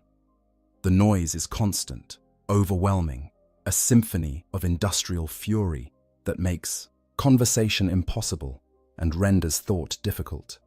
The clang of metal on metal, the hiss of hydraulics, the grinding of gears, the occasional scream when someone makes a mistake and loses a hand or arm to the machinery. These sounds are the soundtrack of your existence, as familiar as your own heartbeat. The air here is hot and thick with the smell of machine oil, ozone from welding torches, and the peculiar metallic tang of recycled atmosphere that has passed through too many filters without ever seeing the sky. You breathe it without thinking, just as you ignore the ache in your back from standing at your station, the burning in your eyes from staring at the same movement for hours on end, the hunger that gnaws at your belly because the last meal was 8 hours ago and the next is still 4 hours away. This is your life. This is the only life you have ever known, and the only life you will ever know unless injury or age renders you unable to work, at which point you will be recycled like everything else in the hive. Your corpse will be rendered down into corpse starch to feed the next generation of workers, and your bones will be ground into fertilizer for the few remaining food production facilities. Nothing is wasted in a hive city. Nothing can be wasted when billions must be sustained on a world whose surface has long since been rendered uninhabitable by industry. Above you, separated by kilometers of rockcrete and plasteel, the mid-hivers live in relative comfort. They are the administrators, the overseers, the minor nobles who manage the countless systems that keep the hive functioning. They have natural light, piped in through elaborate mirror systems from the surface. They have running water that comes from purification plants rather than condensation collectors. They have food that resembles actual food rather than the grey-brown nutrient paste that sustains the workers below. But even they are nothing compared to those who dwell in the spires, the nobility, the merchant princes, the high-ranking members of the Adeptus Administratum, who coordinate the hive's contribution to the imperial tithe. These privileged few live in a world of luxury that would seem fantastical to someone like you. They have gardens, actual growing things tended by armies of servants. They have windows that look out upon the world beyond the hive. They have access to off-world goods, exotic foods, and entertainments that the masses below can scarcely imagine. And below you, separated by another 18 kilometers of hive structure, lies the underhive. Here, the rule of imperial law has long since broken down, replaced by the brutal hierarchy of gangs and mutant tribes. Here, in the ruins of older construction, in the collapsed sectors and forgotten chambers, humanity reverts to its basest instincts. Here, the weak are prey, and the strong survive only until someone stronger comes along. The population of the Underhive is unknown, and probably unknowable. The Adeptus Arbites makes periodic sweeps, culling the numbers when they grow too large, but new inhabitants simply flood in to replace the dead. Some are criminals, fleeing justice in the levels above. Others are simply the unlucky, those who fell through the cracks of imperial society and found themselves in the darkness below. A few are mutants, their genetic corruption making them unwelcome in the higher levels, forced to eke out an existence among the ruins and refuse. This vertical segregation is the natural order of a hive city. Those at the top literally look down upon those below, and those below can only dream of ascending even a single level closer to the light. It is a system that has persisted for thousands of years across thousands of worlds, brutal in its efficiency and absolute in its enforcement. But it is also a system built on a foundation that assumes the Imperium's protection, that takes for granted the relative stability that comes from being just one more world among millions. It assumes that life will continue as it always has, generation after generation, world without end. That assumption is about to be tested in ways that no one in the hive can possibly imagine. Your shift finally ends, and you make your way through the labyrinthine corridors that connect the manufactorum to your hab block. The journey takes 45 minutes, navigating through passages so crowded that you must sometimes turn sideways to squeeze between the press of bodies. The air grows no fresher as you travel. If anything, it becomes worse, thick with the smell of unwashed humanity and the peculiar sourness of recycled water. Your hab unit is a cube measuring 3 meters by 3 meters by 2.5 meters high. You share it with your spouse and 2 children. There is a sleeping pallet that folds down from one wall, a small cooking unit that runs on geothermal power tapped from deep within the hive, and a waste reclamation unit that processes everything into fertilizer for the hive's food production systems. There are no windows, of course.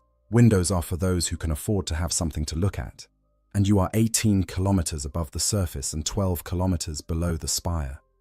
There is nothing to see but the corridor outside, which looks exactly like every other corridor in this section of the hive. This is home. This is what you fight to return to each day, what you labor to maintain. It is not much, but it is yours, purchased with your sweat and sanctified by the presence of your family. Your children were born here, and if the Emperor wills it, they will work in the same manufactorum you do, stamping out shell casings for bolters that will be fired on worlds they will never see, in wars they will never comprehend. You eat your evening meal, a portion of corpse starch mixed with protein supplement and flavored with a few precious drops of synthetic seasoning. Your spouse has managed to acquire a small addition of textured fungus protein, a rare treat that makes the meal almost palatable. You share it with your children, watching as they eat with the unconscious hunger of youth, and you feel something that might be contentment. Tomorrow will be the same as today. The day after that will be the same as tomorrow. This is the rhythm of life in a hive city, unchanging and eternal. You have your work, your family, your small corner of the Emperor's Imperium. What more could anyone ask for? You do not know that this is the last normal meal you will ever eat. You do not know that within 3 solar days, the very concept of normalcy will be shattered beyond recognition. You do not know that the sky above the hive, hidden from your sight by kilometers of rockcrete and steel, is already beginning to change. The stars are going out, one by one, obscured by something vast and terrible that approaches from the void. The astropaths in their sanctums high in the spire have begun to scream, their minds overwhelmed by a psychic pressure that builds like a coming storm.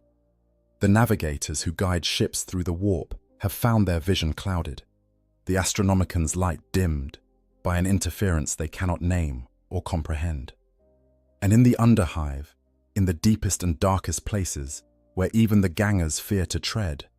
Things that have lurked in shadow for decades are beginning to stir, responding to a call that echoes across the light years.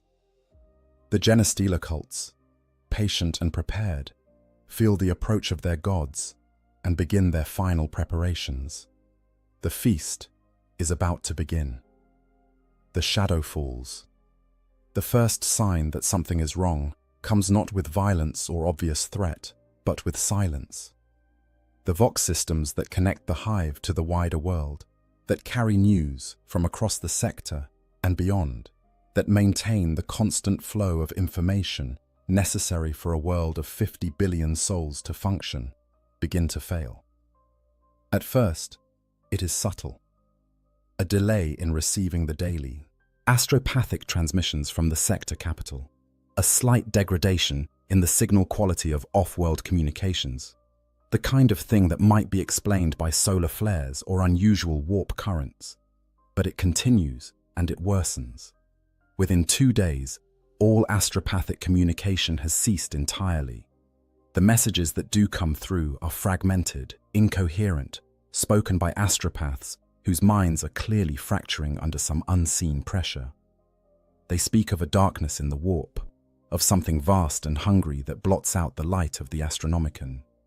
They speak of screaming silence and chittering void, of minds that are not minds and thoughts that burn like acid. And then they stop speaking at all. The planetary governor convenes an emergency session of his advisory council, representatives from the Adeptus Administratum, the Planetary Defense Force, the Adeptus Mechanicus tech priests, who maintain the hive's infrastructure, and the local ecclesiarchy gather in the great council chamber high in the spire. The air is thick with incense and tension, and for the first time in living memory, there is genuine fear in the eyes of those who rule. The chief astropath, when he is brought before the council, is barely recognizable as human. His eyes weep blood, and his hands shake with a tremor that speaks of neurological damage. When he speaks, his voice is a broken whisper that somehow carries through the chamber. "The stars are screaming," he says. "The warp is drowning in alien thoughts. Billions upon billions of minds, none of them human, all of them hungry. They are coming. Emperor, preserve us. They are coming, and there is nothing we can do to stop them." The governor demands clarification, demands specifics, demands to know what enemy approaches and when it will arrive. But the astropath can provide no useful intelligence. The psychic interference is too great, the shadow in the warp too complete. He knows only that something vast and terrible approaches, something that drowns out all other psychic signals like a scream, drowning out a whisper. And then, as the council debates and argues and struggles to understand what this means, the astropath begins to laugh. It is a horrible sound, broken and wrong, and it continues even as blood runs from his nose and ears.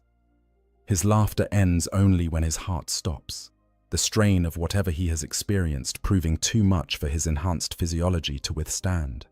In the sanctums where the other astropaths dwell, protected by wards and psychic shields, similar scenes are playing out. Of the 17 astropaths assigned to the hive, 12 die within the first 3 days of the Shadow's arrival. The 5 who survive do so only by severing their connection to the warp entirely, rendering themselves useless for their intended purpose, but preserving their sanity and their lives. For the common people of the hive, these events are unknown. You go to work, you come home, you sleep and wake and work again. But there are small changes that begin to accumulate, details that individually mean nothing but collectively paint a picture of something wrong. The daily announcements that play through the hive's public Vox systems, usually filled with imperial propaganda and productivity quotas, become shorter and less frequent. The overseers in the manufactorums seem nervous, distracted, and more than usually harsh with those who fail to meet their quotas. There are whispers of supply shipments that have failed to arrive, of warehouses that are beginning to run low on essential materials. And then there are the dreams. You wake in the middle of your sleep cycle, your heart pounding, your mind filled with images that dissolve like smoke when you try to grasp them. You dreamed of hunger, vast and all-consuming, of teeth and claws and endless appetite. You dreamed of the sky falling, of walls melting like wax, of your children screaming as something unseen dragged them into darkness. You tell yourself it was just a nightmare, stress from increased quotas perhaps, or bad protein supplement in your last meal. But when you speak to your spouse, you learn that they too had troubled dreams. And when you arrive at work, you overhear others speaking of similar experiences. The dreams are spreading through the hive like a disease, touching everyone, regardless of their station or position. The tech priests of the Adeptus Mechanicus have a different perspective on the changes occurring. Their augmetic sensors detect shifts in electromagnetic fields, unusual patterns in the hive's power distribution, subtle variations in the planet's magnetic field that have no natural explanation. Their most sensitive instruments pick up what they describe as background noise in every frequency, a kind of static that should not exist. Some of the more knowledgeable among them recognize the signs. They have read the reports from other worlds, other sectors, other times when the Tyranids came. They know what the shadow in the warp represents, what it means when the stars go silent and the warp becomes thick with alien thought. They make their recommendations to the planetary authorities, urging immediate mobilization of all military forces, evacuation of non-essential personnel, and a request for imperial assistance. But who can they ask? The astropaths are dead or useless. No ship can safely navigate the warp when the shadow falls so heavily. They are alone, cut off from the Imperium that is supposed to protect them, isolated on a world that has become a target for an enemy they cannot yet see. In the spires, the nobility begins to panic. Some make arrangements to flee off-world, bribing void ship captains to take them through the warp, despite the danger. A few succeed, their vessels disappearing into the immaterium and never being heard from again, their fate unknown and unknowable. Most find that the ships they had counted on have already departed, their captains unwilling to risk their vessels and crews for any price. Those who cannot flee begin to fortify. Private armies are expanded, security measures are enhanced, and stockpiles of food and water are secured behind reinforced doors. The wealthy have always known that the masses below might rise up if pushed too far, and now they prepare for that eventuality, even as they remain ignorant of the true threat that approaches. In the Underhive, the gangs feel it too, though they lack the education to understand what they sense. The mutants and the outcasts, those whose altered genetics make them more sensitive to psychic phenomena, huddle in their dens and speak of doom approaching. Some flee deeper into the ruins, seeking shelter in levels so old that they remember when the planet still had a sky that could be seen. Others prepare to fight, not knowing what they will fight or when it will come, only that something is coming and that hiding will not save them.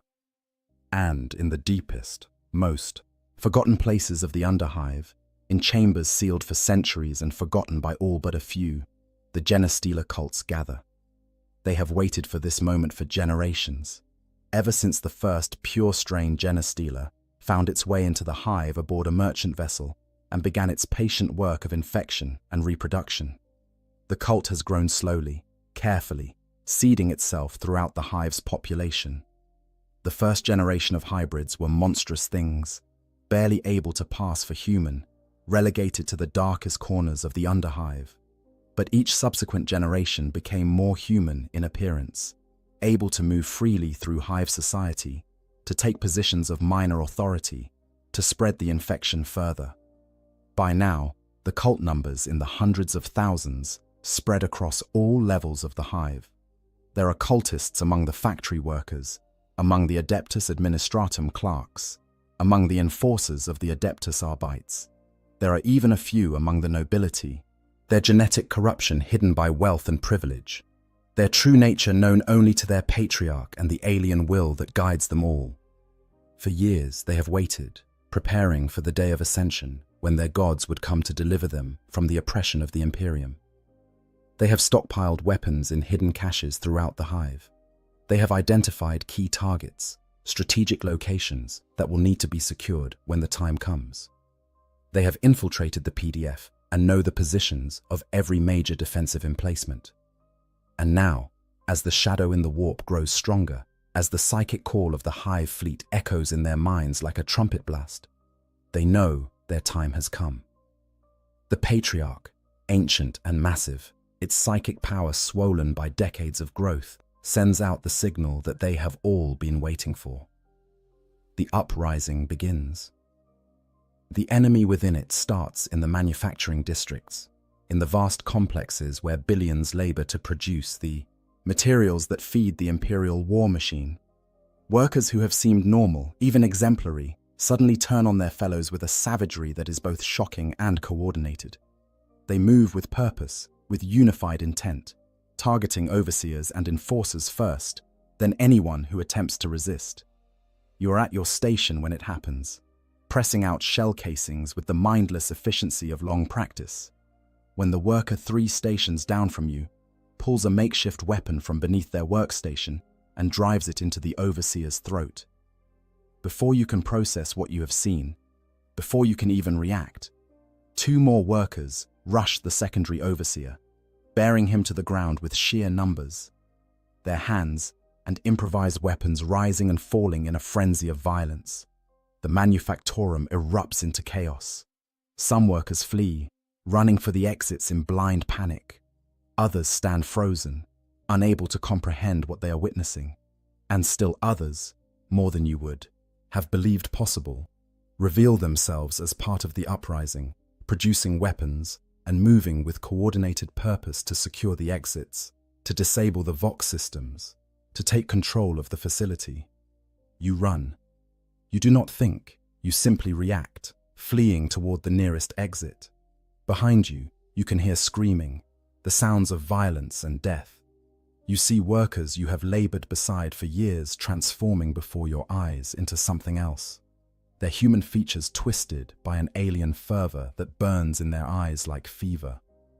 You make it into the corridor beyond the manufactorum, and here the scene is even worse. The uprising is not limited to your facility. It is happening everywhere simultaneously. A coordinated strike timed with precision across thousands of locations throughout the hive. The corridors are choked with people, some fleeing, others fighting, and still others who have revealed their true nature as cultists. And among the cultists, you see things that cannot be, should not be, figures that are too tall, too thin, their movements fluid and wrong. You catch glimpses of extra limbs, of distended heads, of skin that seems to ripple and shift. These are the earlier generation hybrids, the ones who could not pass for fully human, now freed from their hiding places and eager to participate in the uprising they have dreamed of for so long. You think of your family, your spouse and children in your hab unit kilometers away, and you begin to fight your way through the chaos toward them. The journey that usually takes 45 minutes stretches into hours as you navigate through corridors that have become war zones. Enforcers of the Adeptus Arbites, those who have not already been killed or revealed as cultists themselves, fight desperate holding actions at key choke points, trying to maintain some semblance of order. You see an enforcer cut down by gunfire, his armor unable to withstand the concentrated fire of a dozen cultists armed with stolen lace guns. You see civilians torn apart by hybrid monstrosities that move with terrifying speed and strength. You see things that will haunt your dreams for the rest of your life, however long that may be. By the time you reach your hab block, it has already been overrun. The corridors are filled with the dead, and the walls are marked with strange symbols painted in blood, sigils that hurt to look at, that seem to writhe and shift when you try to focus on them. You find your hab unit, the door torn from its hinges, and inside. Your spouse is dead, killed defending your children. Your youngest child is dead too, their small body broken by violence you cannot bear to examine too closely.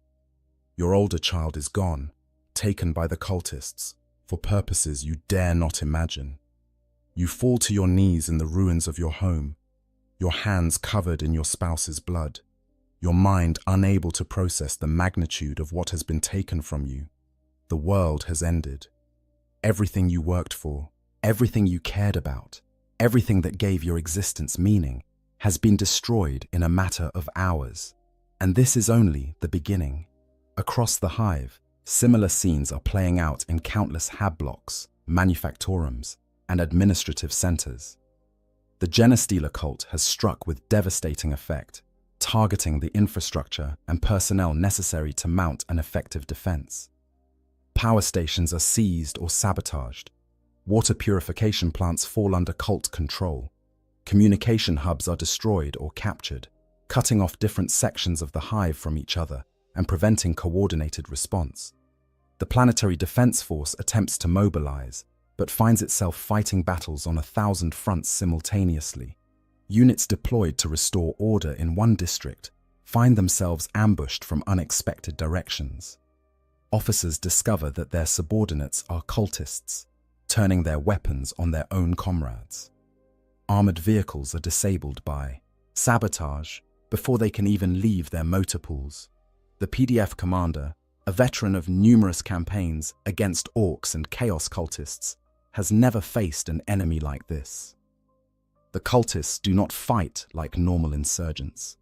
They show no fear of death, advancing into gunfire with a fanatical zeal that is unnerving even to experienced soldiers. They coordinate their actions with impossible precision, as if guided by a single will, and they seem to know the positions of PDF forces before those forces even arrive. What the commander does not know, what he cannot know, is that the cultists are indeed guided by a single will. The brood mind, the psychic gestalt that connects all members of the cult through their patriarch, allows them to function as a single organism with billions of hands. They share information instantaneously, coordinate their actions without need for vox communication, and adapt to changing tactical situations with inhuman speed. High in the spires, the governor finally accepts the truth that his advisors have been trying to make him understand. This is not a simple uprising of discontented workers. This is not even a chaos cult rebellion like those that have plagued other worlds. This is something far worse, a Xenos infiltration that has compromised the hive from top to bottom, and it is only the prelude to something even more terrible. He orders the activation of the hive's void shields, massive energy barriers designed to protect against orbital bombardment. He commands the PDF to implement martial law with extreme prejudice, authorizing the use of any force necessary to put down the uprising. He sends desperate pleas for help through every remaining communication channel, knowing they will likely go unanswered, but hoping against hope that someone will hear. And he prays. The governor is not a particularly religious man, his faith more a matter of political necessity than true belief. But now he prays with a fervor he has never felt before. He prays that the emperor will protect his people, that the Adeptus Astartes will arrive to deliver them from this nightmare, that somehow, some way, they will survive what is coming. His prayers, like those of billions of others across the hive, go unanswered. The emperor protects, the faithful say, but on this day, on this world, protection is not forthcoming. You emerge from your destroyed home, moving like a ghost through corridors that have become a charnel house. You have no destination, no plan, no purpose beyond the animal need to survive. Around you, the battle between PDF forces and cultists continues to rage, but you barely notice. You are beyond fear now, beyond horror, existing in a state of shock that shields you from the full weight of what you have experienced. You join a stream of refugees fleeing upward, seeking the imagined safety of the mid-hive levels. Thousands make the same journey, a great migration of humanity, fleeing from the violence below, hoping that the authorities above will provide protection, sustenance, salvation. But the mid-hive is little better. The uprising has not been limited to the manufactorum levels. Cultists have revealed themselves here too, and the fighting is just as fierce. The difference is that here, the PDF has managed to establish some defensible positions, creating fortified zones where non-infected civilians can shelter. You are processed by exhausted enforcers who check you for signs of infection, looking for the telltale marks of genetic corruption. You pass their inspection, more by luck than anything else, and are directed to a refugee center in a converted warehouse. The space is already overcrowded, thousands of people packed into a facility designed for hundreds. But you are grateful simply to be somewhere that offers the illusion of safety. Here, you learn the full scale of the catastrophe. The refugees share stories, each one more terrible than the last. Entire hab blocks have been taken over by the Armisuers, cultists. Manufacturing districts that employed millions have gone silent. And there are rumors, whispered in horrified tones, of things emerging from the underhive, creatures that are neither fully human nor fully xenos, monstrosities that hunt through the darkened corridors with supernatural speed and ferocity. An old woman tells you that she saw pure strains, actual genostealers, tall and terrible with 4 clawed arms and eyeless faces that somehow see everything. A manufacturum worker swears he saw a patriarch, a thing 3 meters tall and swollen with psychic power, its presence alone enough to drive men mad with fear. A former enforcer speaks of hybrids of every generation, from those who look almost human to things that should not exist, all of them working together with unified purpose. And then someone asks the question that everyone has been avoiding. Why? Why would these cultists, many of them born in the hive, many of them with families and lives just like everyone else, turn against their own kind with such violence? What could possibly motivate such complete betrayal? A man in the robes of a minor ecclesiarchy priest provides the answer, his voice hollow with despair. The cultists, he explains, worship the Tyranids as gods. They believe the hive fleet is coming to save them, to elevate them, to grant them ascension into something greater than mere humanity. They have been preparing for this moment for generations, and they genuinely believe that when the Tyranids arrive, they will be rewarded for their faithful service. The reality, the priest continues, is far darker. The Tyranids do not reward. They do not spare. They consume everything, including those who worship them. The cultists are tools, nothing more, used to weaken the hive's defenses and make the eventual consumption easier. When the Tyranids come, the cultists will die just like everyone else, their biomass harvested and repurposed like all the other organic matter on the world. This knowledge that the cultists are not only traitors, but fools who doom themselves along with everyone else, somehow makes it worse. There is no rationality to it, no logic that can be understood or negotiated with. It is simply madness, wrapped in religious fervor and directed toward an ending that can only mean death for all. You spend 3 days in the refugee center, 3 days during which the fighting continues to rage throughout the hive. The PDF makes some progress, retaking key districts and establishing secure perimeters, but the cost is staggering. Thousands of soldiers die in brutal close-quarters combat. Millions of civilians are caught in the crossfire or fall victim to the cultists' knives. And then, on the 4th day, everything changes. The Vox systems, silent for days, suddenly crackle to life with a message from the hive's defensive operations center. All citizens are to seek shelter immediately. All windows, where they exist, are to be shuttered. All non-essential personnel are to vacate the upper levels and move to hardened shelters in the mid-hive. You do not understand why. Not at first. But then you hear it. A sound that filters down through kilometers of rockcrete and steel. A sound that should not be possible to hear through such barriers. It is a sound like thunder, like the world itself groaning under impossible weight, like the sky screaming. The Tyranids have arrived. The sky burns. The first mycetic spores hit the hive's upper atmosphere, traveling at speeds that turn them into meteors, their organic hulls burning with friction heat as they plunge toward the surface. They are not elegant or subtle.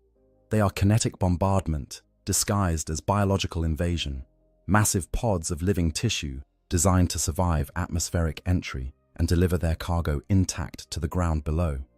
The hive's void shields, designed to protect against orbital bombardment, prove woefully inadequate against this assault.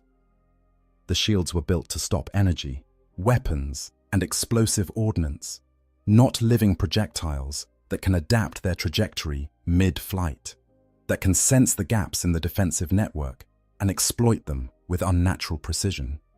The first wave consists of hundreds of spores, each one the size of a transport vehicle, each one containing either smaller organisms ready to spread throughout the hive or specialized bioforms designed to assess the defenses and identify weaknesses. They slam into the upper levels of the hive, into the spires where the nobility live, and the destruction is immediate and catastrophic. You feel the impacts even kilometers below, great shuddering jolts that make the entire structure shake, that send cracks racing through walls and ceilings. The lights flicker and fail as power conduits are severed.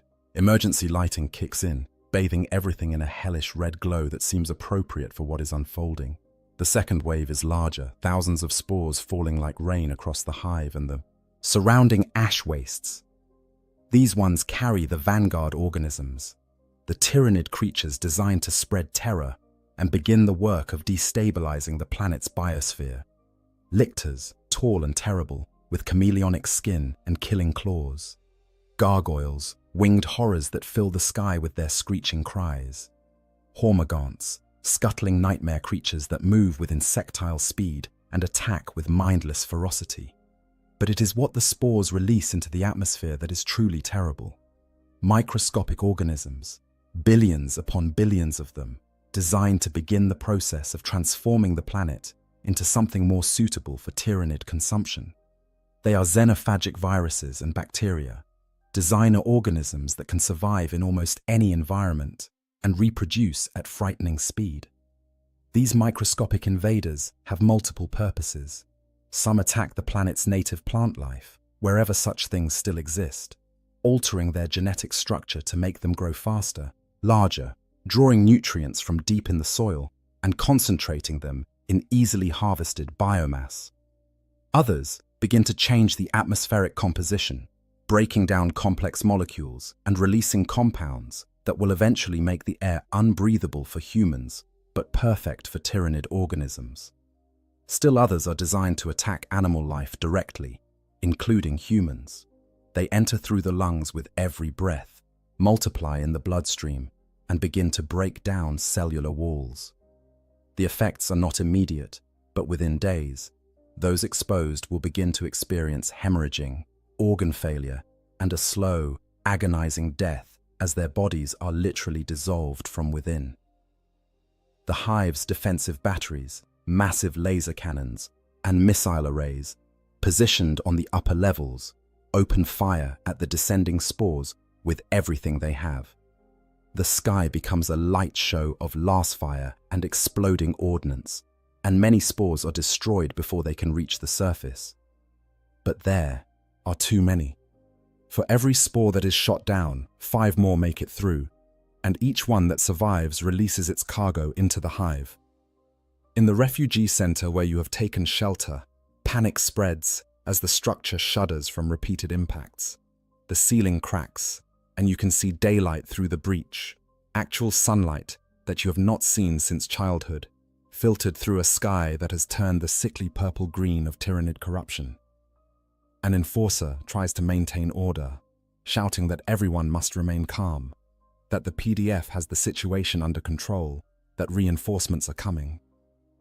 But his voice is lost in the screaming, and when part of the ceiling collapses, crushing dozens of refugees beneath tons of falling debris, what little order remained breaks down completely. You flee with the crowd, a stampede of terrified humanity pouring into the corridors beyond. You have no destination, no plan. You simply run because running feels like the only thing you can do. Around you, others do the same, and the corridors become choked with people pushing and shoving and trampling those who fall. You emerge into a larger chamber, some kind of cargo transfer station, and here you see your first tyrannid. It is a hormigaunt, standing 3 meters tall on reverse-jointed legs, its body a nightmare fusion of insect and reptile, and something else entirely alien. Its head is eyeless, but somehow it sees you, turning in your direction with predatory focus. Its scything claws, each one longer than your forearm, gleam with some kind of organic secretion that steams in the air. The hormigaunt screams, a sound that is not quite animal and not quite anything else, and charges. It covers the distance between you in heartbeats, moving with a speed that seems impossible for something its size. You throw yourself to the side, more by instinct than plan, and the creature's claws miss you by centimeters, close enough that you feel the wind of their passage. The refugees behind you are not so lucky. The hormigaunt crashes into the crowd like a scythe through wheat, its claws rising and falling in a frenzy of killing.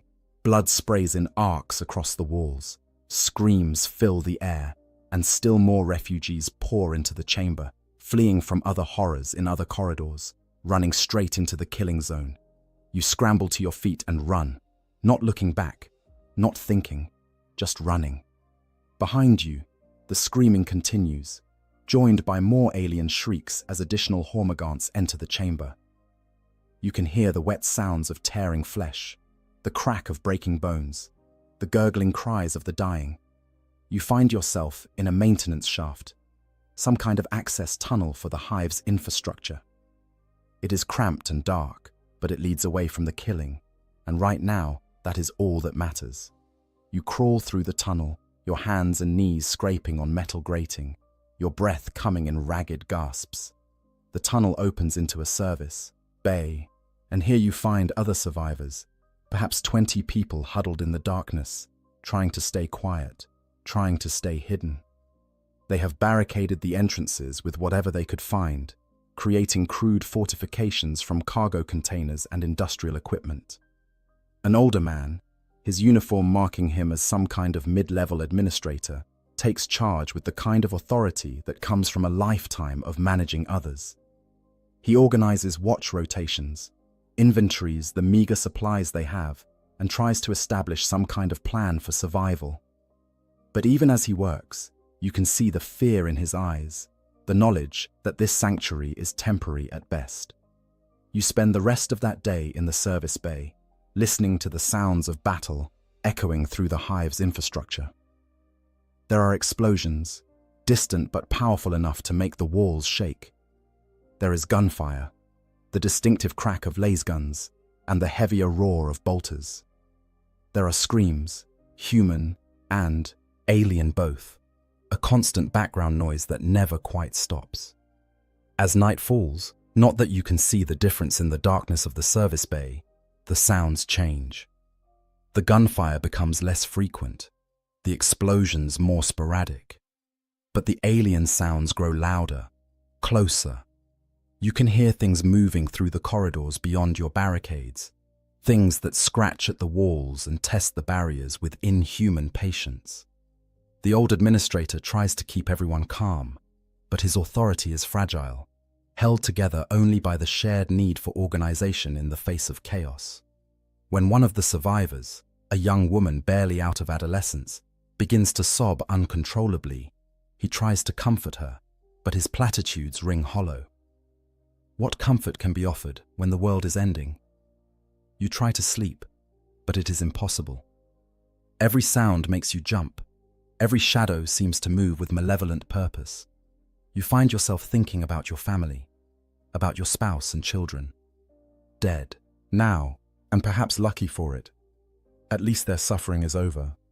You are still here, still trapped in this nightmare, and you have no idea how long you can endure it. The second day brings a new horror. The atmospheric contamination has begun to take effect.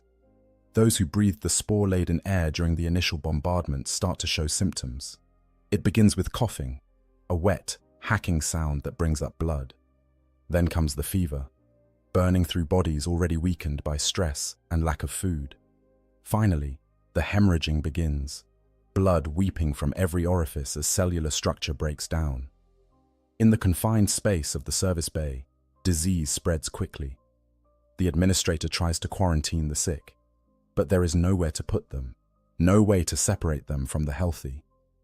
Within hours, half your group is showing symptoms. Within a day, most of them are dead, their bodies piled in a corner because there is nowhere else to put them. You are one of the lucky ones, if such a term has any meaning anymore.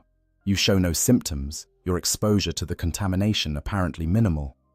But you watch others die in agony, and you know that your immunity is likely temporary. Sooner or later, the spores will find you too. Throughout the hive, this scene is repeated countless times. Millions die from the atmospheric contamination alone, their bodies dissolving from within, their deaths agonizing and inevitable. The PDF tries to distribute respirators and sealed environment suits, but there are not nearly enough to go around, and many of those they do have malfunction or are damaged in the fighting. The tyrannid organisms, meanwhile, are establishing themselves throughout the hive. Lictors stalk the corridors, their chameleonic skin making them nearly invisible, their feeder tendrils seeking out any humans they can find to drain of knowledge and nutrients. Gargoyles nest in the upper levels, using the hive's spires as roosts from which to launch attacks on PDF positions.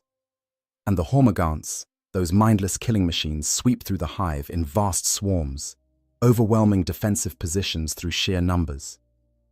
The PDF soldiers fight bravely, their laser guns cutting down dozens of the creatures, but for every hormagaunt killed, 2 more seem to take its place. The third day brings the arrival of the larger bioforms, carnifexes, massive armored creatures that serve as living tanks, smash through the hive's walls as if they were paper.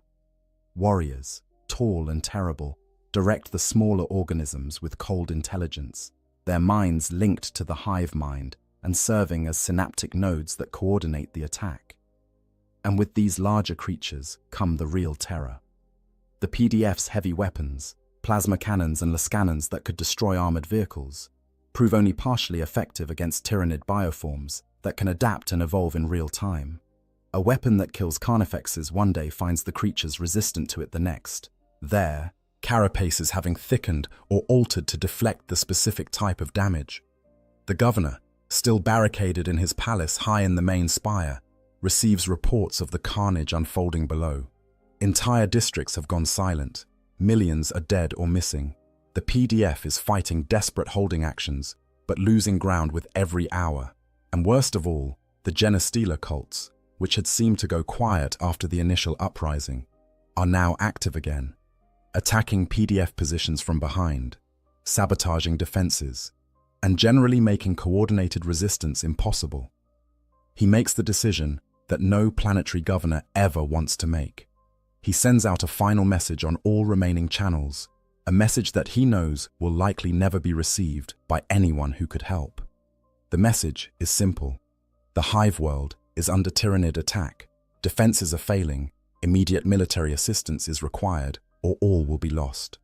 The message repeats on an endless loop, broadcast into the void on the phone. Slim hope that some passing vessel might receive it, that some Imperial Navy patrol might be close enough to intervene.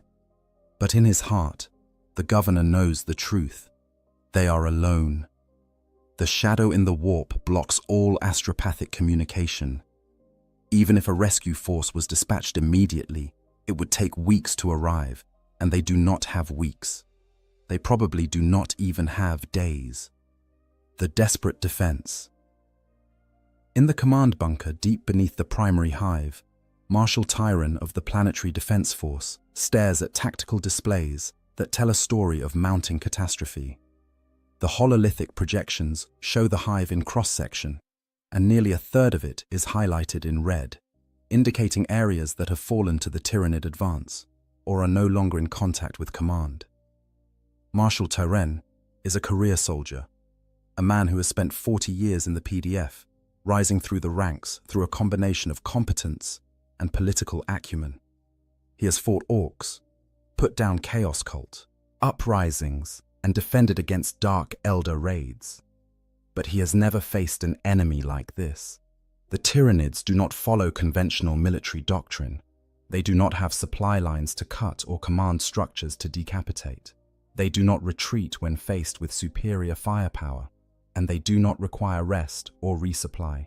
They simply advance, constantly and relentlessly, adapting to whatever resistance they encounter, and overwhelming it through a combination of numbers, adaptability, and sheer biological horror.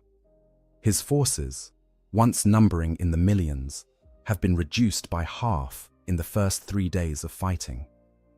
Some casualties are from combat, cut down by Tyranid claws or dissolved by the bioweapons that many of the larger organisms carry. Others are from desertion, soldiers who threw down their weapons and fled when faced with horrors their training had never prepared them for. And then there are the cultists, the Genestealer cult.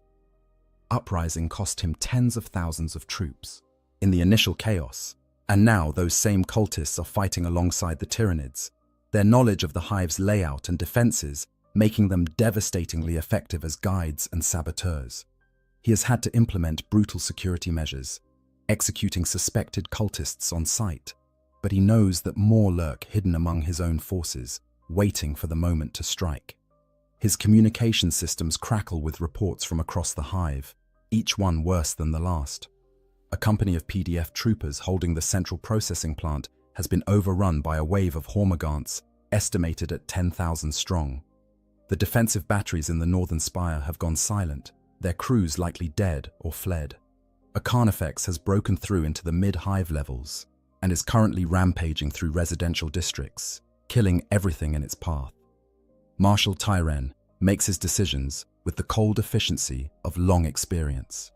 He orders a tactical retreat from untenable positions, consolidating his forces into defensible strongpoints. He authorizes the use of the hive's stockpile of promethium for mass firebombing operations, knowing that such weapons will kill civilians along with Tyranids, but seeing no alternative. He requests that all remaining reserves be mobilized, including the barely trained conscripts who were recruited from the refugee centers. But he knows, even as he gives these orders, that they are buying time at best. The Tyranids are not being defeated. They are barely being slowed. Without reinforcements, without support from off-world, the hive will fall. It is not a question of if, but when. In the mid-hive levels, PDF Sergeant Kavos leads what remains of her platoon through corridors that have become a war zone. They are down to 22 soldiers from an original strength of 50, and every one of them shows the strain of 3 days of constant combat. Their uniforms are torn and bloodstained, their eyes are hollow with exhaustion and trauma. Their hands shake when they reload their lasguns, but they are still fighting, still trying to hold the line, still attempting to create safe zones where civilians can shelter. Kavos is proud of them, even as she knows that their efforts are probably futile. They are moving through what was once a commercial district, shops and small businesses that catered to the mid-hive's middle class. Now, it is a ruin. The shops have been looted or destroyed. Bodies lie everywhere, civilians who are caught in the crossfire or targeted by cultist attacks. The air is thick with smoke from fires that burn unchecked, and the distinctive smell of death is everywhere. Kavos's Vox unit crackles with a report from the scout she sent ahead. He has found a group of civilians barricaded in a warehouse, perhaps 200 of them. But there are Tyranids nearby, a pack of Hormagaunts that seems to be hunting through the district methodically. The civilians need evacuation, but attempting it will draw the Hormagaunts' attention. She makes the decision without hesitation. They will extract the civilians. It is what they are here for, what they have sworn to do. She orders her platoon into defensive positions, setting up overlapping fields of fire, placing her heavy weapon team in a position where they can provide covering fire. The evacuation begins, civilians streaming out of the warehouse and moving toward a safer location several hundred meters away. Everything goes smoothly for the first few minutes. Then, the Hormagaunts arrive. They come around the corner in a wave of chitin and claws, moving faster than seems possible, their eyeless faces somehow tracking the humans with perfect precision. Kavos's platoon opens fire, lasguns cutting through the air in precise volleys. The first rank of Hormagaunts goes down, their bodies smoking from Lars burns, but the ones behind simply leap over their fallen kin and continue the charge. The heavy weapon team fires its autocannon, the heavy shells tearing massive holes in the Tyranid ranks. But there are so many of them, more than Kavos has ever seen in one place. She realizes with sickening certainty that this is not a hunting pack. This is a proper swarm, and her platoon has walked into the middle of it. She orders a fighting retreat, her soldiers falling back by squads while maintaining fire discipline. But the Hormagaunts are faster, and they are flanking, cutting off the escape route. Kavos sees one of her troopers go down, dragged into the mass of aliens and torn apart in seconds. Then another falls, and another. The civilians are screaming, running in panic, and the Hormagaunts follow, their killing instincts driving them toward the easiest prey. Kavos makes a decision that will haunt her for the rest of her life, however long that may be. She orders her remaining soldiers to focus their fire on the Hormagaunts pursuing the civilians, effectively using her own troops as bait to buy the civilians time to escape. It works, but the cost is terrible. Her platoon is reduced to 7 soldiers by the time the last civilian makes it to safety. 7 out of the 50 who started this mission, out of the hundreds who were in her company when the invasion began. She leads her survivors into a fortified position, a strong point that the PDF has established in what was once a transit hub. Here, she finds other units in similar condition, remnants of platoons and companies that have been ground down by constant combat. The overall commander, a major she does not recognize, is trying to organize some kind of coordinated defense, but it is clear that he is overwhelmed by the scale of the disaster. That night, Kavos and her remaining soldiers huddle in a storage room, trying to rest while they can. They speak little, each lost in their own thoughts, their own memories of comrades lost. One of her troopers, a young man who cannot be more than 18, breaks down crying, and Kavos lets him. There is no point in maintaining discipline when the world is ending. In the lower hive, where the fighting has been fiercest, entire districts have been abandoned by the PDF. The soldiers simply do not have the numbers to defend everything, and they have been forced to make brutal decisions about what can be held and what must be sacrificed. Those civilians left behind in these zones face a choice between staying put and hoping to hide from the Tyranids, or trying to flee upward to areas still under PDF control. Most choose to flee, joining the great waves of refugees that clog the hive's arterial corridors, slowing to a crawl the already difficult movement of military forces and supplies. Among these refugees, you continue to survive through a combination of luck and desperate determination. You have joined a group of perhaps 50 people, all of whom have similar stories of loss and trauma. You move together, reasoning that there is safety in numbers, though whether this is actually true remains to be seen. Your group is led by a former ganger from the Underhive, a woman named Selka, who knows the hive's hidden ways, the maintenance shafts and forgotten passages that most citizens do not even know exist. She guides you through routes that avoid both the Tyranid swarms and the PDF checkpoints, the latter because she does not trust the military to protect refugees when their own survival is in doubt. You traverse sections of the hive you have never seen before, moving through industrial zones and storage facilities, through collapsed sections where you must climb over rubble, through chambers filled with machinery whose purpose you cannot even guess. And everywhere you go, you see evidence of the catastrophe unfolding. Bodies, both human and Tyranid. Damage to the hive's structure, cracks and holes that were never there before. And the smell, the pervasive stench of death and decay that grows stronger with every hour. On the 5th day, your group encounters something that changes everything. You are moving through an old cargo bay when you hear sounds of combat ahead. Selka signals for everyone to stop, to stay quiet, and she moves forward to investigate. She returns minutes later, her face pale. Ahead, she reports, there is a PDF unit engaged in combat with Tyranids. But they are not alone. With them, fighting alongside the human soldiers, are Space Marines. This news spreads through your group like electricity. The Adeptus Astartes, the Emperor's Angels of Death, have arrived. Perhaps there is hope after all. Perhaps they can turn the tide, drive back the Tyranid invasion, save what remains of the hive. You move forward cautiously, and through the gaps in the cargo containers, you see them. They are massive, each one standing over 2 meters tall in their power armor, moving with a grace that seems impossible for such large figures. Their armor is painted in blue and white, marked with icons and honors that speak of countless battles and ancient victories. You recognize them from propaganda posters and imperial doctrine lessons. Ultramarines, the exemplars of the Adeptus Astartes, sons of the Primarch Reboot Guilliman himself. There are perhaps 20 of them, a single squad, and they are systematically annihilating the Tyranid forces arrayed against them. Their bolters speak with a distinctive crack boom, each shot placing a mass reactive shell precisely where it will do the most damage. When the Tyranids close to melee range, the Space Marines meet them with chainswords and power weapons, cutting through chitin armor as if it were paper.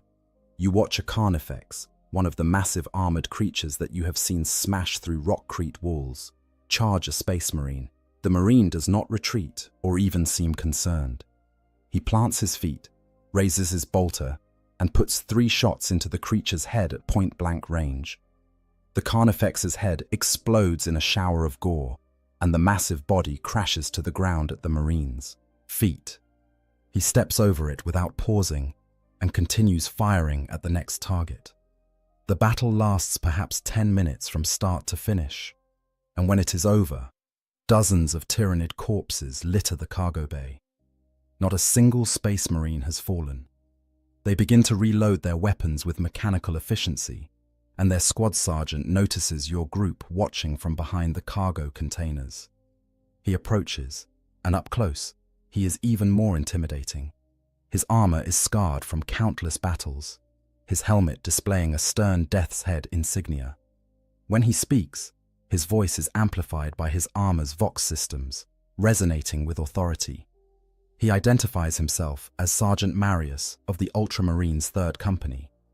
His squad was deployed to the hive when the invasion began, part of a larger force that is attempting to evacuate key personnel and establish defensive strongpoints. He informs you that there is an evacuation zone being set up in the upper mid-hive, that civilian refugees are being gathered there for potential off-world evacuation. He provides specific coordinates and directions, then warns that time is short. The Tyranids are advancing faster than anticipated, and the window for evacuation is narrowing rapidly. His squad must continue their mission, but he advises you to reach the evacuation zone as quickly as possible. With that, the Space Marines are gone, moving with purpose toward their next objective. You are left staring after them, struck by the contrast between their power and confidence and your own helplessness. But Sergeant Marius's words have given you something you had lost: purpose. There is an evacuation zone. There is a chance, however slim, of getting off this doomed world. Selka immediately begins planning the route to reach the coordinates the Space Marine provided. It will require moving back upward, traversing some of the most dangerous sections of the hive, areas where Tyranid presence is likely to be heavy. But what choice do you have? Staying here means certain death. At least if you try to reach the evacuation zone, you have a chance. Your group sets out immediately, moving as quickly as they dare through the hive's labyrinthine passages. You see more signs of the Space Marine presence, areas where defensive positions have been established, where Tyranid corpses are piled like cordwood. But you also see evidence that even the Adeptus Astartes cannot be everywhere. There are sections where the Tyranids have broken through, where civilian bodies lie testament to the failure of protection. As you climb higher into the hive, the nature of the destruction changes. Here, in the mid-hive levels, the damage is from more than just combat. The atmospheric contamination has taken a severe toll. You pass entire residential blocks where everyone died from the spore-borne plague, their bodies lying in their homes or collapsed in the corridors, blood leaking from every orifice. You also begin to see signs of something else. something that fills you with a different kind of horror. The Tyranids are not just killing, they are changing things, transforming the environment to suit their needs. You see walls that have been covered in some kind of organic growth, purple-green and pulsing with unnatural life. You see chambers where the floor has been torn up and strange, fleshy structures have been planted, already beginning to grow into something larger. These are the capillary towers in their earliest stages, though you do not know it yet. You do not understand that these strange growths are designed to eventually reach the surface, to connect with the hive ships in orbit, and pump the planet's biomass upward to be consumed and recycled. All you know is that the sight of them fills you with instinctive revulsion, with the knowledge that they are wrong, alien, an infection spreading through the hive like a cancer. On the 7th day of the invasion, you finally reach the evacuation zone. It is a massive chamber, some kind of former commercial center that has been converted into a staging area. PDF soldiers man barricades around the perimeter, and you can see several Space Marines coordinating the operation, their presence both reassuring and unsettling. There are thousands of civilians already here, perhaps tens of thousands, all waiting for transport off-world. But as you join the crowd, as you find a space to sit and rest for the first time in days, you hear the conversations around you, and your fragile hope begins to crumble. There are not enough ships. The number of vessels available for evacuation is woefully inadequate for the millions who still survive in the hive. At best, perhaps 10% of those who make it to the evacuation zone will actually be able to leave. The rest will be left behind when the Tyranids break through the defenses. The selection process, you learn, is being managed by the Space Marines and senior PDF officers. They are prioritizing based on usefulness to the Imperium. Those with critical skills, those with genetic markers indicating compatibility for Space Marine recruitment, those from noble families who might have political value, they will be saved. The rest, the common workers and refugees who have no particular value beyond their existence, will likely be abandoned. You realize with sick certainty that you fall into that second category. You were a manufactorum worker, replaceable, one of billions doing the same job on thousands of worlds. There is no reason to save you. There is no reason to give you a place on one of those precious ships. And yet, what else can you do but wait? Perhaps there will be more ships than expected. Perhaps the selection criteria will change. Perhaps through some miracle, you will be chosen. So you wait, along with thousands of others, hoping against hope for salvation that will probably never come. Meanwhile, the battle for the hive continues to rage. The collapse of civilization by the 10th day of the invasion, the pretense of organized resistance has largely collapsed. The PDF still fights in scattered pockets, and the Space Marines continue their operations. But the hive as a whole has descended into chaos. The thin veneer of imperial civilization has been stripped away, revealing the savage desperation beneath. In the lower hive levels, those areas not yet overrun by the Tyranids have devolved into anarchy. With no authority to enforce order, with no expectation of rescue or survival, humanity has reverted to its most base instincts. Gangs fight over dwindling supplies of food and water. Strong prey upon the weak. The old social hierarchies have inverted, with those who were once respected now targets for violence and theft. You hear stories from new arrivals at the evacuation zone, tales of horror that have nothing to do with the Tyranids. A refugee camp in the lower levels that descended into cannibalism when food ran out. A water reclamation plant where workers murdered each other for control of the last clean water. A noble family's palatial hab complex that was stormed by a mob. The nobility torn apart by hands hungry for revenge against years of oppression. These stories should shock you, should horrify you, but instead you feel a strange numbness. After everything you have witnessed, after all you have lost, the revelation that humans can be as monstrous as aliens feels almost expected. Civilization, it turns out, is a fragile thing, dependent on the continuity of basic services and the promise of future stability. When both are removed, when survival becomes the only imperative, the beast within emerges. The atmospheric contamination continues to worsen. The initial wave of spore-borne plague killed millions in the first days. Now, those who survived that plague face new horrors as the planet's biosphere begins to transform. The air is becoming difficult to breathe, thick with spores and chemical compounds that make every breath burn.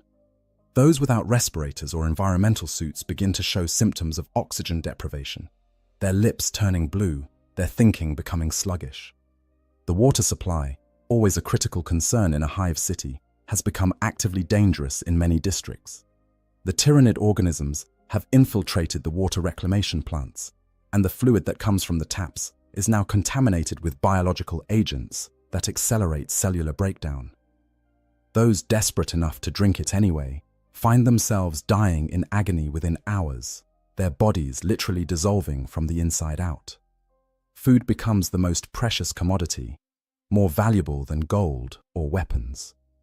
The hive's vast storage facilities are running low, their stocks depleted by the disruption of normal distribution and the enormous number of refugees concentrated in smaller and smaller areas. Fights break out over scraps of corpse starch. People kill each other for a single nutrition bar. In the evacuation zone, the Space Marines impose strict rationing, their authority absolute and their methods brutal. Those caught stealing food are executed on the spot, their bodies added to the growing pile of casualties. It is harsh, perhaps unnecessarily so, but it maintains a bare minimum of order in a situation that constantly threatens to spiral into complete chaos.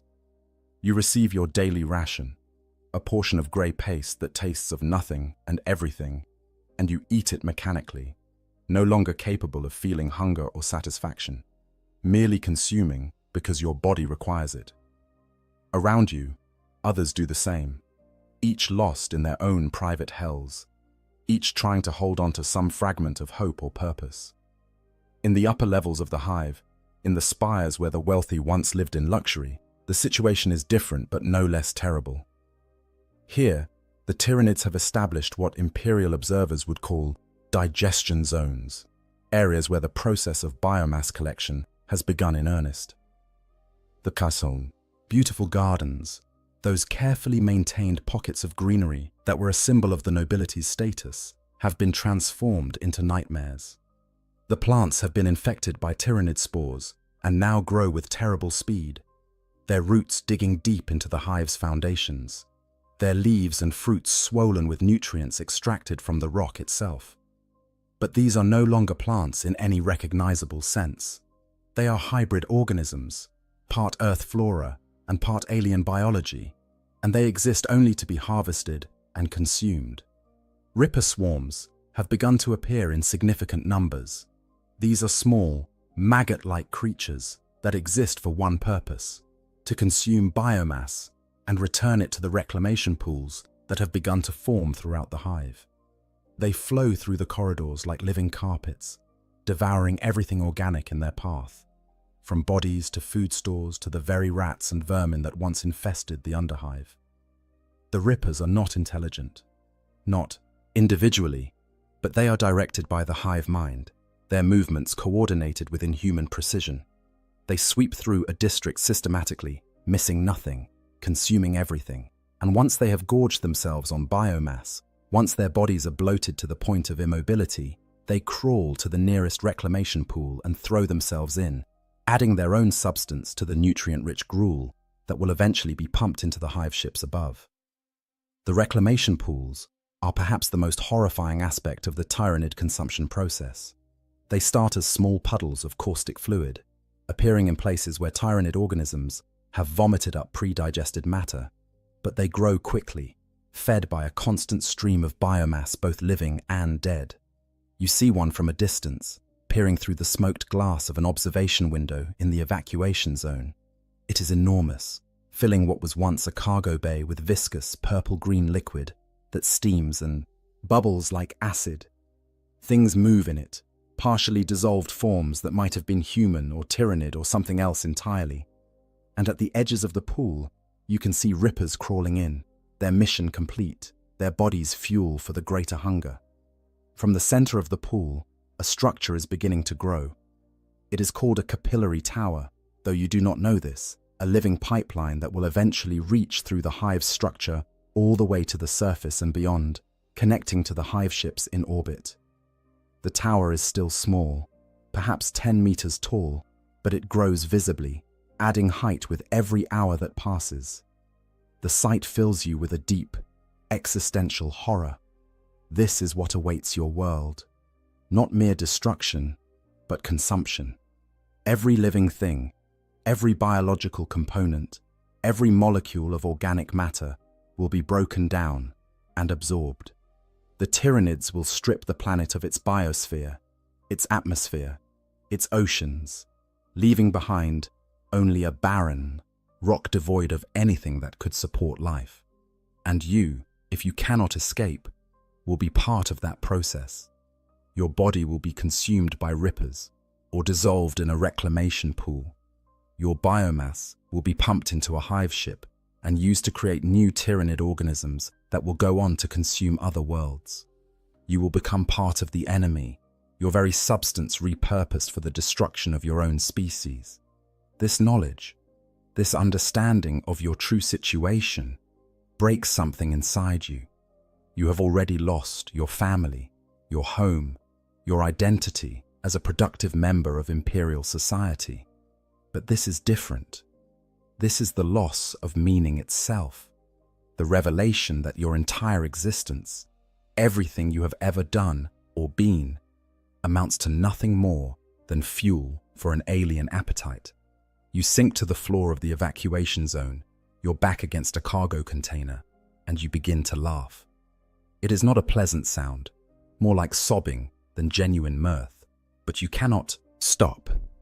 Others look at you with concern or disdain, but you do not care. Let them think you mad. Perhaps you are.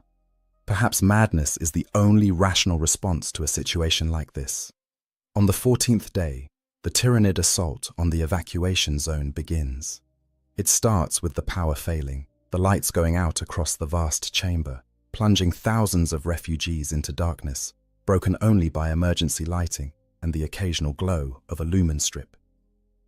Then comes the sound, a scratching and scrabbling in the walls, in the ceiling, in the floor beneath your feet. The Space Marines react immediately, their enhanced senses having detected the approach of the enemy long before normal humans could. They begin organizing the PDF soldiers into defensive positions, establishing kill zones and overlapping fields of fire. But you can see the tension in their movements, the way they check and recheck their weapons, and you understand that even they are concerned about what is coming. The first breach occurs in the eastern wall, a section of rockcrete that simply explodes inward as a carnifex crashes through it. The massive creature is followed by a tide of smaller organisms, hormigants and termagants pouring through the gap like water through a broken dam. The PDF opens fire immediately, thousands of laser guns creating a wall of energy that cuts down the first wave of attackers. But there are more behind them, always more, and the breach continues to widen as additional carnifexes hammer at the walls. A Space Marine Devastator squad, their heavy weapons positioned on an elevated platform, opens fire with their lascannons. The powerful energy beams punch through carnifex armor, dropping the massive creatures one after another. But for every one that falls, another appears to take its place. The civilians in the evacuation zone begin to panic. There is nowhere to run, nowhere to hide. You are trapped in this chamber with thousands of others, and the tyrannids are coming. The press of bodies becomes dangerous as people surge away from the fighting, crushing those who fall, trampling children and the weak. You are caught in the crowd, lifted off your feet by the pressure of bodies around you. You fight to breathe, to maintain some space, but it is impossible. You are going to die here, you realize, not from tyrannid claws, but from being crushed by your fellow humans. Then a voice cuts through the chaos, amplified by power armor Vox systems, impossible to ignore. Civilians, Hold your positions. Do not panic. The Emperor protects. It is Sergeant Marius, the ultramarine you encountered days ago. He stands in the center of the chamber, his blue armor marked with fresh damage from recent fighting, his bolter held at the ready. Around him, other Space Marines have taken up positions, creating a line of armored giants between the civilians and the Tyranid assault. There is something about his presence, about the absolute confidence in his voice, that cuts through the panic. People stop running. The crowd begins to settle, though the fear remains palpable. You find yourself able to breathe again, able to move, and you work your way toward the center of the chamber where the Space Marines are organizing the defense. The battle continues for hours. The Tyranids attack in waves, each one larger than the last, each one testing different approaches and tactics. The Space Marines and PDF hold them back through superior firepower and tactical positioning, but casualties mount on both sides. You see PDF soldiers dragged into the mass of Tyranids, see Space Marines forced to fall back as their ammunition runs low, and still the Tyranids come, an endless tide of chitin and claws, driven by a hunger that knows no satiation, guided by an intelligence that spans light years. The consumption. By the 18th day, most of the hive has fallen. The lower levels are completely overrun, transformed into grotesque feeding zones where Ripper swarms methodically consume everything organic. The mid-levels are contested territory, where desperate last stands are fought by PDF remnants and Space Marine squads. And the upper levels, including most of the spires, have become Tyranid nesting grounds, where larger organisms have established themselves. The evacuation zone has been relocated twice, each time retreating to a more defensible position as the previous location became untenable. The number of civilians has decreased dramatically, both from Tyranid attacks and from the simple fact that supply shipments from orbit have been intermittent at best. Without food and water, thousands have simply died, their bodies adding to the biomass that the Tyranids harvest. You have survived this long through a combination of luck and the pragmatic ruthlessness that emerges when survival is all that matters. You no longer feel guilt or remorse. You no longer question the morality of taking food from those too weak to defend it, or pushing past the injured to reach safety first. You have become what the situation demands, a survivor stripped of everything except the animal will to continue existing. The Space Marines have been reduced in number as well. Sergeant Marius and his squad are gone, their last reported position in a section of the hive that has since gone dark. Other squads continue to fight, but their numbers dwindle with each engagement. Even the Adeptus Astartes, for all their genetic enhancement and superior equipment, have limits. From your position in the current evacuation zone, a fortified section of the upper mid-hive, you can see through reinforced windows to the hive structure beyond. What you see is a vision of hell that will haunt you for the rest of your life. The capillary towers have grown massive, some of them reaching heights of hundreds of meters, stretching up through the hive structure like grotesque needles. They are living things, pulsing with organic fluids, their surfaces covered in sensory organs that track movement and heat. From their tops, you can see tendrils extending upward, reaching for the hive's outer shell and beyond. At the base of each tower is a reclamation pool, and these have grown to incredible size. The largest ones fill entire districts, lakes of caustic fluid that bubble and steam, that glow with a sickly bioluminescence in the perpetual twilight of the hive's interior. And the Rippers. Emperor preserve you, the Rippers are everywhere.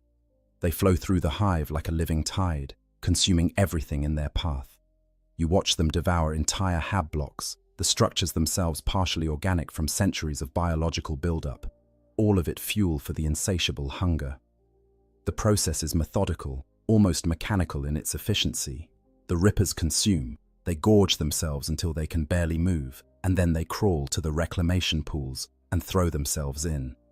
The pools break down everything, Ripper and prey alike, reducing complex biological structures to their component nutrients. And the capillary towers pump this nutrient soup upward, feeding it to the hive ships that orbit the planet. You watch as a group of humans, perhaps refugees, who were trying to flee through an area already claimed by the Tyranids, stumbles into a Ripper swarm. The creatures flow over them like water, covering their bodies completely in seconds. The screaming lasts only moments before it is cut off, and when the Rippers move on, there is nothing left but bones, stripped of every molecule of organic tissue. The horror of it is not just the death, which you have seen enough of to become numb to. The horror is the efficiency, the systematic nature of the consumption. The Tyranids are not cruel. They take no pleasure in suffering. They are simply hungry, and everything they do serves that hunger with perfect, terrible efficiency. On the 20th day, the order comes to begin final evacuation procedures. The ships that have been shuttling between the full surface and orbit will make their last runs. Those who have been selected for evacuation must board immediately. Everyone else will be left behind. The selection process is brutal. Space Marines and senior PDF officers go through the refugee population, choosing individuals based on criteria that are never explained. You watch as families are torn apart, as children are taken from parents who plead and scream and beg. You watch as valuable individuals are escorted to the loading zones, while those deemed less useful are left to fend for themselves. When they come to you, you expect nothing. You have no skills that matter, no connections, no value beyond your existence as a single human among billions. But the officer who examines you pauses, studies you more carefully, then marks something on his data slate. "You have the genetic markers we're looking for," he says. "Potential Space Marine recruitment material. You're selected." You do not feel relief or joy. You feel nothing at all. You follow where directed, moving like an automaton toward the loading zones. Around you, others who have been selected do the same, each carrying whatever meager possessions they have managed to retain. The loading zone is a converted cargo bay, massive doors opening onto a landing platform where shuttles descend from orbit to collect their passengers. The process is orderly, controlled by Space Marines who brook no arguments or delays. You board a shuttle with perhaps 60 other selected individuals, and you find a seat in the cramped passenger compartment. Through a small viewport, you can see the hive falling away as the shuttle climbs toward orbit.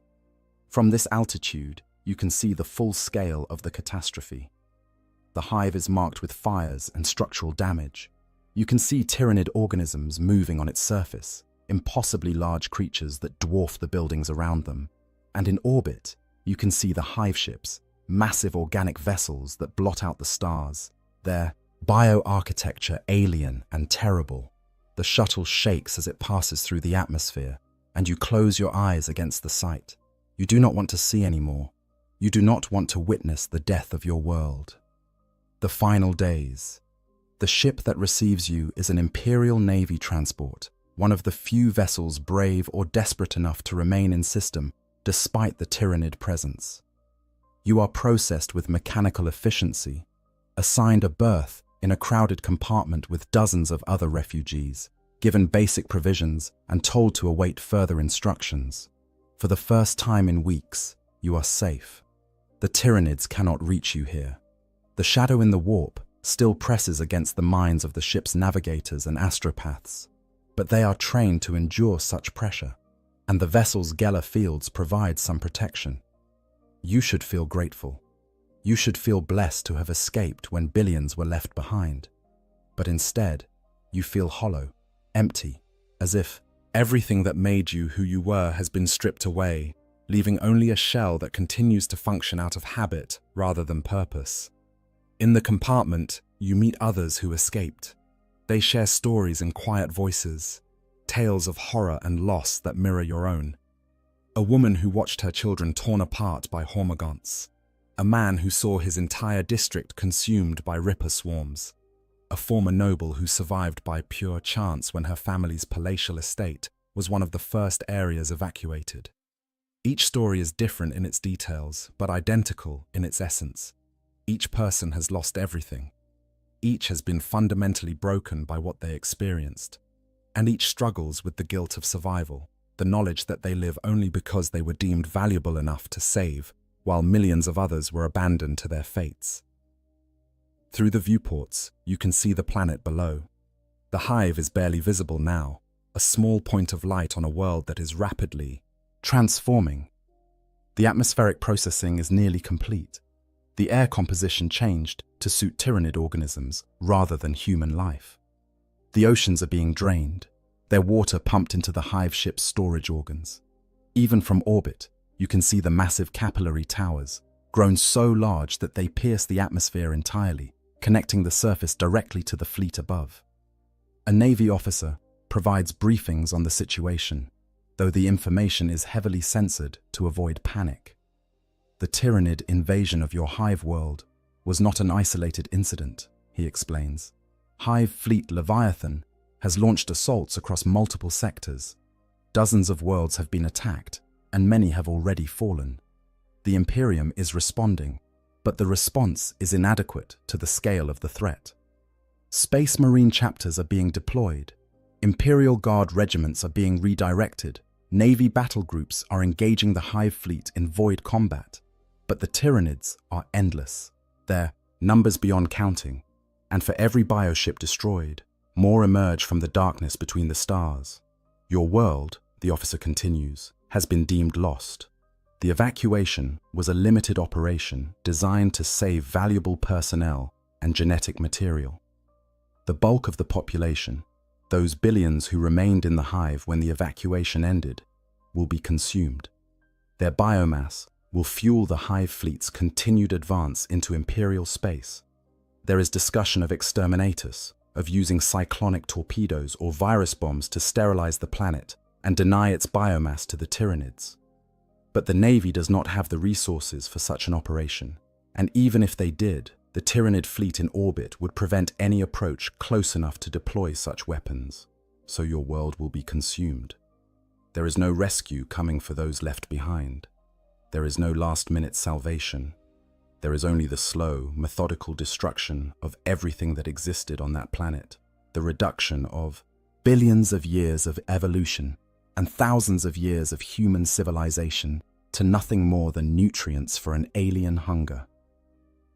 On the 27th day after the invasion began, the last capillary tower completes its growth, reaching from the deepest parts of the hive all the way through the atmosphere to connect directly with the largest hive ship in orbit. The biomass transfer begins in earnest, enormous quantities of organic material being pumped upward at terrifying speed. You watch from the transport ship as the planet begins to die. The atmosphere is stripped away first, sucked into the hive ship's storage organs to be broken down for its useful compounds. The oceans follow, visible even from orbit, as vast whirlpools form where the capillary towers draw water upward with impossible force. The hive itself begins to collapse as its foundations are consumed, as the rippers eat through support structures that have stood for millennia. You watch as entire spires topple, as kilometers-tall structures fall in clouds of dust and debris. You watch as the lights go out one by one, sections of the hive losing power as the infrastructure is devoured. And you know that people are still alive down there, millions of them, trapped in the depths, unable to escape, waiting for death that will come in the form of ripper swarms, or atmospheric depressurization, or simply starvation, as the last food supplies are consumed. You think about the ones you left behind, not your family, who died in the initial uprising, but the others in the evacuation zone, those who were not selected, who watched you board the shuttle knowing they would never have that chance. Did they survive the final assault? Did they die fighting, or were they consumed by the rippers, their biomass added to the pools? You will never know. Their fates are lost along with everything else, erased by the hunger of the great devourer. On the 33rd day, the Tyrannid fleet begins to move.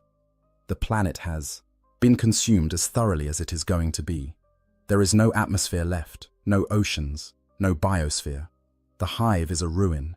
Its structure collapsed into rubble. The surface is a desert of bare rock, stripped of even the topsoil that once covered it. The hive ships, swollen with the biomass they have consumed, begin to cluster together, forming into a fleet formation. Other bioships, smaller vessels that serve various functions within the fleet, take up positions around them. And then, as you watch from the transport's viewports, they begin to move. accelerating toward the edge of the system. They leave behind a dead world. A planet that once housed 50 billion souls now supports no life at all. The cities are gone. The people are gone. The very possibility of life is gone. What remains is a tomb, a monument to the Tyranid's hunger and the Imperium's inability to protect its citizens. The transport ship begins its own journey, preparing to enter the warp and flee to safer space, the Pong. Navigators report that the shadow in the warp is beginning to lift as the Hive fleet moves away, making warp travel possible again. The ship's commander announces that they will head for a nearby fortress world, where the refugees will be processed and assigned new roles within the Imperium. You listen to these announcements with the same hollowness that has become your constant companion. You have survived. You will live to serve the Emperor in some new capacity, on some new world. You should be grateful, but gratitude requires the capacity to feel, and you are not sure you possess that anymore. Everything you were, everything you cared about, is gone. You are a ghost, a shadow of your former self, kept alive by biological momentum rather than any desire to continue. Around you, other refugees react with similar numbness. Some pray, seeking comfort in faith. Others simply stare into nothing, their eyes empty. A few talk about revenge, about joining the Imperial Guard and fighting the Tyranids, making them pay for what they took. But these are empty words, spoken more to fill the silence than from any genuine intention. As the transport ship engages its warp drives and slips into the immaterium, as the dead world falls away behind you, you find yourself thinking about the worker you used to be, the one who stood at a manufactorum press and made shell casings for bolters. That person is gone, as dead as your family, as dead as your world. What remains is something else, something new and terrible. You are a survivor of a Tyranid invasion, a witness to the consumption of an entire planet. You have seen horrors that will haunt you until the day you die, and you carry knowledge that most Imperial citizens are spared. The knowledge of just how fragile civilization is, how easily it can be stripped away, how meaningless individual life becomes when faced with a threat of such magnitude. You do not know what the future holds. You do not know where you will be sent or what you will be asked to do. But you know one thing with absolute certainty. You will never forget what happened to your world. You will carry that memory like a wound that never heals, a reminder of what was lost and why the Imperium fights so desperately against the darkness that threatens it from every direction. The transport ship travels through the warp for weeks, its Geller fields straining against the chaotic energies that press against them. You spend the time in a fugue state, barely aware of the passage of days. You eat when food is provided. You sleep when exhaustion overwhelms you, but you do not truly live. Finally, the ship emerges from the warp near a fortress world designated in Imperial records as Cadia. No, that world fell years ago. You correct yourself mentally. The ship is heading for a different fortress world, one whose name you do not recognize, in a sector you have never heard of. The refugee processing is efficient and impersonal. You are catalogued, your genetic markers recorded, your skills assessed. The officials who interview you note your selection for potential Space Marine recruitment material, but they also note your age and the psychological trauma evident in your responses. You are deemed unsuitable for Astartes recruitment, but valuable for other purposes. You are assigned to a Departamento Munitorum facility where you will work producing munitions for the Imperial Guard. It is fitting, in a way. You started your life making bolter shells, and you will continue doing so, just on a different world, in a different hive, surrounded by different people. But as you board the shuttle that will take you to your new assignment, as you look out at the fortress world below, you understand something fundamental about the Imperium and your place in it. You are replaceable. Your world was replaceable. Everything you lost could be and will be replaced by new workers, new production, new worlds. The Imperium is vast beyond comprehension, encompassing millions of worlds and quadrillions of souls. The loss of one hive world, however terrible it might seem to those who experienced it, is merely a statistic in the endless war for survival. New hives will be built, new workers will be born, and the machine will continue grinding forward, consuming lives and worlds in its desperate attempt to hold back the darkness. You are simply a cog in that machine, and if you break, another will take your place. This should fill you with despair, and perhaps it does. But it also provides a strange kind of comfort. Your suffering, your loss, your trauma, these things are individual and terrible, but they are also part of something larger. You are not alone in your grief. Across the Imperium, countless others have experienced similar losses, faced similar horrors, and continued to exist, continued to serve, because that is what is required of them. The Imperium protects, they say, but perhaps what they really mean is that the Imperium endures. Individual worlds may fall, individual lives may be snuffed out like candles in a storm, but the greater structure persists, adapting and rebuilding, continuing the eternal struggle against the manifold threats that seek to destroy humanity. Your world is gone. Your family is gone. The person you used to be is gone, but you remain, and you will continue to serve because that is what the Imperium demands and what your existence requires. In the grim darkness of the far future, there is only war, and you are a soldier in that war, whether you chose to be or not. Conclusion.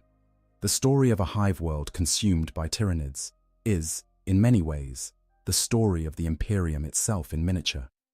It is a tale of overwhelming threat, inadequate response, terrible sacrifice, and the brutal necessity of survival at any cost. It is a reminder that in the 41st millennium, there is no safety, no guarantee of protection, and no mercy for the weak or unlucky. The Tyranids represent perhaps the most existential threat that humanity faces in this dark age. They cannot be reasoned with or negotiated with. They do not seek territory or resources in any conventional sense. They simply hunger, and that hunger will not be satisfied until every world has been stripped bare, every living thing consumed and repurposed for the great devourer's endless advance. For those who experience a Tyranid invasion firsthand, the psychological impact is profound and permanent. The survivors carry scars that will never heal, knowledge of horrors that most Imperial citizens are mercifully spared. They have seen the fragility of civilization, felt the helplessness of facing an enemy that views them as nothing more than food. But they also embody one of the Imperium's greatest strengths, the ability to endure, to survive, to continue existing in the face of overwhelming horror. They are living testimony to humanity's resilience, proof that even the worst catastrophes cannot entirely extinguish the human spirit. The hive world that was consumed no longer exists. Its billions of inhabitants are gone, their biomass recycled into new Tyranid organisms that even now are approaching other worlds, bringing the same terror and destruction to new victims. The planet itself is a dead rock, devoid of atmosphere or life, a monument to the price of the Imperium's war for survival. But the Imperium endures. New worlds will be colonized, new hives will be built, and the cycle will continue. The war against the Tyranids, like all the Imperium's wars, has no ending in sight. It is simply the reality of existence in the 41st millennium, a reality that must be accepted and endured because the alternative is extinction. For you, the survivor, there is no going back to what was. There is no recovery, no return to normalcy. There is only moving forward, carrying your scars and your trauma, serving the Emperor, because that is what is required, because that is all that remains. In the end, the story of a hive world being consumed by Tyranids is not about heroism or victory. It is about survival in its most basic, brutal form. It is about the price that must be paid when humanity faces threats of such magnitude that individual lives become meaningless statistics. And it is a reminder that in the grim darkness of the far future, hope is a luxury few can afford, and survival is the only victory that truly matters. The Emperor protects, they say, but sometimes protection means simply continuing to exist when everything you love has been destroyed. Sometimes it means carrying the burden of survival when death would be easier. And sometimes it means accepting that your suffering has meaning only as part of a greater struggle that spans the stars and will continue long after you are gone. This is the truth that survivors of tyrannid invasions must live with. This is the price they pay for their continued existence. And this is why their stories, however terrible, must be remembered and understood. Because in knowing what they endured, we better understand the nature of the threats that the Imperium faces and the terrible necessity of the sacrifices that must be made to ensure humanity's continued survival in a universe that offers only war, death, and the faintest hope of enduring one more day. Thank you for watching this exploration of life on a hive world during a tyrannid invasion. If you found this informative, please consider liking this video and subscribing to the channel for more deep dives into Warhammer 40k lore. The Emperor protects, and your engagement helps support the continued production of this content. Until next time, may your faith in the God Emperor never waver. In the grim darkness of the far future, there are few things more dangerous than the collision of radically different forces. The galaxy of Warhammer 40,000 is filled with countless horrors, each unique in their methods of spreading destruction across the stars. But when you take one of the most brutal, simplistic races in the galaxy and give them access to one of the most sophisticated, warp-corrupted weapons of war, you create a scenario that defies easy prediction. Today, we're exploring one of the most fascinating and horrifying what-if scenarios in the Warhammer 40k universe. What happens when orcs capture a sorcerer dreadnought? This is not a simple question of one army looting another's equipment. This is a fundamental clash between two entirely different realities. On one side, you have the orcs, a race whose technology functions through sheer collective belief and whose psychic gestalt field makes the impossible possible. On the other, you have a chaos dreadnought piloted by a corrupted psyker, a walking tomb that houses both a tortured sorcerer and often a bound demon, all wrapped in armor covered with blasphemous runes and warp-tainted technology. When these two forces meet, when greenskin ingenuity collides with demonic possession, the results are as unpredictable as they are catastrophic. To understand what happens in this scenario, we need to examine multiple layers of complexity. We must understand the orcs and their unique relationship with technology, the nature of chaos dreadnoughts, and what makes sorcerer variants particularly dangerous, and the fundamental incompatibility between the Weigaj psychic field and the corruption of chaos. Only by understanding all these elements can we truly grasp the horror, the comedy, and the absolute devastation that unfolds when an orc mechboy gets his hands on a demon-possessed war machine, piloted by a 10,000-year-old sorcerer. The stage is set for disaster on a scale that only Warhammer 40k can provide. Let us begin. Understanding orc technology and looting culture. Before we can understand what happens when orcs capture a sorcerer dreadnought, we must first understand the greenskins themselves and their utterly unique relationship with technology. The orcs are one of the most successful species in the galaxy, not because of sophistication or planning, but because of their sheer adaptability and their genetic programming as weapons of war. The orcs were created millions of years ago by the ancient race known as the Old Ones, engineered as biological weapons during the war in heaven. What makes them so successful is not just their physical prowess or their love of combat, but the fact that every orc carries within their genetic code the accumulated knowledge of their entire species. This manifests most clearly in the Odd Boys, specialized orcs, who are born with instinctive knowledge of specific tasks. Among these, The mech boys are perhaps the most important to Orc society, as we know it. Mech boys are not engineers in any conventional sense. They do not study, they do not learn through trial and error in the way other races might. Instead, they simply know how to build things. This knowledge is encoded in their DNA, passed down from the brain boys who originally created the Orc species. A mech boy will look at a pile of scrap metal and instinctively understand how it can become a functional weapon or vehicle. They work by feel, by intuition, hammering and welding and bolting pieces together until they have created something that, by all rights, should not work at all. And here is where things get truly strange. Orc technology is famously unreliable when handled by other races. Imperial forces who have captured Orc weapons often find them to be crude, poorly assembled, and in some cases, physically impossible. A shooter might be little more than a metal tube with a trigger mechanism that has no clear path for the ammunition to travel. A truck might have an engine that is missing critical components, or wheels that are not properly attached to any drivetrain. By all logic, by all physical laws, these things should not function, yet they do. And they function because of the way. The way is one of the most important concepts in understanding Orc society and technology. It operates on 3 levels simultaneously. First, it is the massive military campaigns that Orcs undertake when enough of them gather under a powerful war boss.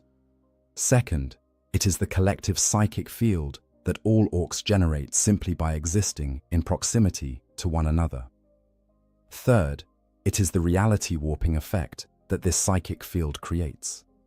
This third aspect is crucial to understanding Orc technology.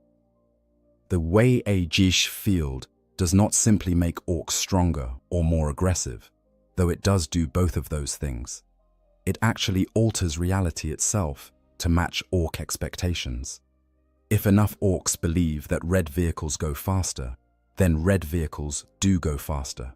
If Orcs believe that a particular gun should work, then it works, regardless of whether its construction actually makes any sense. The Adeptus Mechanicus has studied this phenomenon extensively, and their findings are both fascinating and deeply disturbing to their religious sensibilities. During the War of the Beast, tech priests observed that Orc weapons would only function when held by Orcs themselves. When a human tried to fire a looted Orc weapon, it would often fail to operate entirely. The same weapon, in the hands of an Orc, would function perfectly. This suggests that the Way-a field provides something that other races would call a machine spirit, a psychic animating force that makes the physically impossible into functional reality. This brings us to the Orc practice of looting. Orcs are natural scavengers and looters. In fact, looting is so ingrained in Orc culture that there is an entire specialized caste dedicated to it. The looters are Orcs who follow the battlefield like vultures, stripping anything valuable from the wreckage of battle. They prize enemy weapons and vehicles above all else, seeing them as proof of their victories and as useful components for future projects. The process of looting is not subtle. When Orcs find a functional enemy vehicle, they do not carefully disassemble it to understand its function.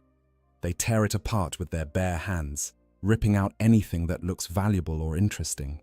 Weapons are pulled from their mounts, armor plates are torn free, and internal components are extracted without any regard for how they might be connected to other systems.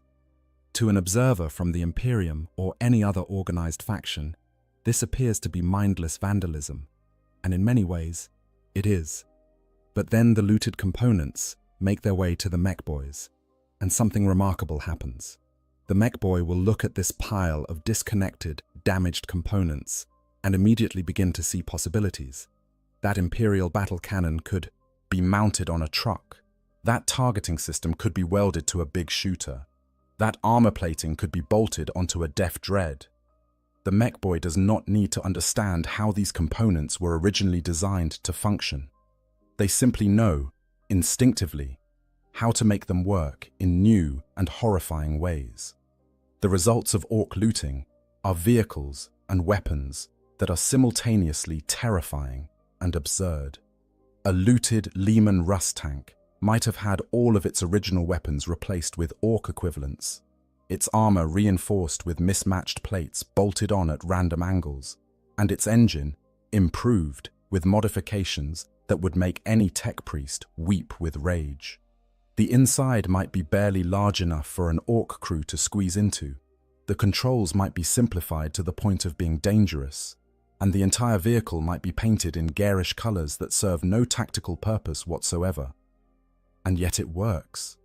It works because the Orcs believe it works. The WAG field fills in the gaps, makes the impossible connections, provides the missing components through sheer psychic will. The tank might be slower and less accurate than its Imperial counterpart, but it is also bigger, louder, and more likely to explode in a satisfying manner when it finally does break down. Looted vehicles are particularly prized by the Death Skulls clan, who have elevated the practice to an art form. Death Skulls Orcs can often loot a vehicle, repair it with scavenged parts, and then use it in battle during the same campaign from which they stole it. This requires an impressive level of both audacity and mechanical intuition, even by Orc standards. The Death Skulls paint everything they own blue because they believe blue is the luckiest color, and their belief makes it so. The scale of Orc looting can be truly staggering.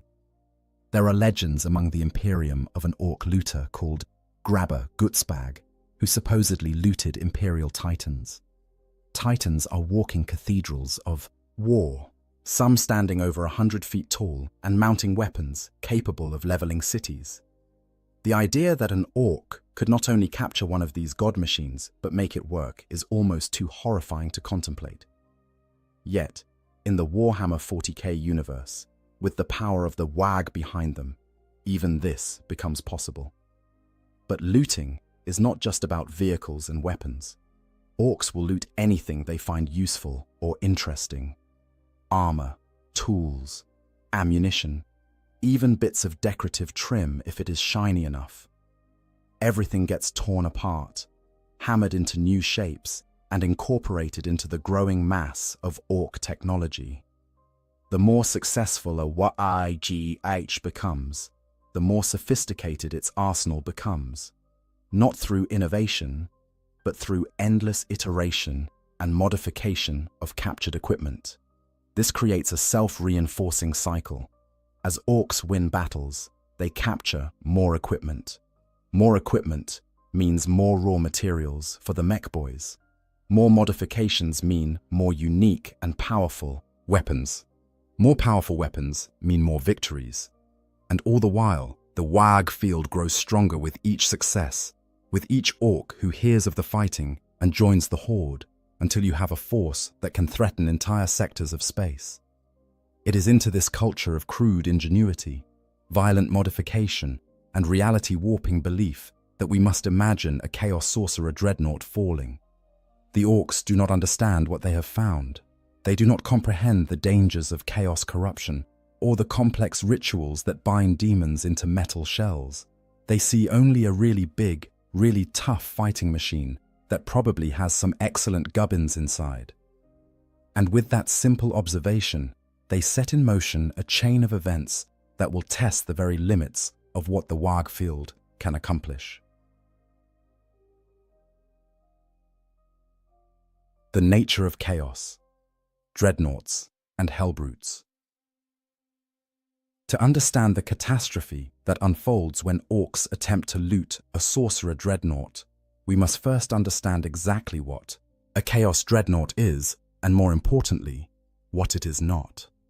These walking tombs of rage and madness represent one of the most tragic fates that can befall a Chaos Space Marine, a punishment that makes death seem like mercy. During the Great Crusade and the Horus Heresy, the traitor legions possessed dreadnought technology identical to that of their loyalist brothers. When a space marine was mortally wounded but still valuable to their legion, they could be interred within a dreadnought sarcophagus, their broken bodies sealed within a walking war machine that would allow them to continue fighting for millennia. For the loyalist space marines, this is considered a great honor. a chance to serve the Emperor even beyond death. The ancient warriors who pilot these machines are revered as heroes, their wisdom sought out, and their presence on the battlefield seen as a blessing. For Chaos Space Marines, the experience could not be more different. After the Horus Heresy, when the traitor, legions fled into the Eye of Terror and other warp-corrupted regions of space, the knowledge required to properly construct and maintain dreadnoughts began to fade. The rituals of care, the technology of stasis that might have allowed entombed warriors to sleep peacefully between battles, the medical expertise required to keep a brain alive within a sarcophagus for thousands of years, all of this was lost or deliberately discarded. Worse, the very nature of chaos began to warp and corrupt the dreadnoughts themselves. This corruption gave birth to what are now known as Hellbrutes, the most common form of Chaos Dreadnought. A Hellbrute is not just a machine with a pilot.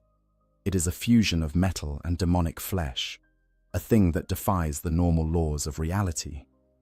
The warrior inside the sarcophagus does not sleep between battles.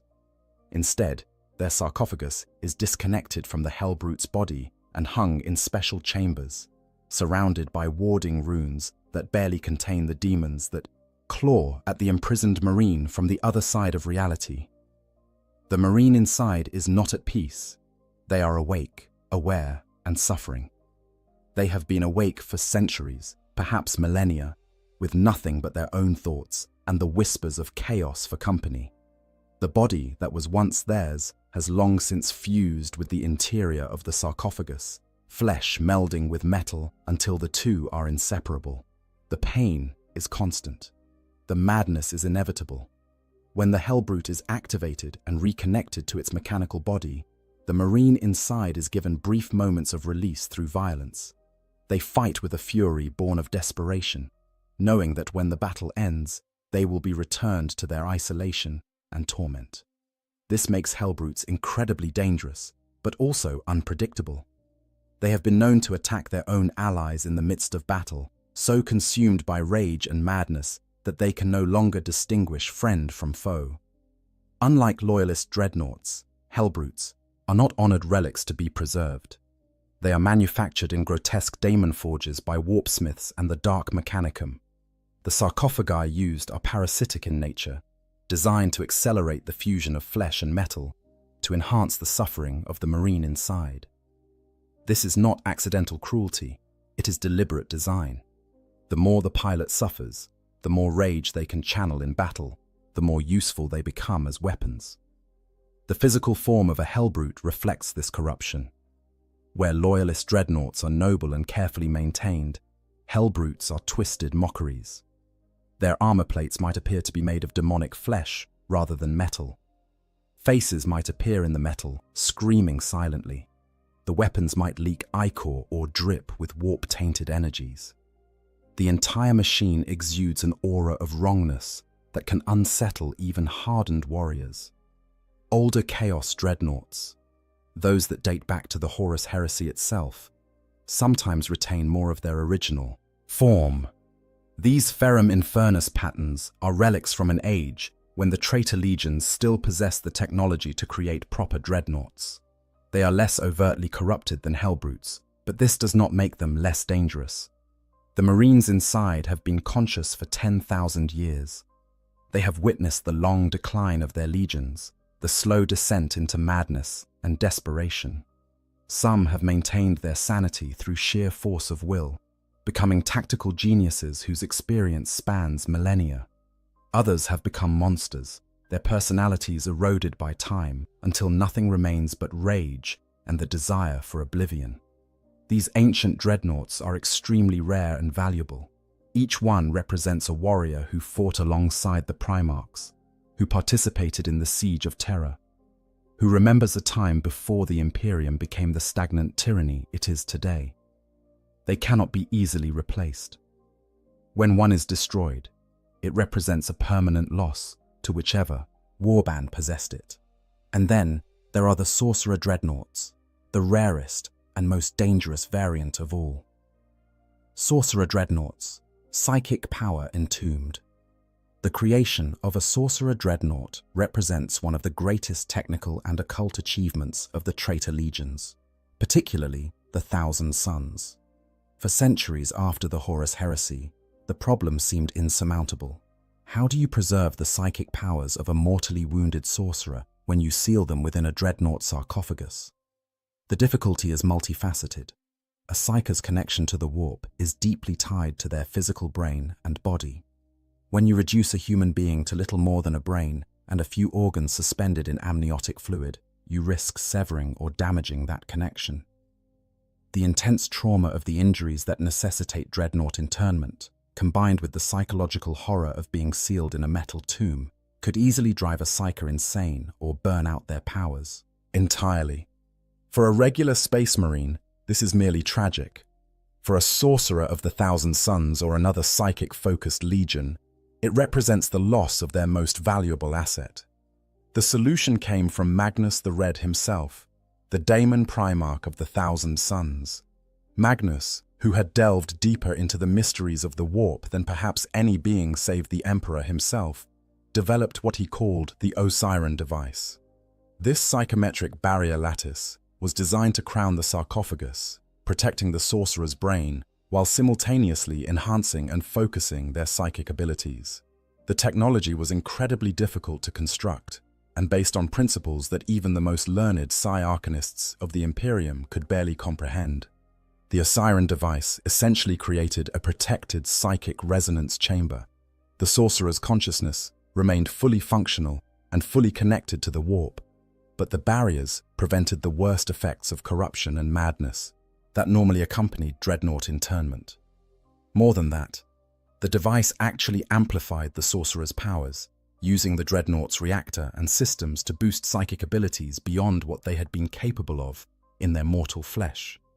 The result was the Osiren Pattern Contemptor dreadnought, a war machine that combined all the firepower and durability of a Contemptor chassis with the reality warping abilities of a powerful sorcerer. These dreadnoughts could wield force weapons, massive blades that channeled psychic energy with devastating effect. They could cast the full range of psychic powers, from bolts of warp lightning to mind-crushing telepathic assaults. They were, in every sense, mobile psychic artillery platforms wrapped in tons of ceramite armor. Magnus, generous in his scholarly enthusiasm, shared the design of the Osiren device with other legions. The Blood Angels, with their own tradition of psychically gifted warriors, made use of it. The Grey Knights, when they were founded, incorporated similar technology into their own sacred dreadnoughts. But it was the Thousand Sons who made the most extensive use of these machines, seeing them as the perfect way to preserve their most powerful sorcerers. After the Thousand Sons turned to chaos and became embroiled in the machinations of Tzeentch, these sorcerer dreadnoughts took on an even more sinister aspect. The psychometric barriers that had once protected against madness now contained and focused corruption. The sorcerers inside were no longer merely powerful psychers. They were conduits for the raw energies of the warp, channels through which demonic entities could exert influence on reality. Their armor became covered in blasphemous runes and sigils, each one a focal point for dark rituals and forbidden sorcery. A Chaos Sorcerer dreadnought is not simply a pilot in a machine. It is a walking convergence of multiple dangerous elements.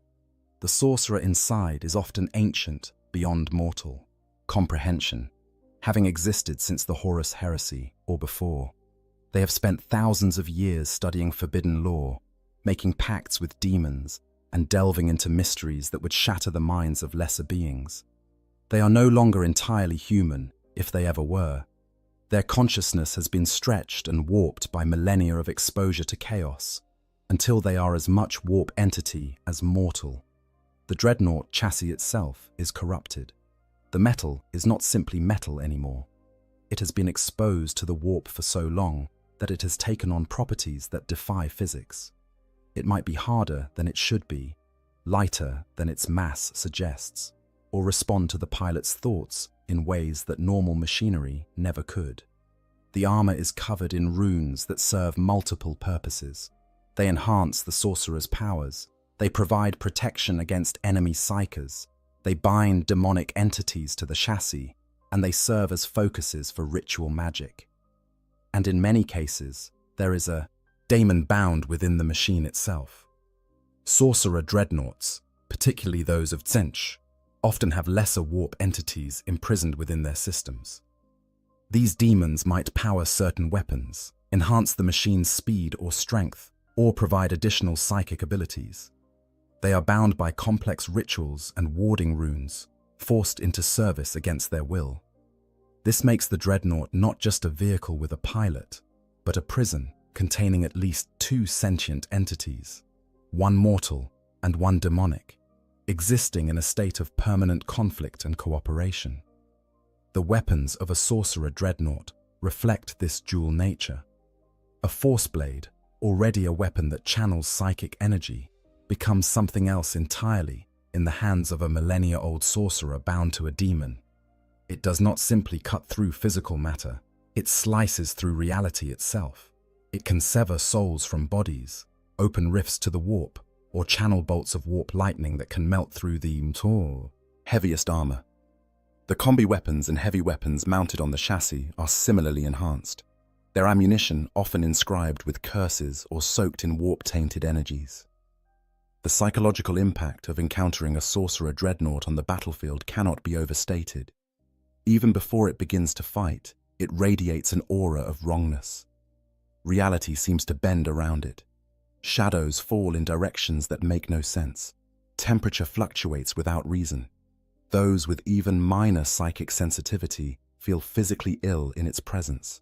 And when it speaks, which it rarely does, its voice carries the weight of the warp itself, sometimes speaking in multiple voices simultaneously, as if the demon within is contributing to the conversation. In combat, a sorcerer dreadnought is a terrifying sight. It might stride forward through enemy fire, its force blade crackling with eldritch energy, while simultaneously casting psychic bolts at distant targets. It could summon warp phenomena, creating zones of unreality where the laws of physics no longer apply. It might perform ritual magic in the midst of battle, speaking words of power that cause reality to tear and demons to manifest, all while shrugging off weapons fire that would destroy normal vehicles. The Thousand Sons in particular prize their sorcerer dreadnoughts, seeing them as honored repositories of knowledge and power.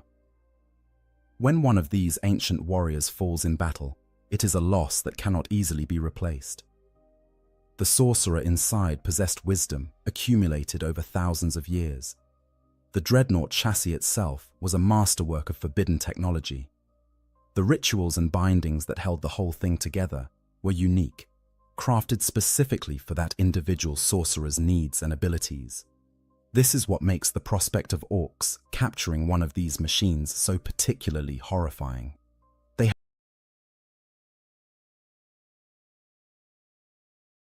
no understanding of what they are dealing with, not comprehend the psychometric barriers, the warding runes, the bound demons, or the psychic resonance chambers. They see a big, tough fighting machine with lots of dakka and some spiky bits that look quite flash. And they immediately set about improving it with orc technology, utterly oblivious to the catastrophe they are about to unleash. The moment of capture, how it happens. For an orc warband to capture a chaos sorcerer dreadnought, a very specific set of circumstances must align.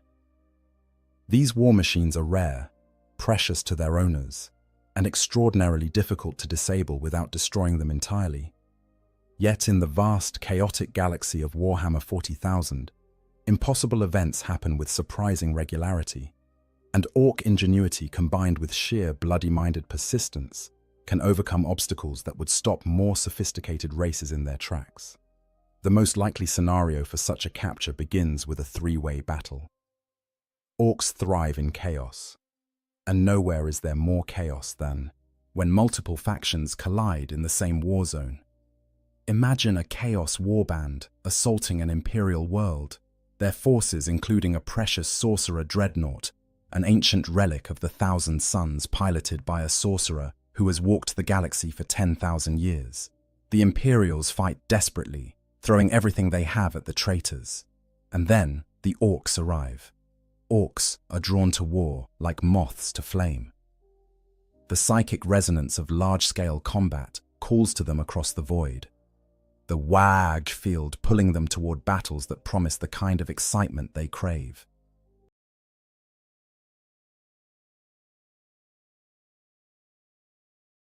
When they detect a major engagement, carefully assess the tactical situation or determine which side they should support. They simply attack whoever looks like they will provide the best fight. In a three-way battle, this usually means attacking everyone. The Sorcerer Dreadnought, ancient and powerful, carves through Imperial lines like a scythe through wheat. Its force blade splits tanks in half. Its psychic powers tear through ranks of guardsmen, making their heads explode or driving them insane with visions of horrors beyond comprehension. Its heavy weapons reduce bunkers to rubble.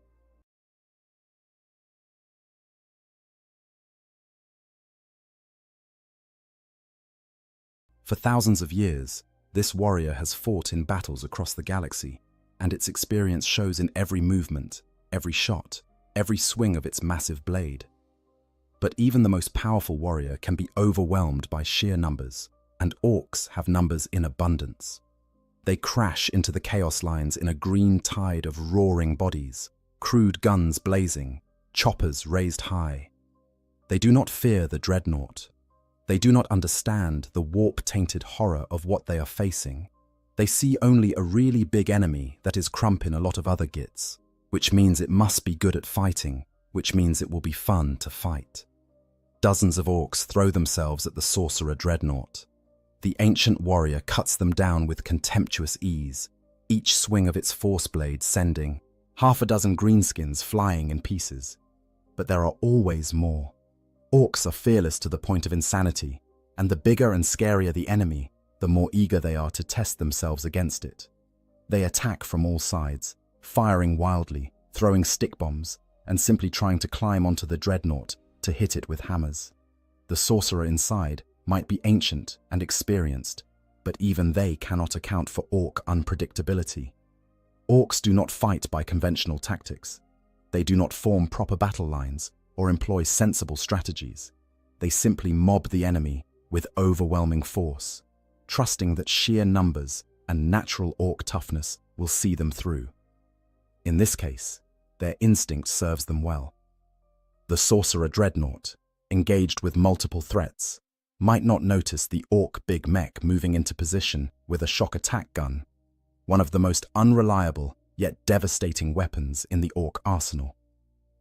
Or perhaps a mob of tank busters has positioned themselves with their rockets, waiting for the perfect moment. Or maybe a particularly cunning Orc war boss has realized that if they can damage the Dreadnought's legs, it will topple and be easier to loot. The critical hit, when it comes, is almost certainly accidental. Orc weapons are not known for precision, but when you are firing thousands of rounds at a target, statistical probability eventually works in your favor. A rocket might strike the Dreadnought's leg joint at exactly the wrong angle, severing critical hydraulics. A shock attack gun might malfunction in just the right way, teleporting a handful of angry snotlings directly into the Dreadnought's engine compartment, where they wreak havoc on delicate systems. A lucky shot from a big shooter might penetrate a viewing slit and damage optical sensors. The Sorcerer Dreadnought stumbles. It tries to right itself, ancient gyroscopes compensating for the damage, but the Orcs are already swarming over it. They pull at cables, hammer at armor plates, and generally tear at anything that looks like it might be important. The sorcerer inside unleashes psychic fury, casting spells that would level buildings and incinerate entire squads of normal enemies. Flames erupt from the ground. Lightning arcs between orcs. Some of the greenskins simply explode into clouds of spores as their brains are turned to mush by telepathic assault. But orcs are partially resistant to psychic attack through the sheer density of their WAAG field.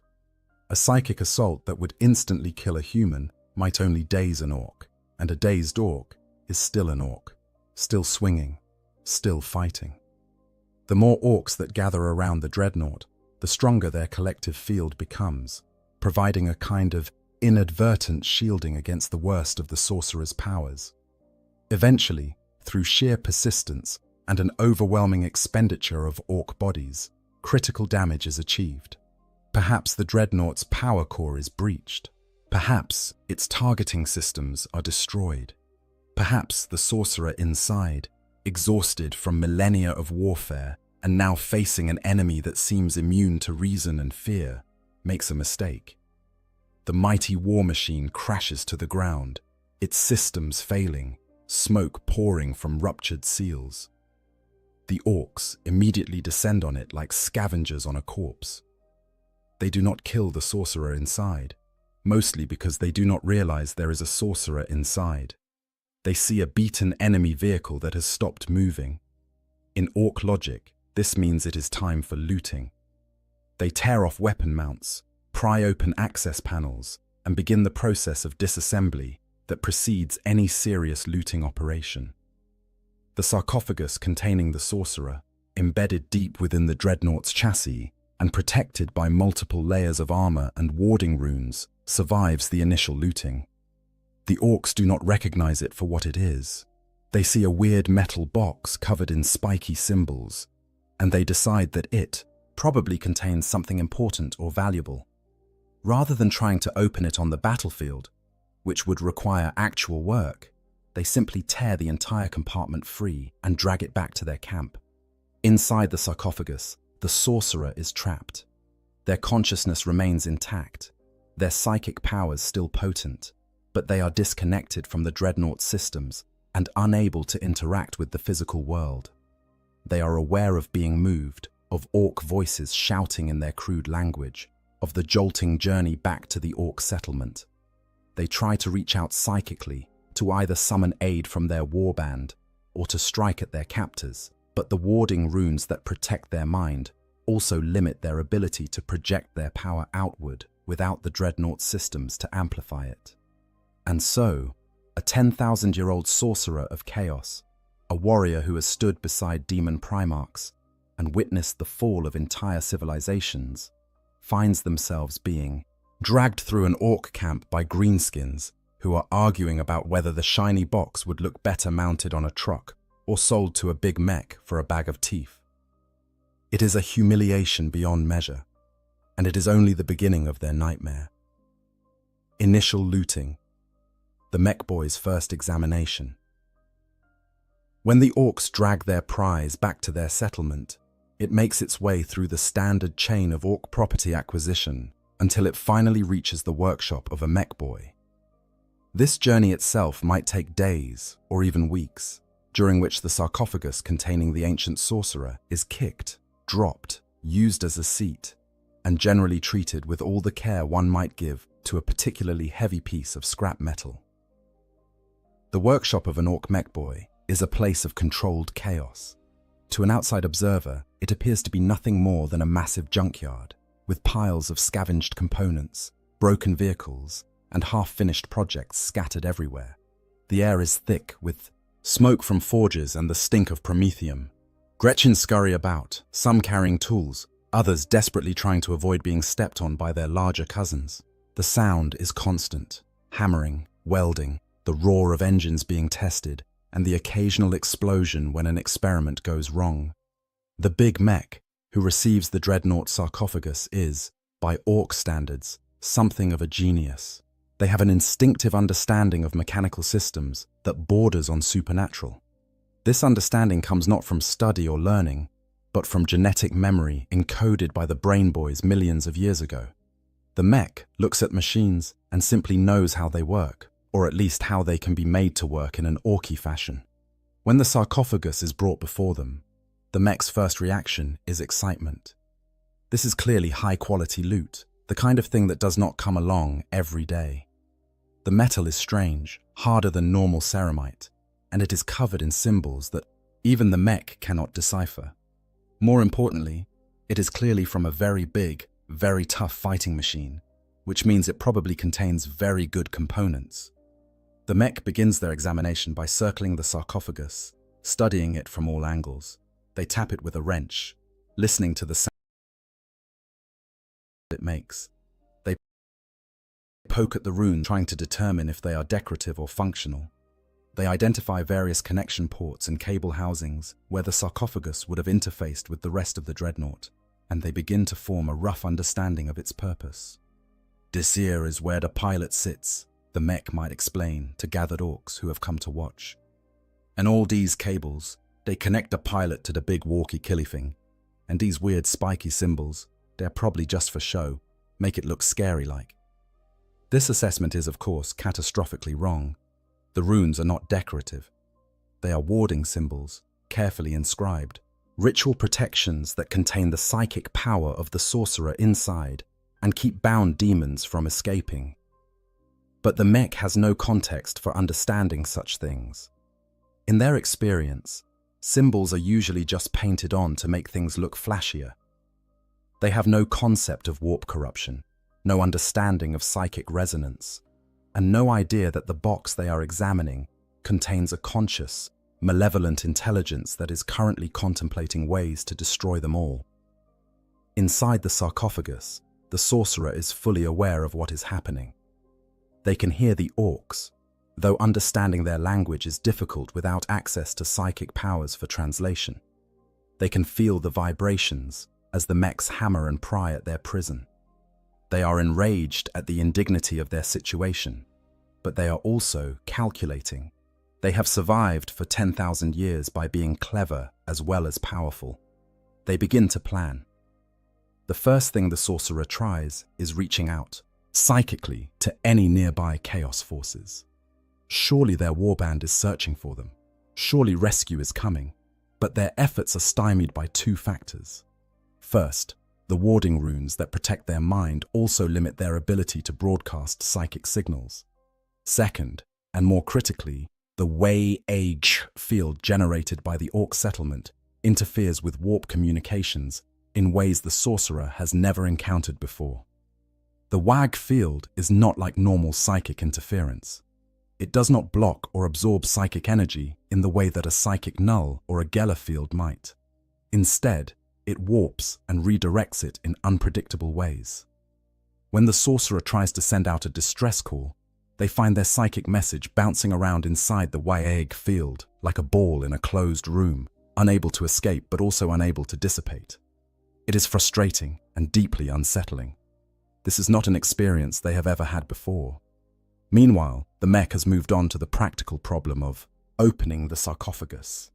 There are sealed access panels and what appear to be locking mechanisms, all covered in more of those confusing symbols. The mech could try to carefully unlock these systems, following the proper procedures. But that would require patience and attention to detail, two qualities that orcs are not known for possessing. Instead, the mech takes a more direct approach. They grab the biggest power tool in their workshop, a device that might charitably be called a plasma cutter, and begin trying to cut through the sarcophagus's outer shell. The tool roars to life, sending a jet of superheated plasma against the ancient metal. The metal, forged in the demon forges of the Eye of Terror, and harder than adamantium, resists the cutting beam. But the mech is persistent, and they begin to make progress, slowly burning through layers of armor. As the mech cuts, they inadvertently begin damaging the warding runes. Each rune served multiple purposes: protection for the Shetsis, sorcerer's mind; containment for psychic energy; binding for any demons associated with the machine. As the runes are cut through or burned away, these protections begin to fail. It is not a catastrophic failure, not yet, but cracks are forming in the system. The sorcerer feels the wards weakening and sees an opportunity. If they can time this correctly, if they can wait for the right moment, they might be able to break free and wreak havoc on these green-skin primitives.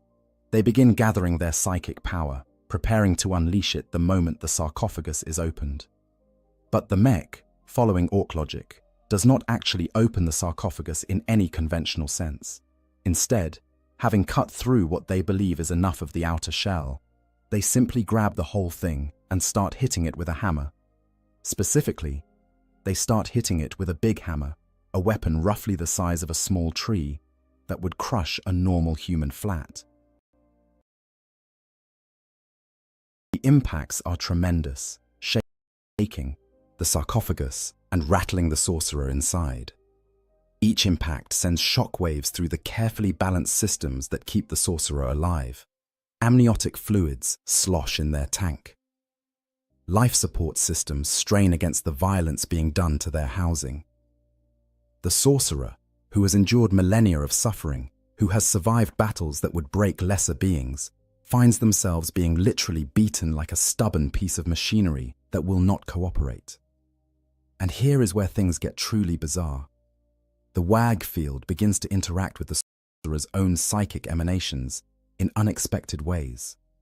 The sorcerer is radiating frustration, anger, and malevolent intent, all of which are psychic energies. The WAG field, which responds to orc expectations and beliefs, begins to incorporate these energies into its reality-warping effects. The result is that the sarcophagus does not respond the way it should to the mech's efforts. Systems that should have failed catastrophically under such abuse somehow keep functioning. Seals that should have ruptured hold just long enough.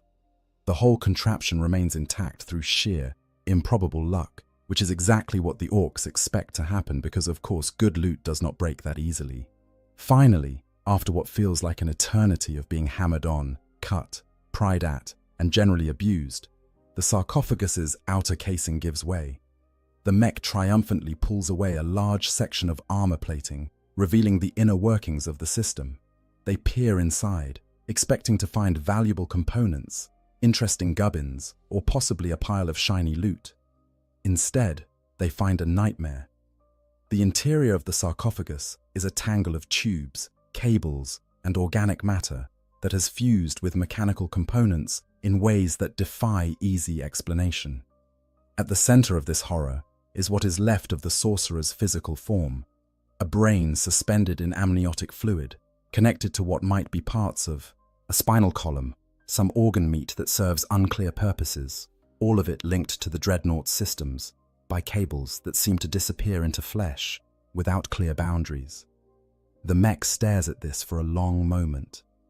In their experience, vehicles should not contain this much squishy bits. Even orc vehicles, which sometimes incorporate living squigs for various purposes, maintain a clear distinction between the biological and the mechanical.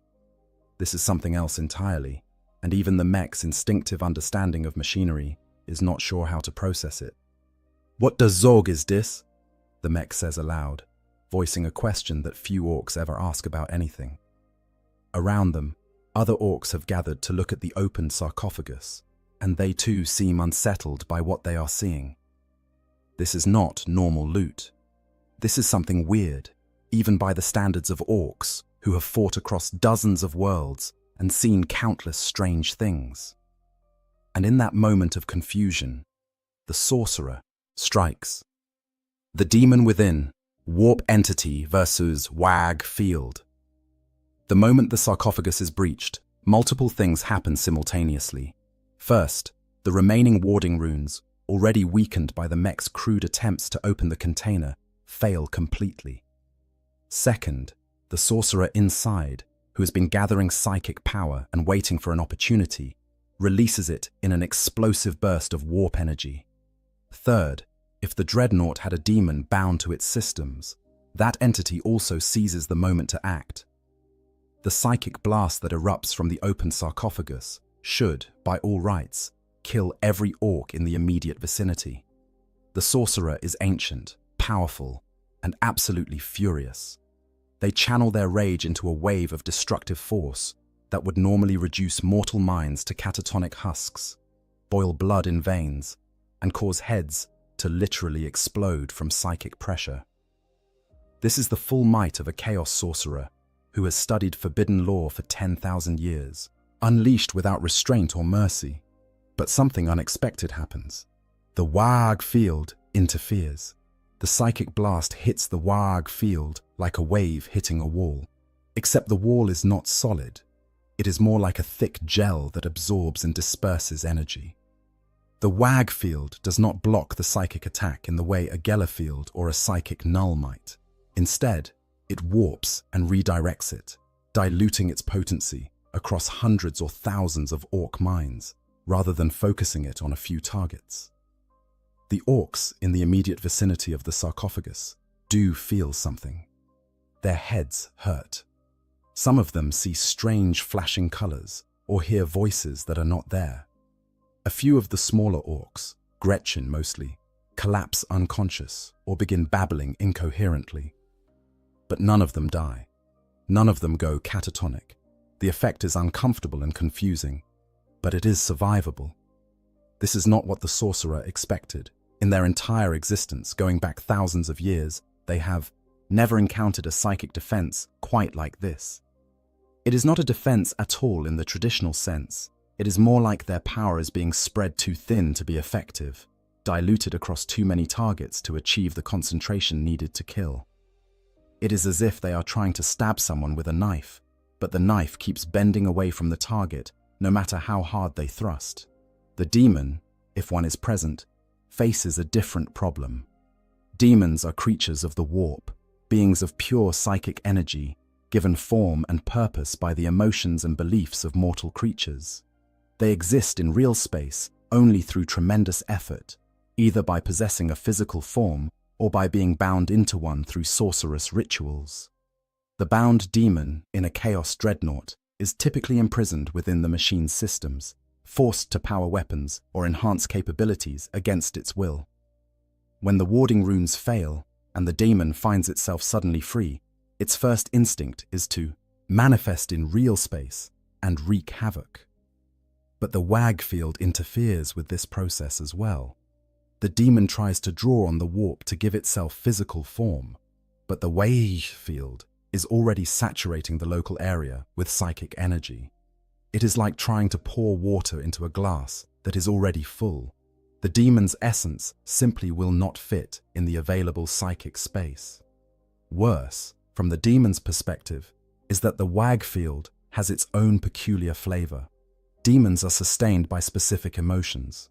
Khorne by rage and bloodlust, Nurgle by despair and entropy, Tzeentch by hope and ambition, Slaanesh by excess and sensation. The Wag field, by contrast, is generated by the orc desire for a good fight and the belief that they will win. It is not an emotion that easily translates to demonic sustenance.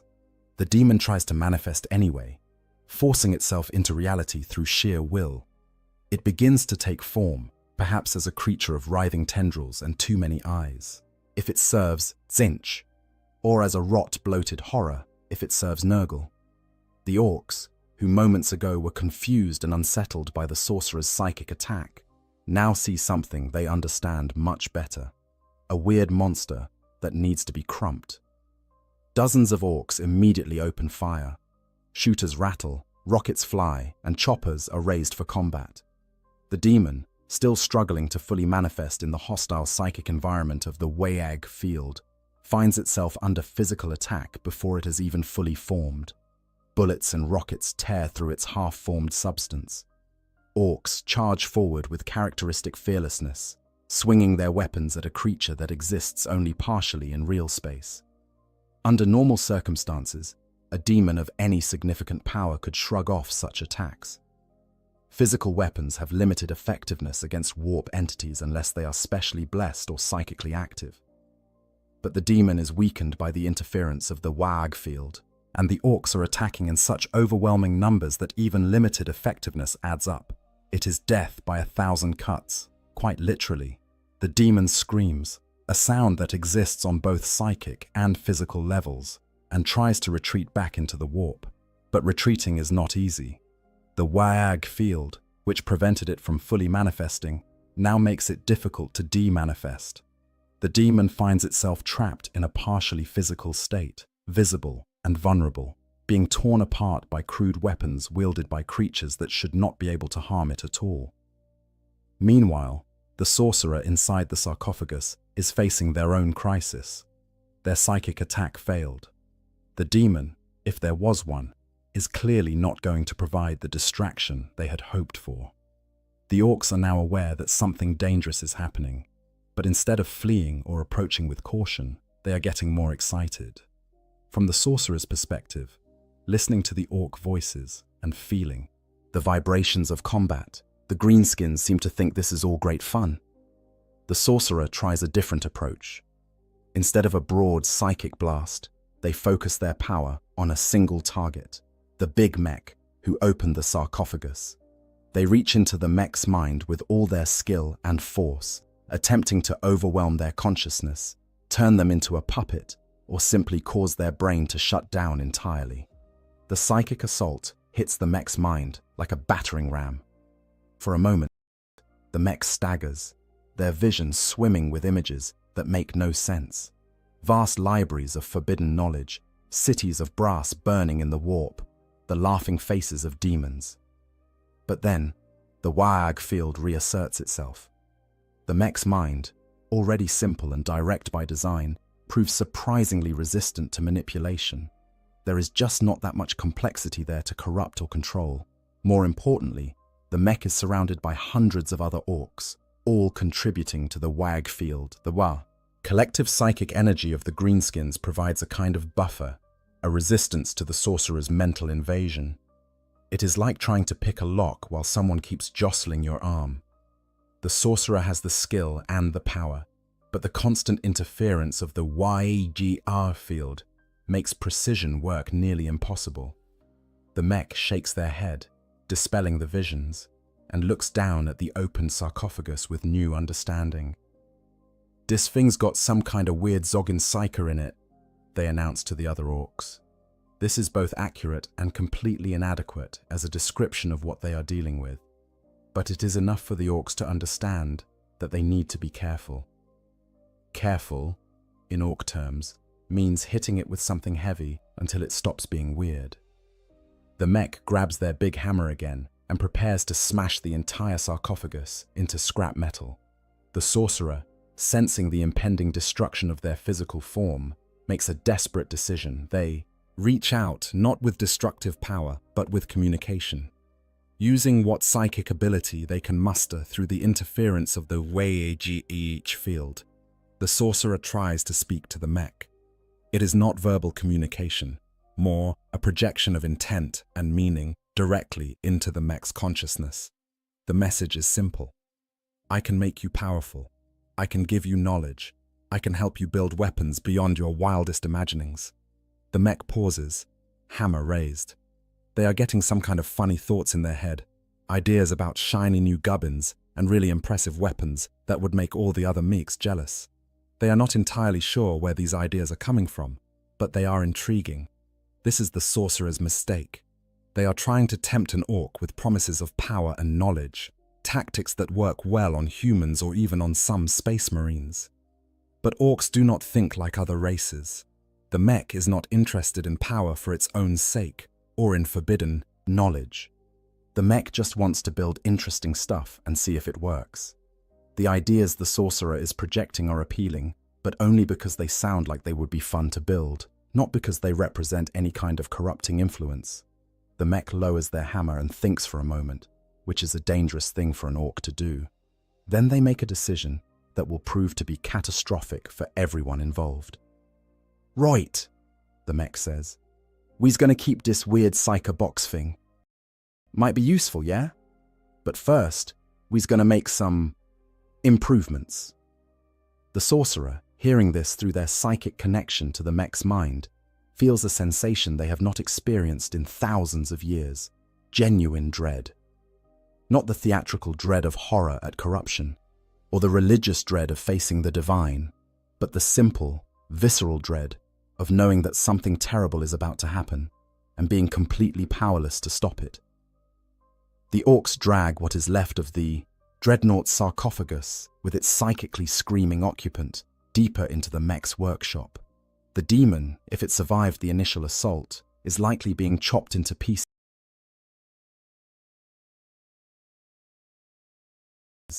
and used as raw material for the project.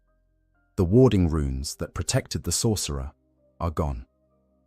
The psychometric barriers that preserved their sanity are damaged. And now, a bunch of orcs who think they are helping are about to start modifying their prison with power tools and enthusiastic ignorance.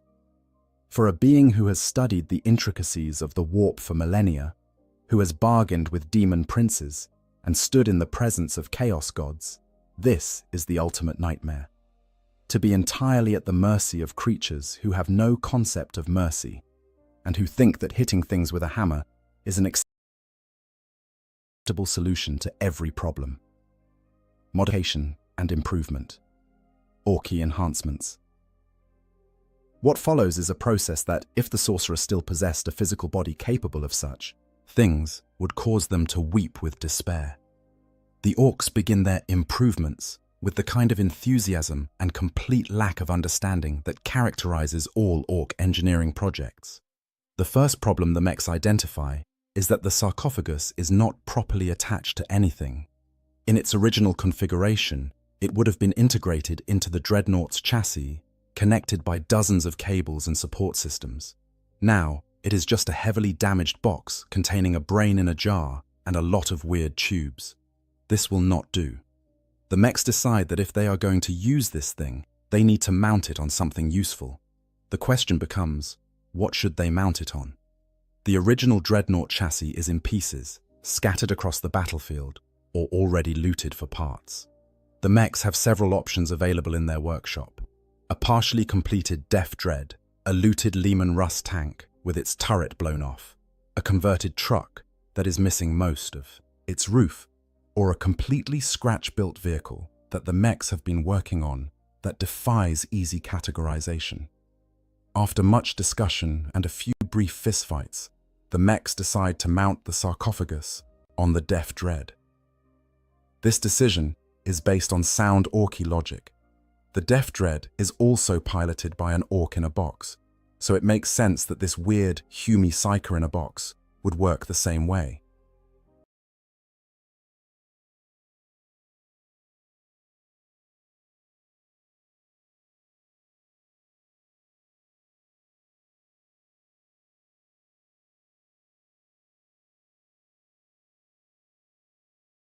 Def Dreads are piloted by orcs who have been driven insane and wired into their machines against their will, seems to the mechs like a point of commonality rather than a warning sign. The process of mounting the sarcophagus to the Def Dread involves a lot of cutting, welding, and creative use of rivets. The mechs cut away portions of the Def Dread's original pilot compartment, which contained an orc who was too crazy even by orc standards and who had been sealed in for his own safety. They unceremoniously dump this unfortunate orc out of his housing. He staggers away, babbling about enemies only he can see, and begin fitting the sorcerer's sarcophagus into the space. The sarcophagus does not fit. This is not surprising, as it was designed for a completely different chassis with completely different specifications. But orcs are nothing if not adaptable. When something does not fit, you make it fit. This is accomplished through the generous application of hammers, cutting torches, and the occasional explosion when a Gretchen welds something in the wrong place. The sorcerer, experiencing all of this from inside their prison, is forced to endure sensations that their mind cannot properly process. They feel cables being ripped out of connection ports. They feel new connections being forcibly jammed into interfaces that were never designed for them. They feel their life support systems being disconnected and reconnected in ways that should not work, but somehow do, because the WAG field insists that if the orcs think it should work, then it does. The psychometric barrier, already damaged, is being further degraded by the modifications. Portions of it are cut away to make the sarcophagus fit in its new housing. Other portions are accidentally reinforced when orcs weld random bits of armor plating to the exterior to make it more tough-like. The result is a psychic resonance chamber that is now wildly unstable, amplifying some psychic frequencies while dampening others in completely unpredictable ways. Next, the mechs address the problem of weapons. The Def Dread originally mounted two massive close combat weapons, a combination of drills, saws, and crushing claws designed to tear apart enemy vehicles and infantry. The mechs decide to keep one of these because it looks properly orky and violent. The other arm, however, they replace with a weapon salvaged from the original Chaos Dreadnought, a heavy flamer that is still inscribed with warp-tainted runes and that occasionally leaks demonic ichor. The installation of this weapon is done with no understanding of the rituals or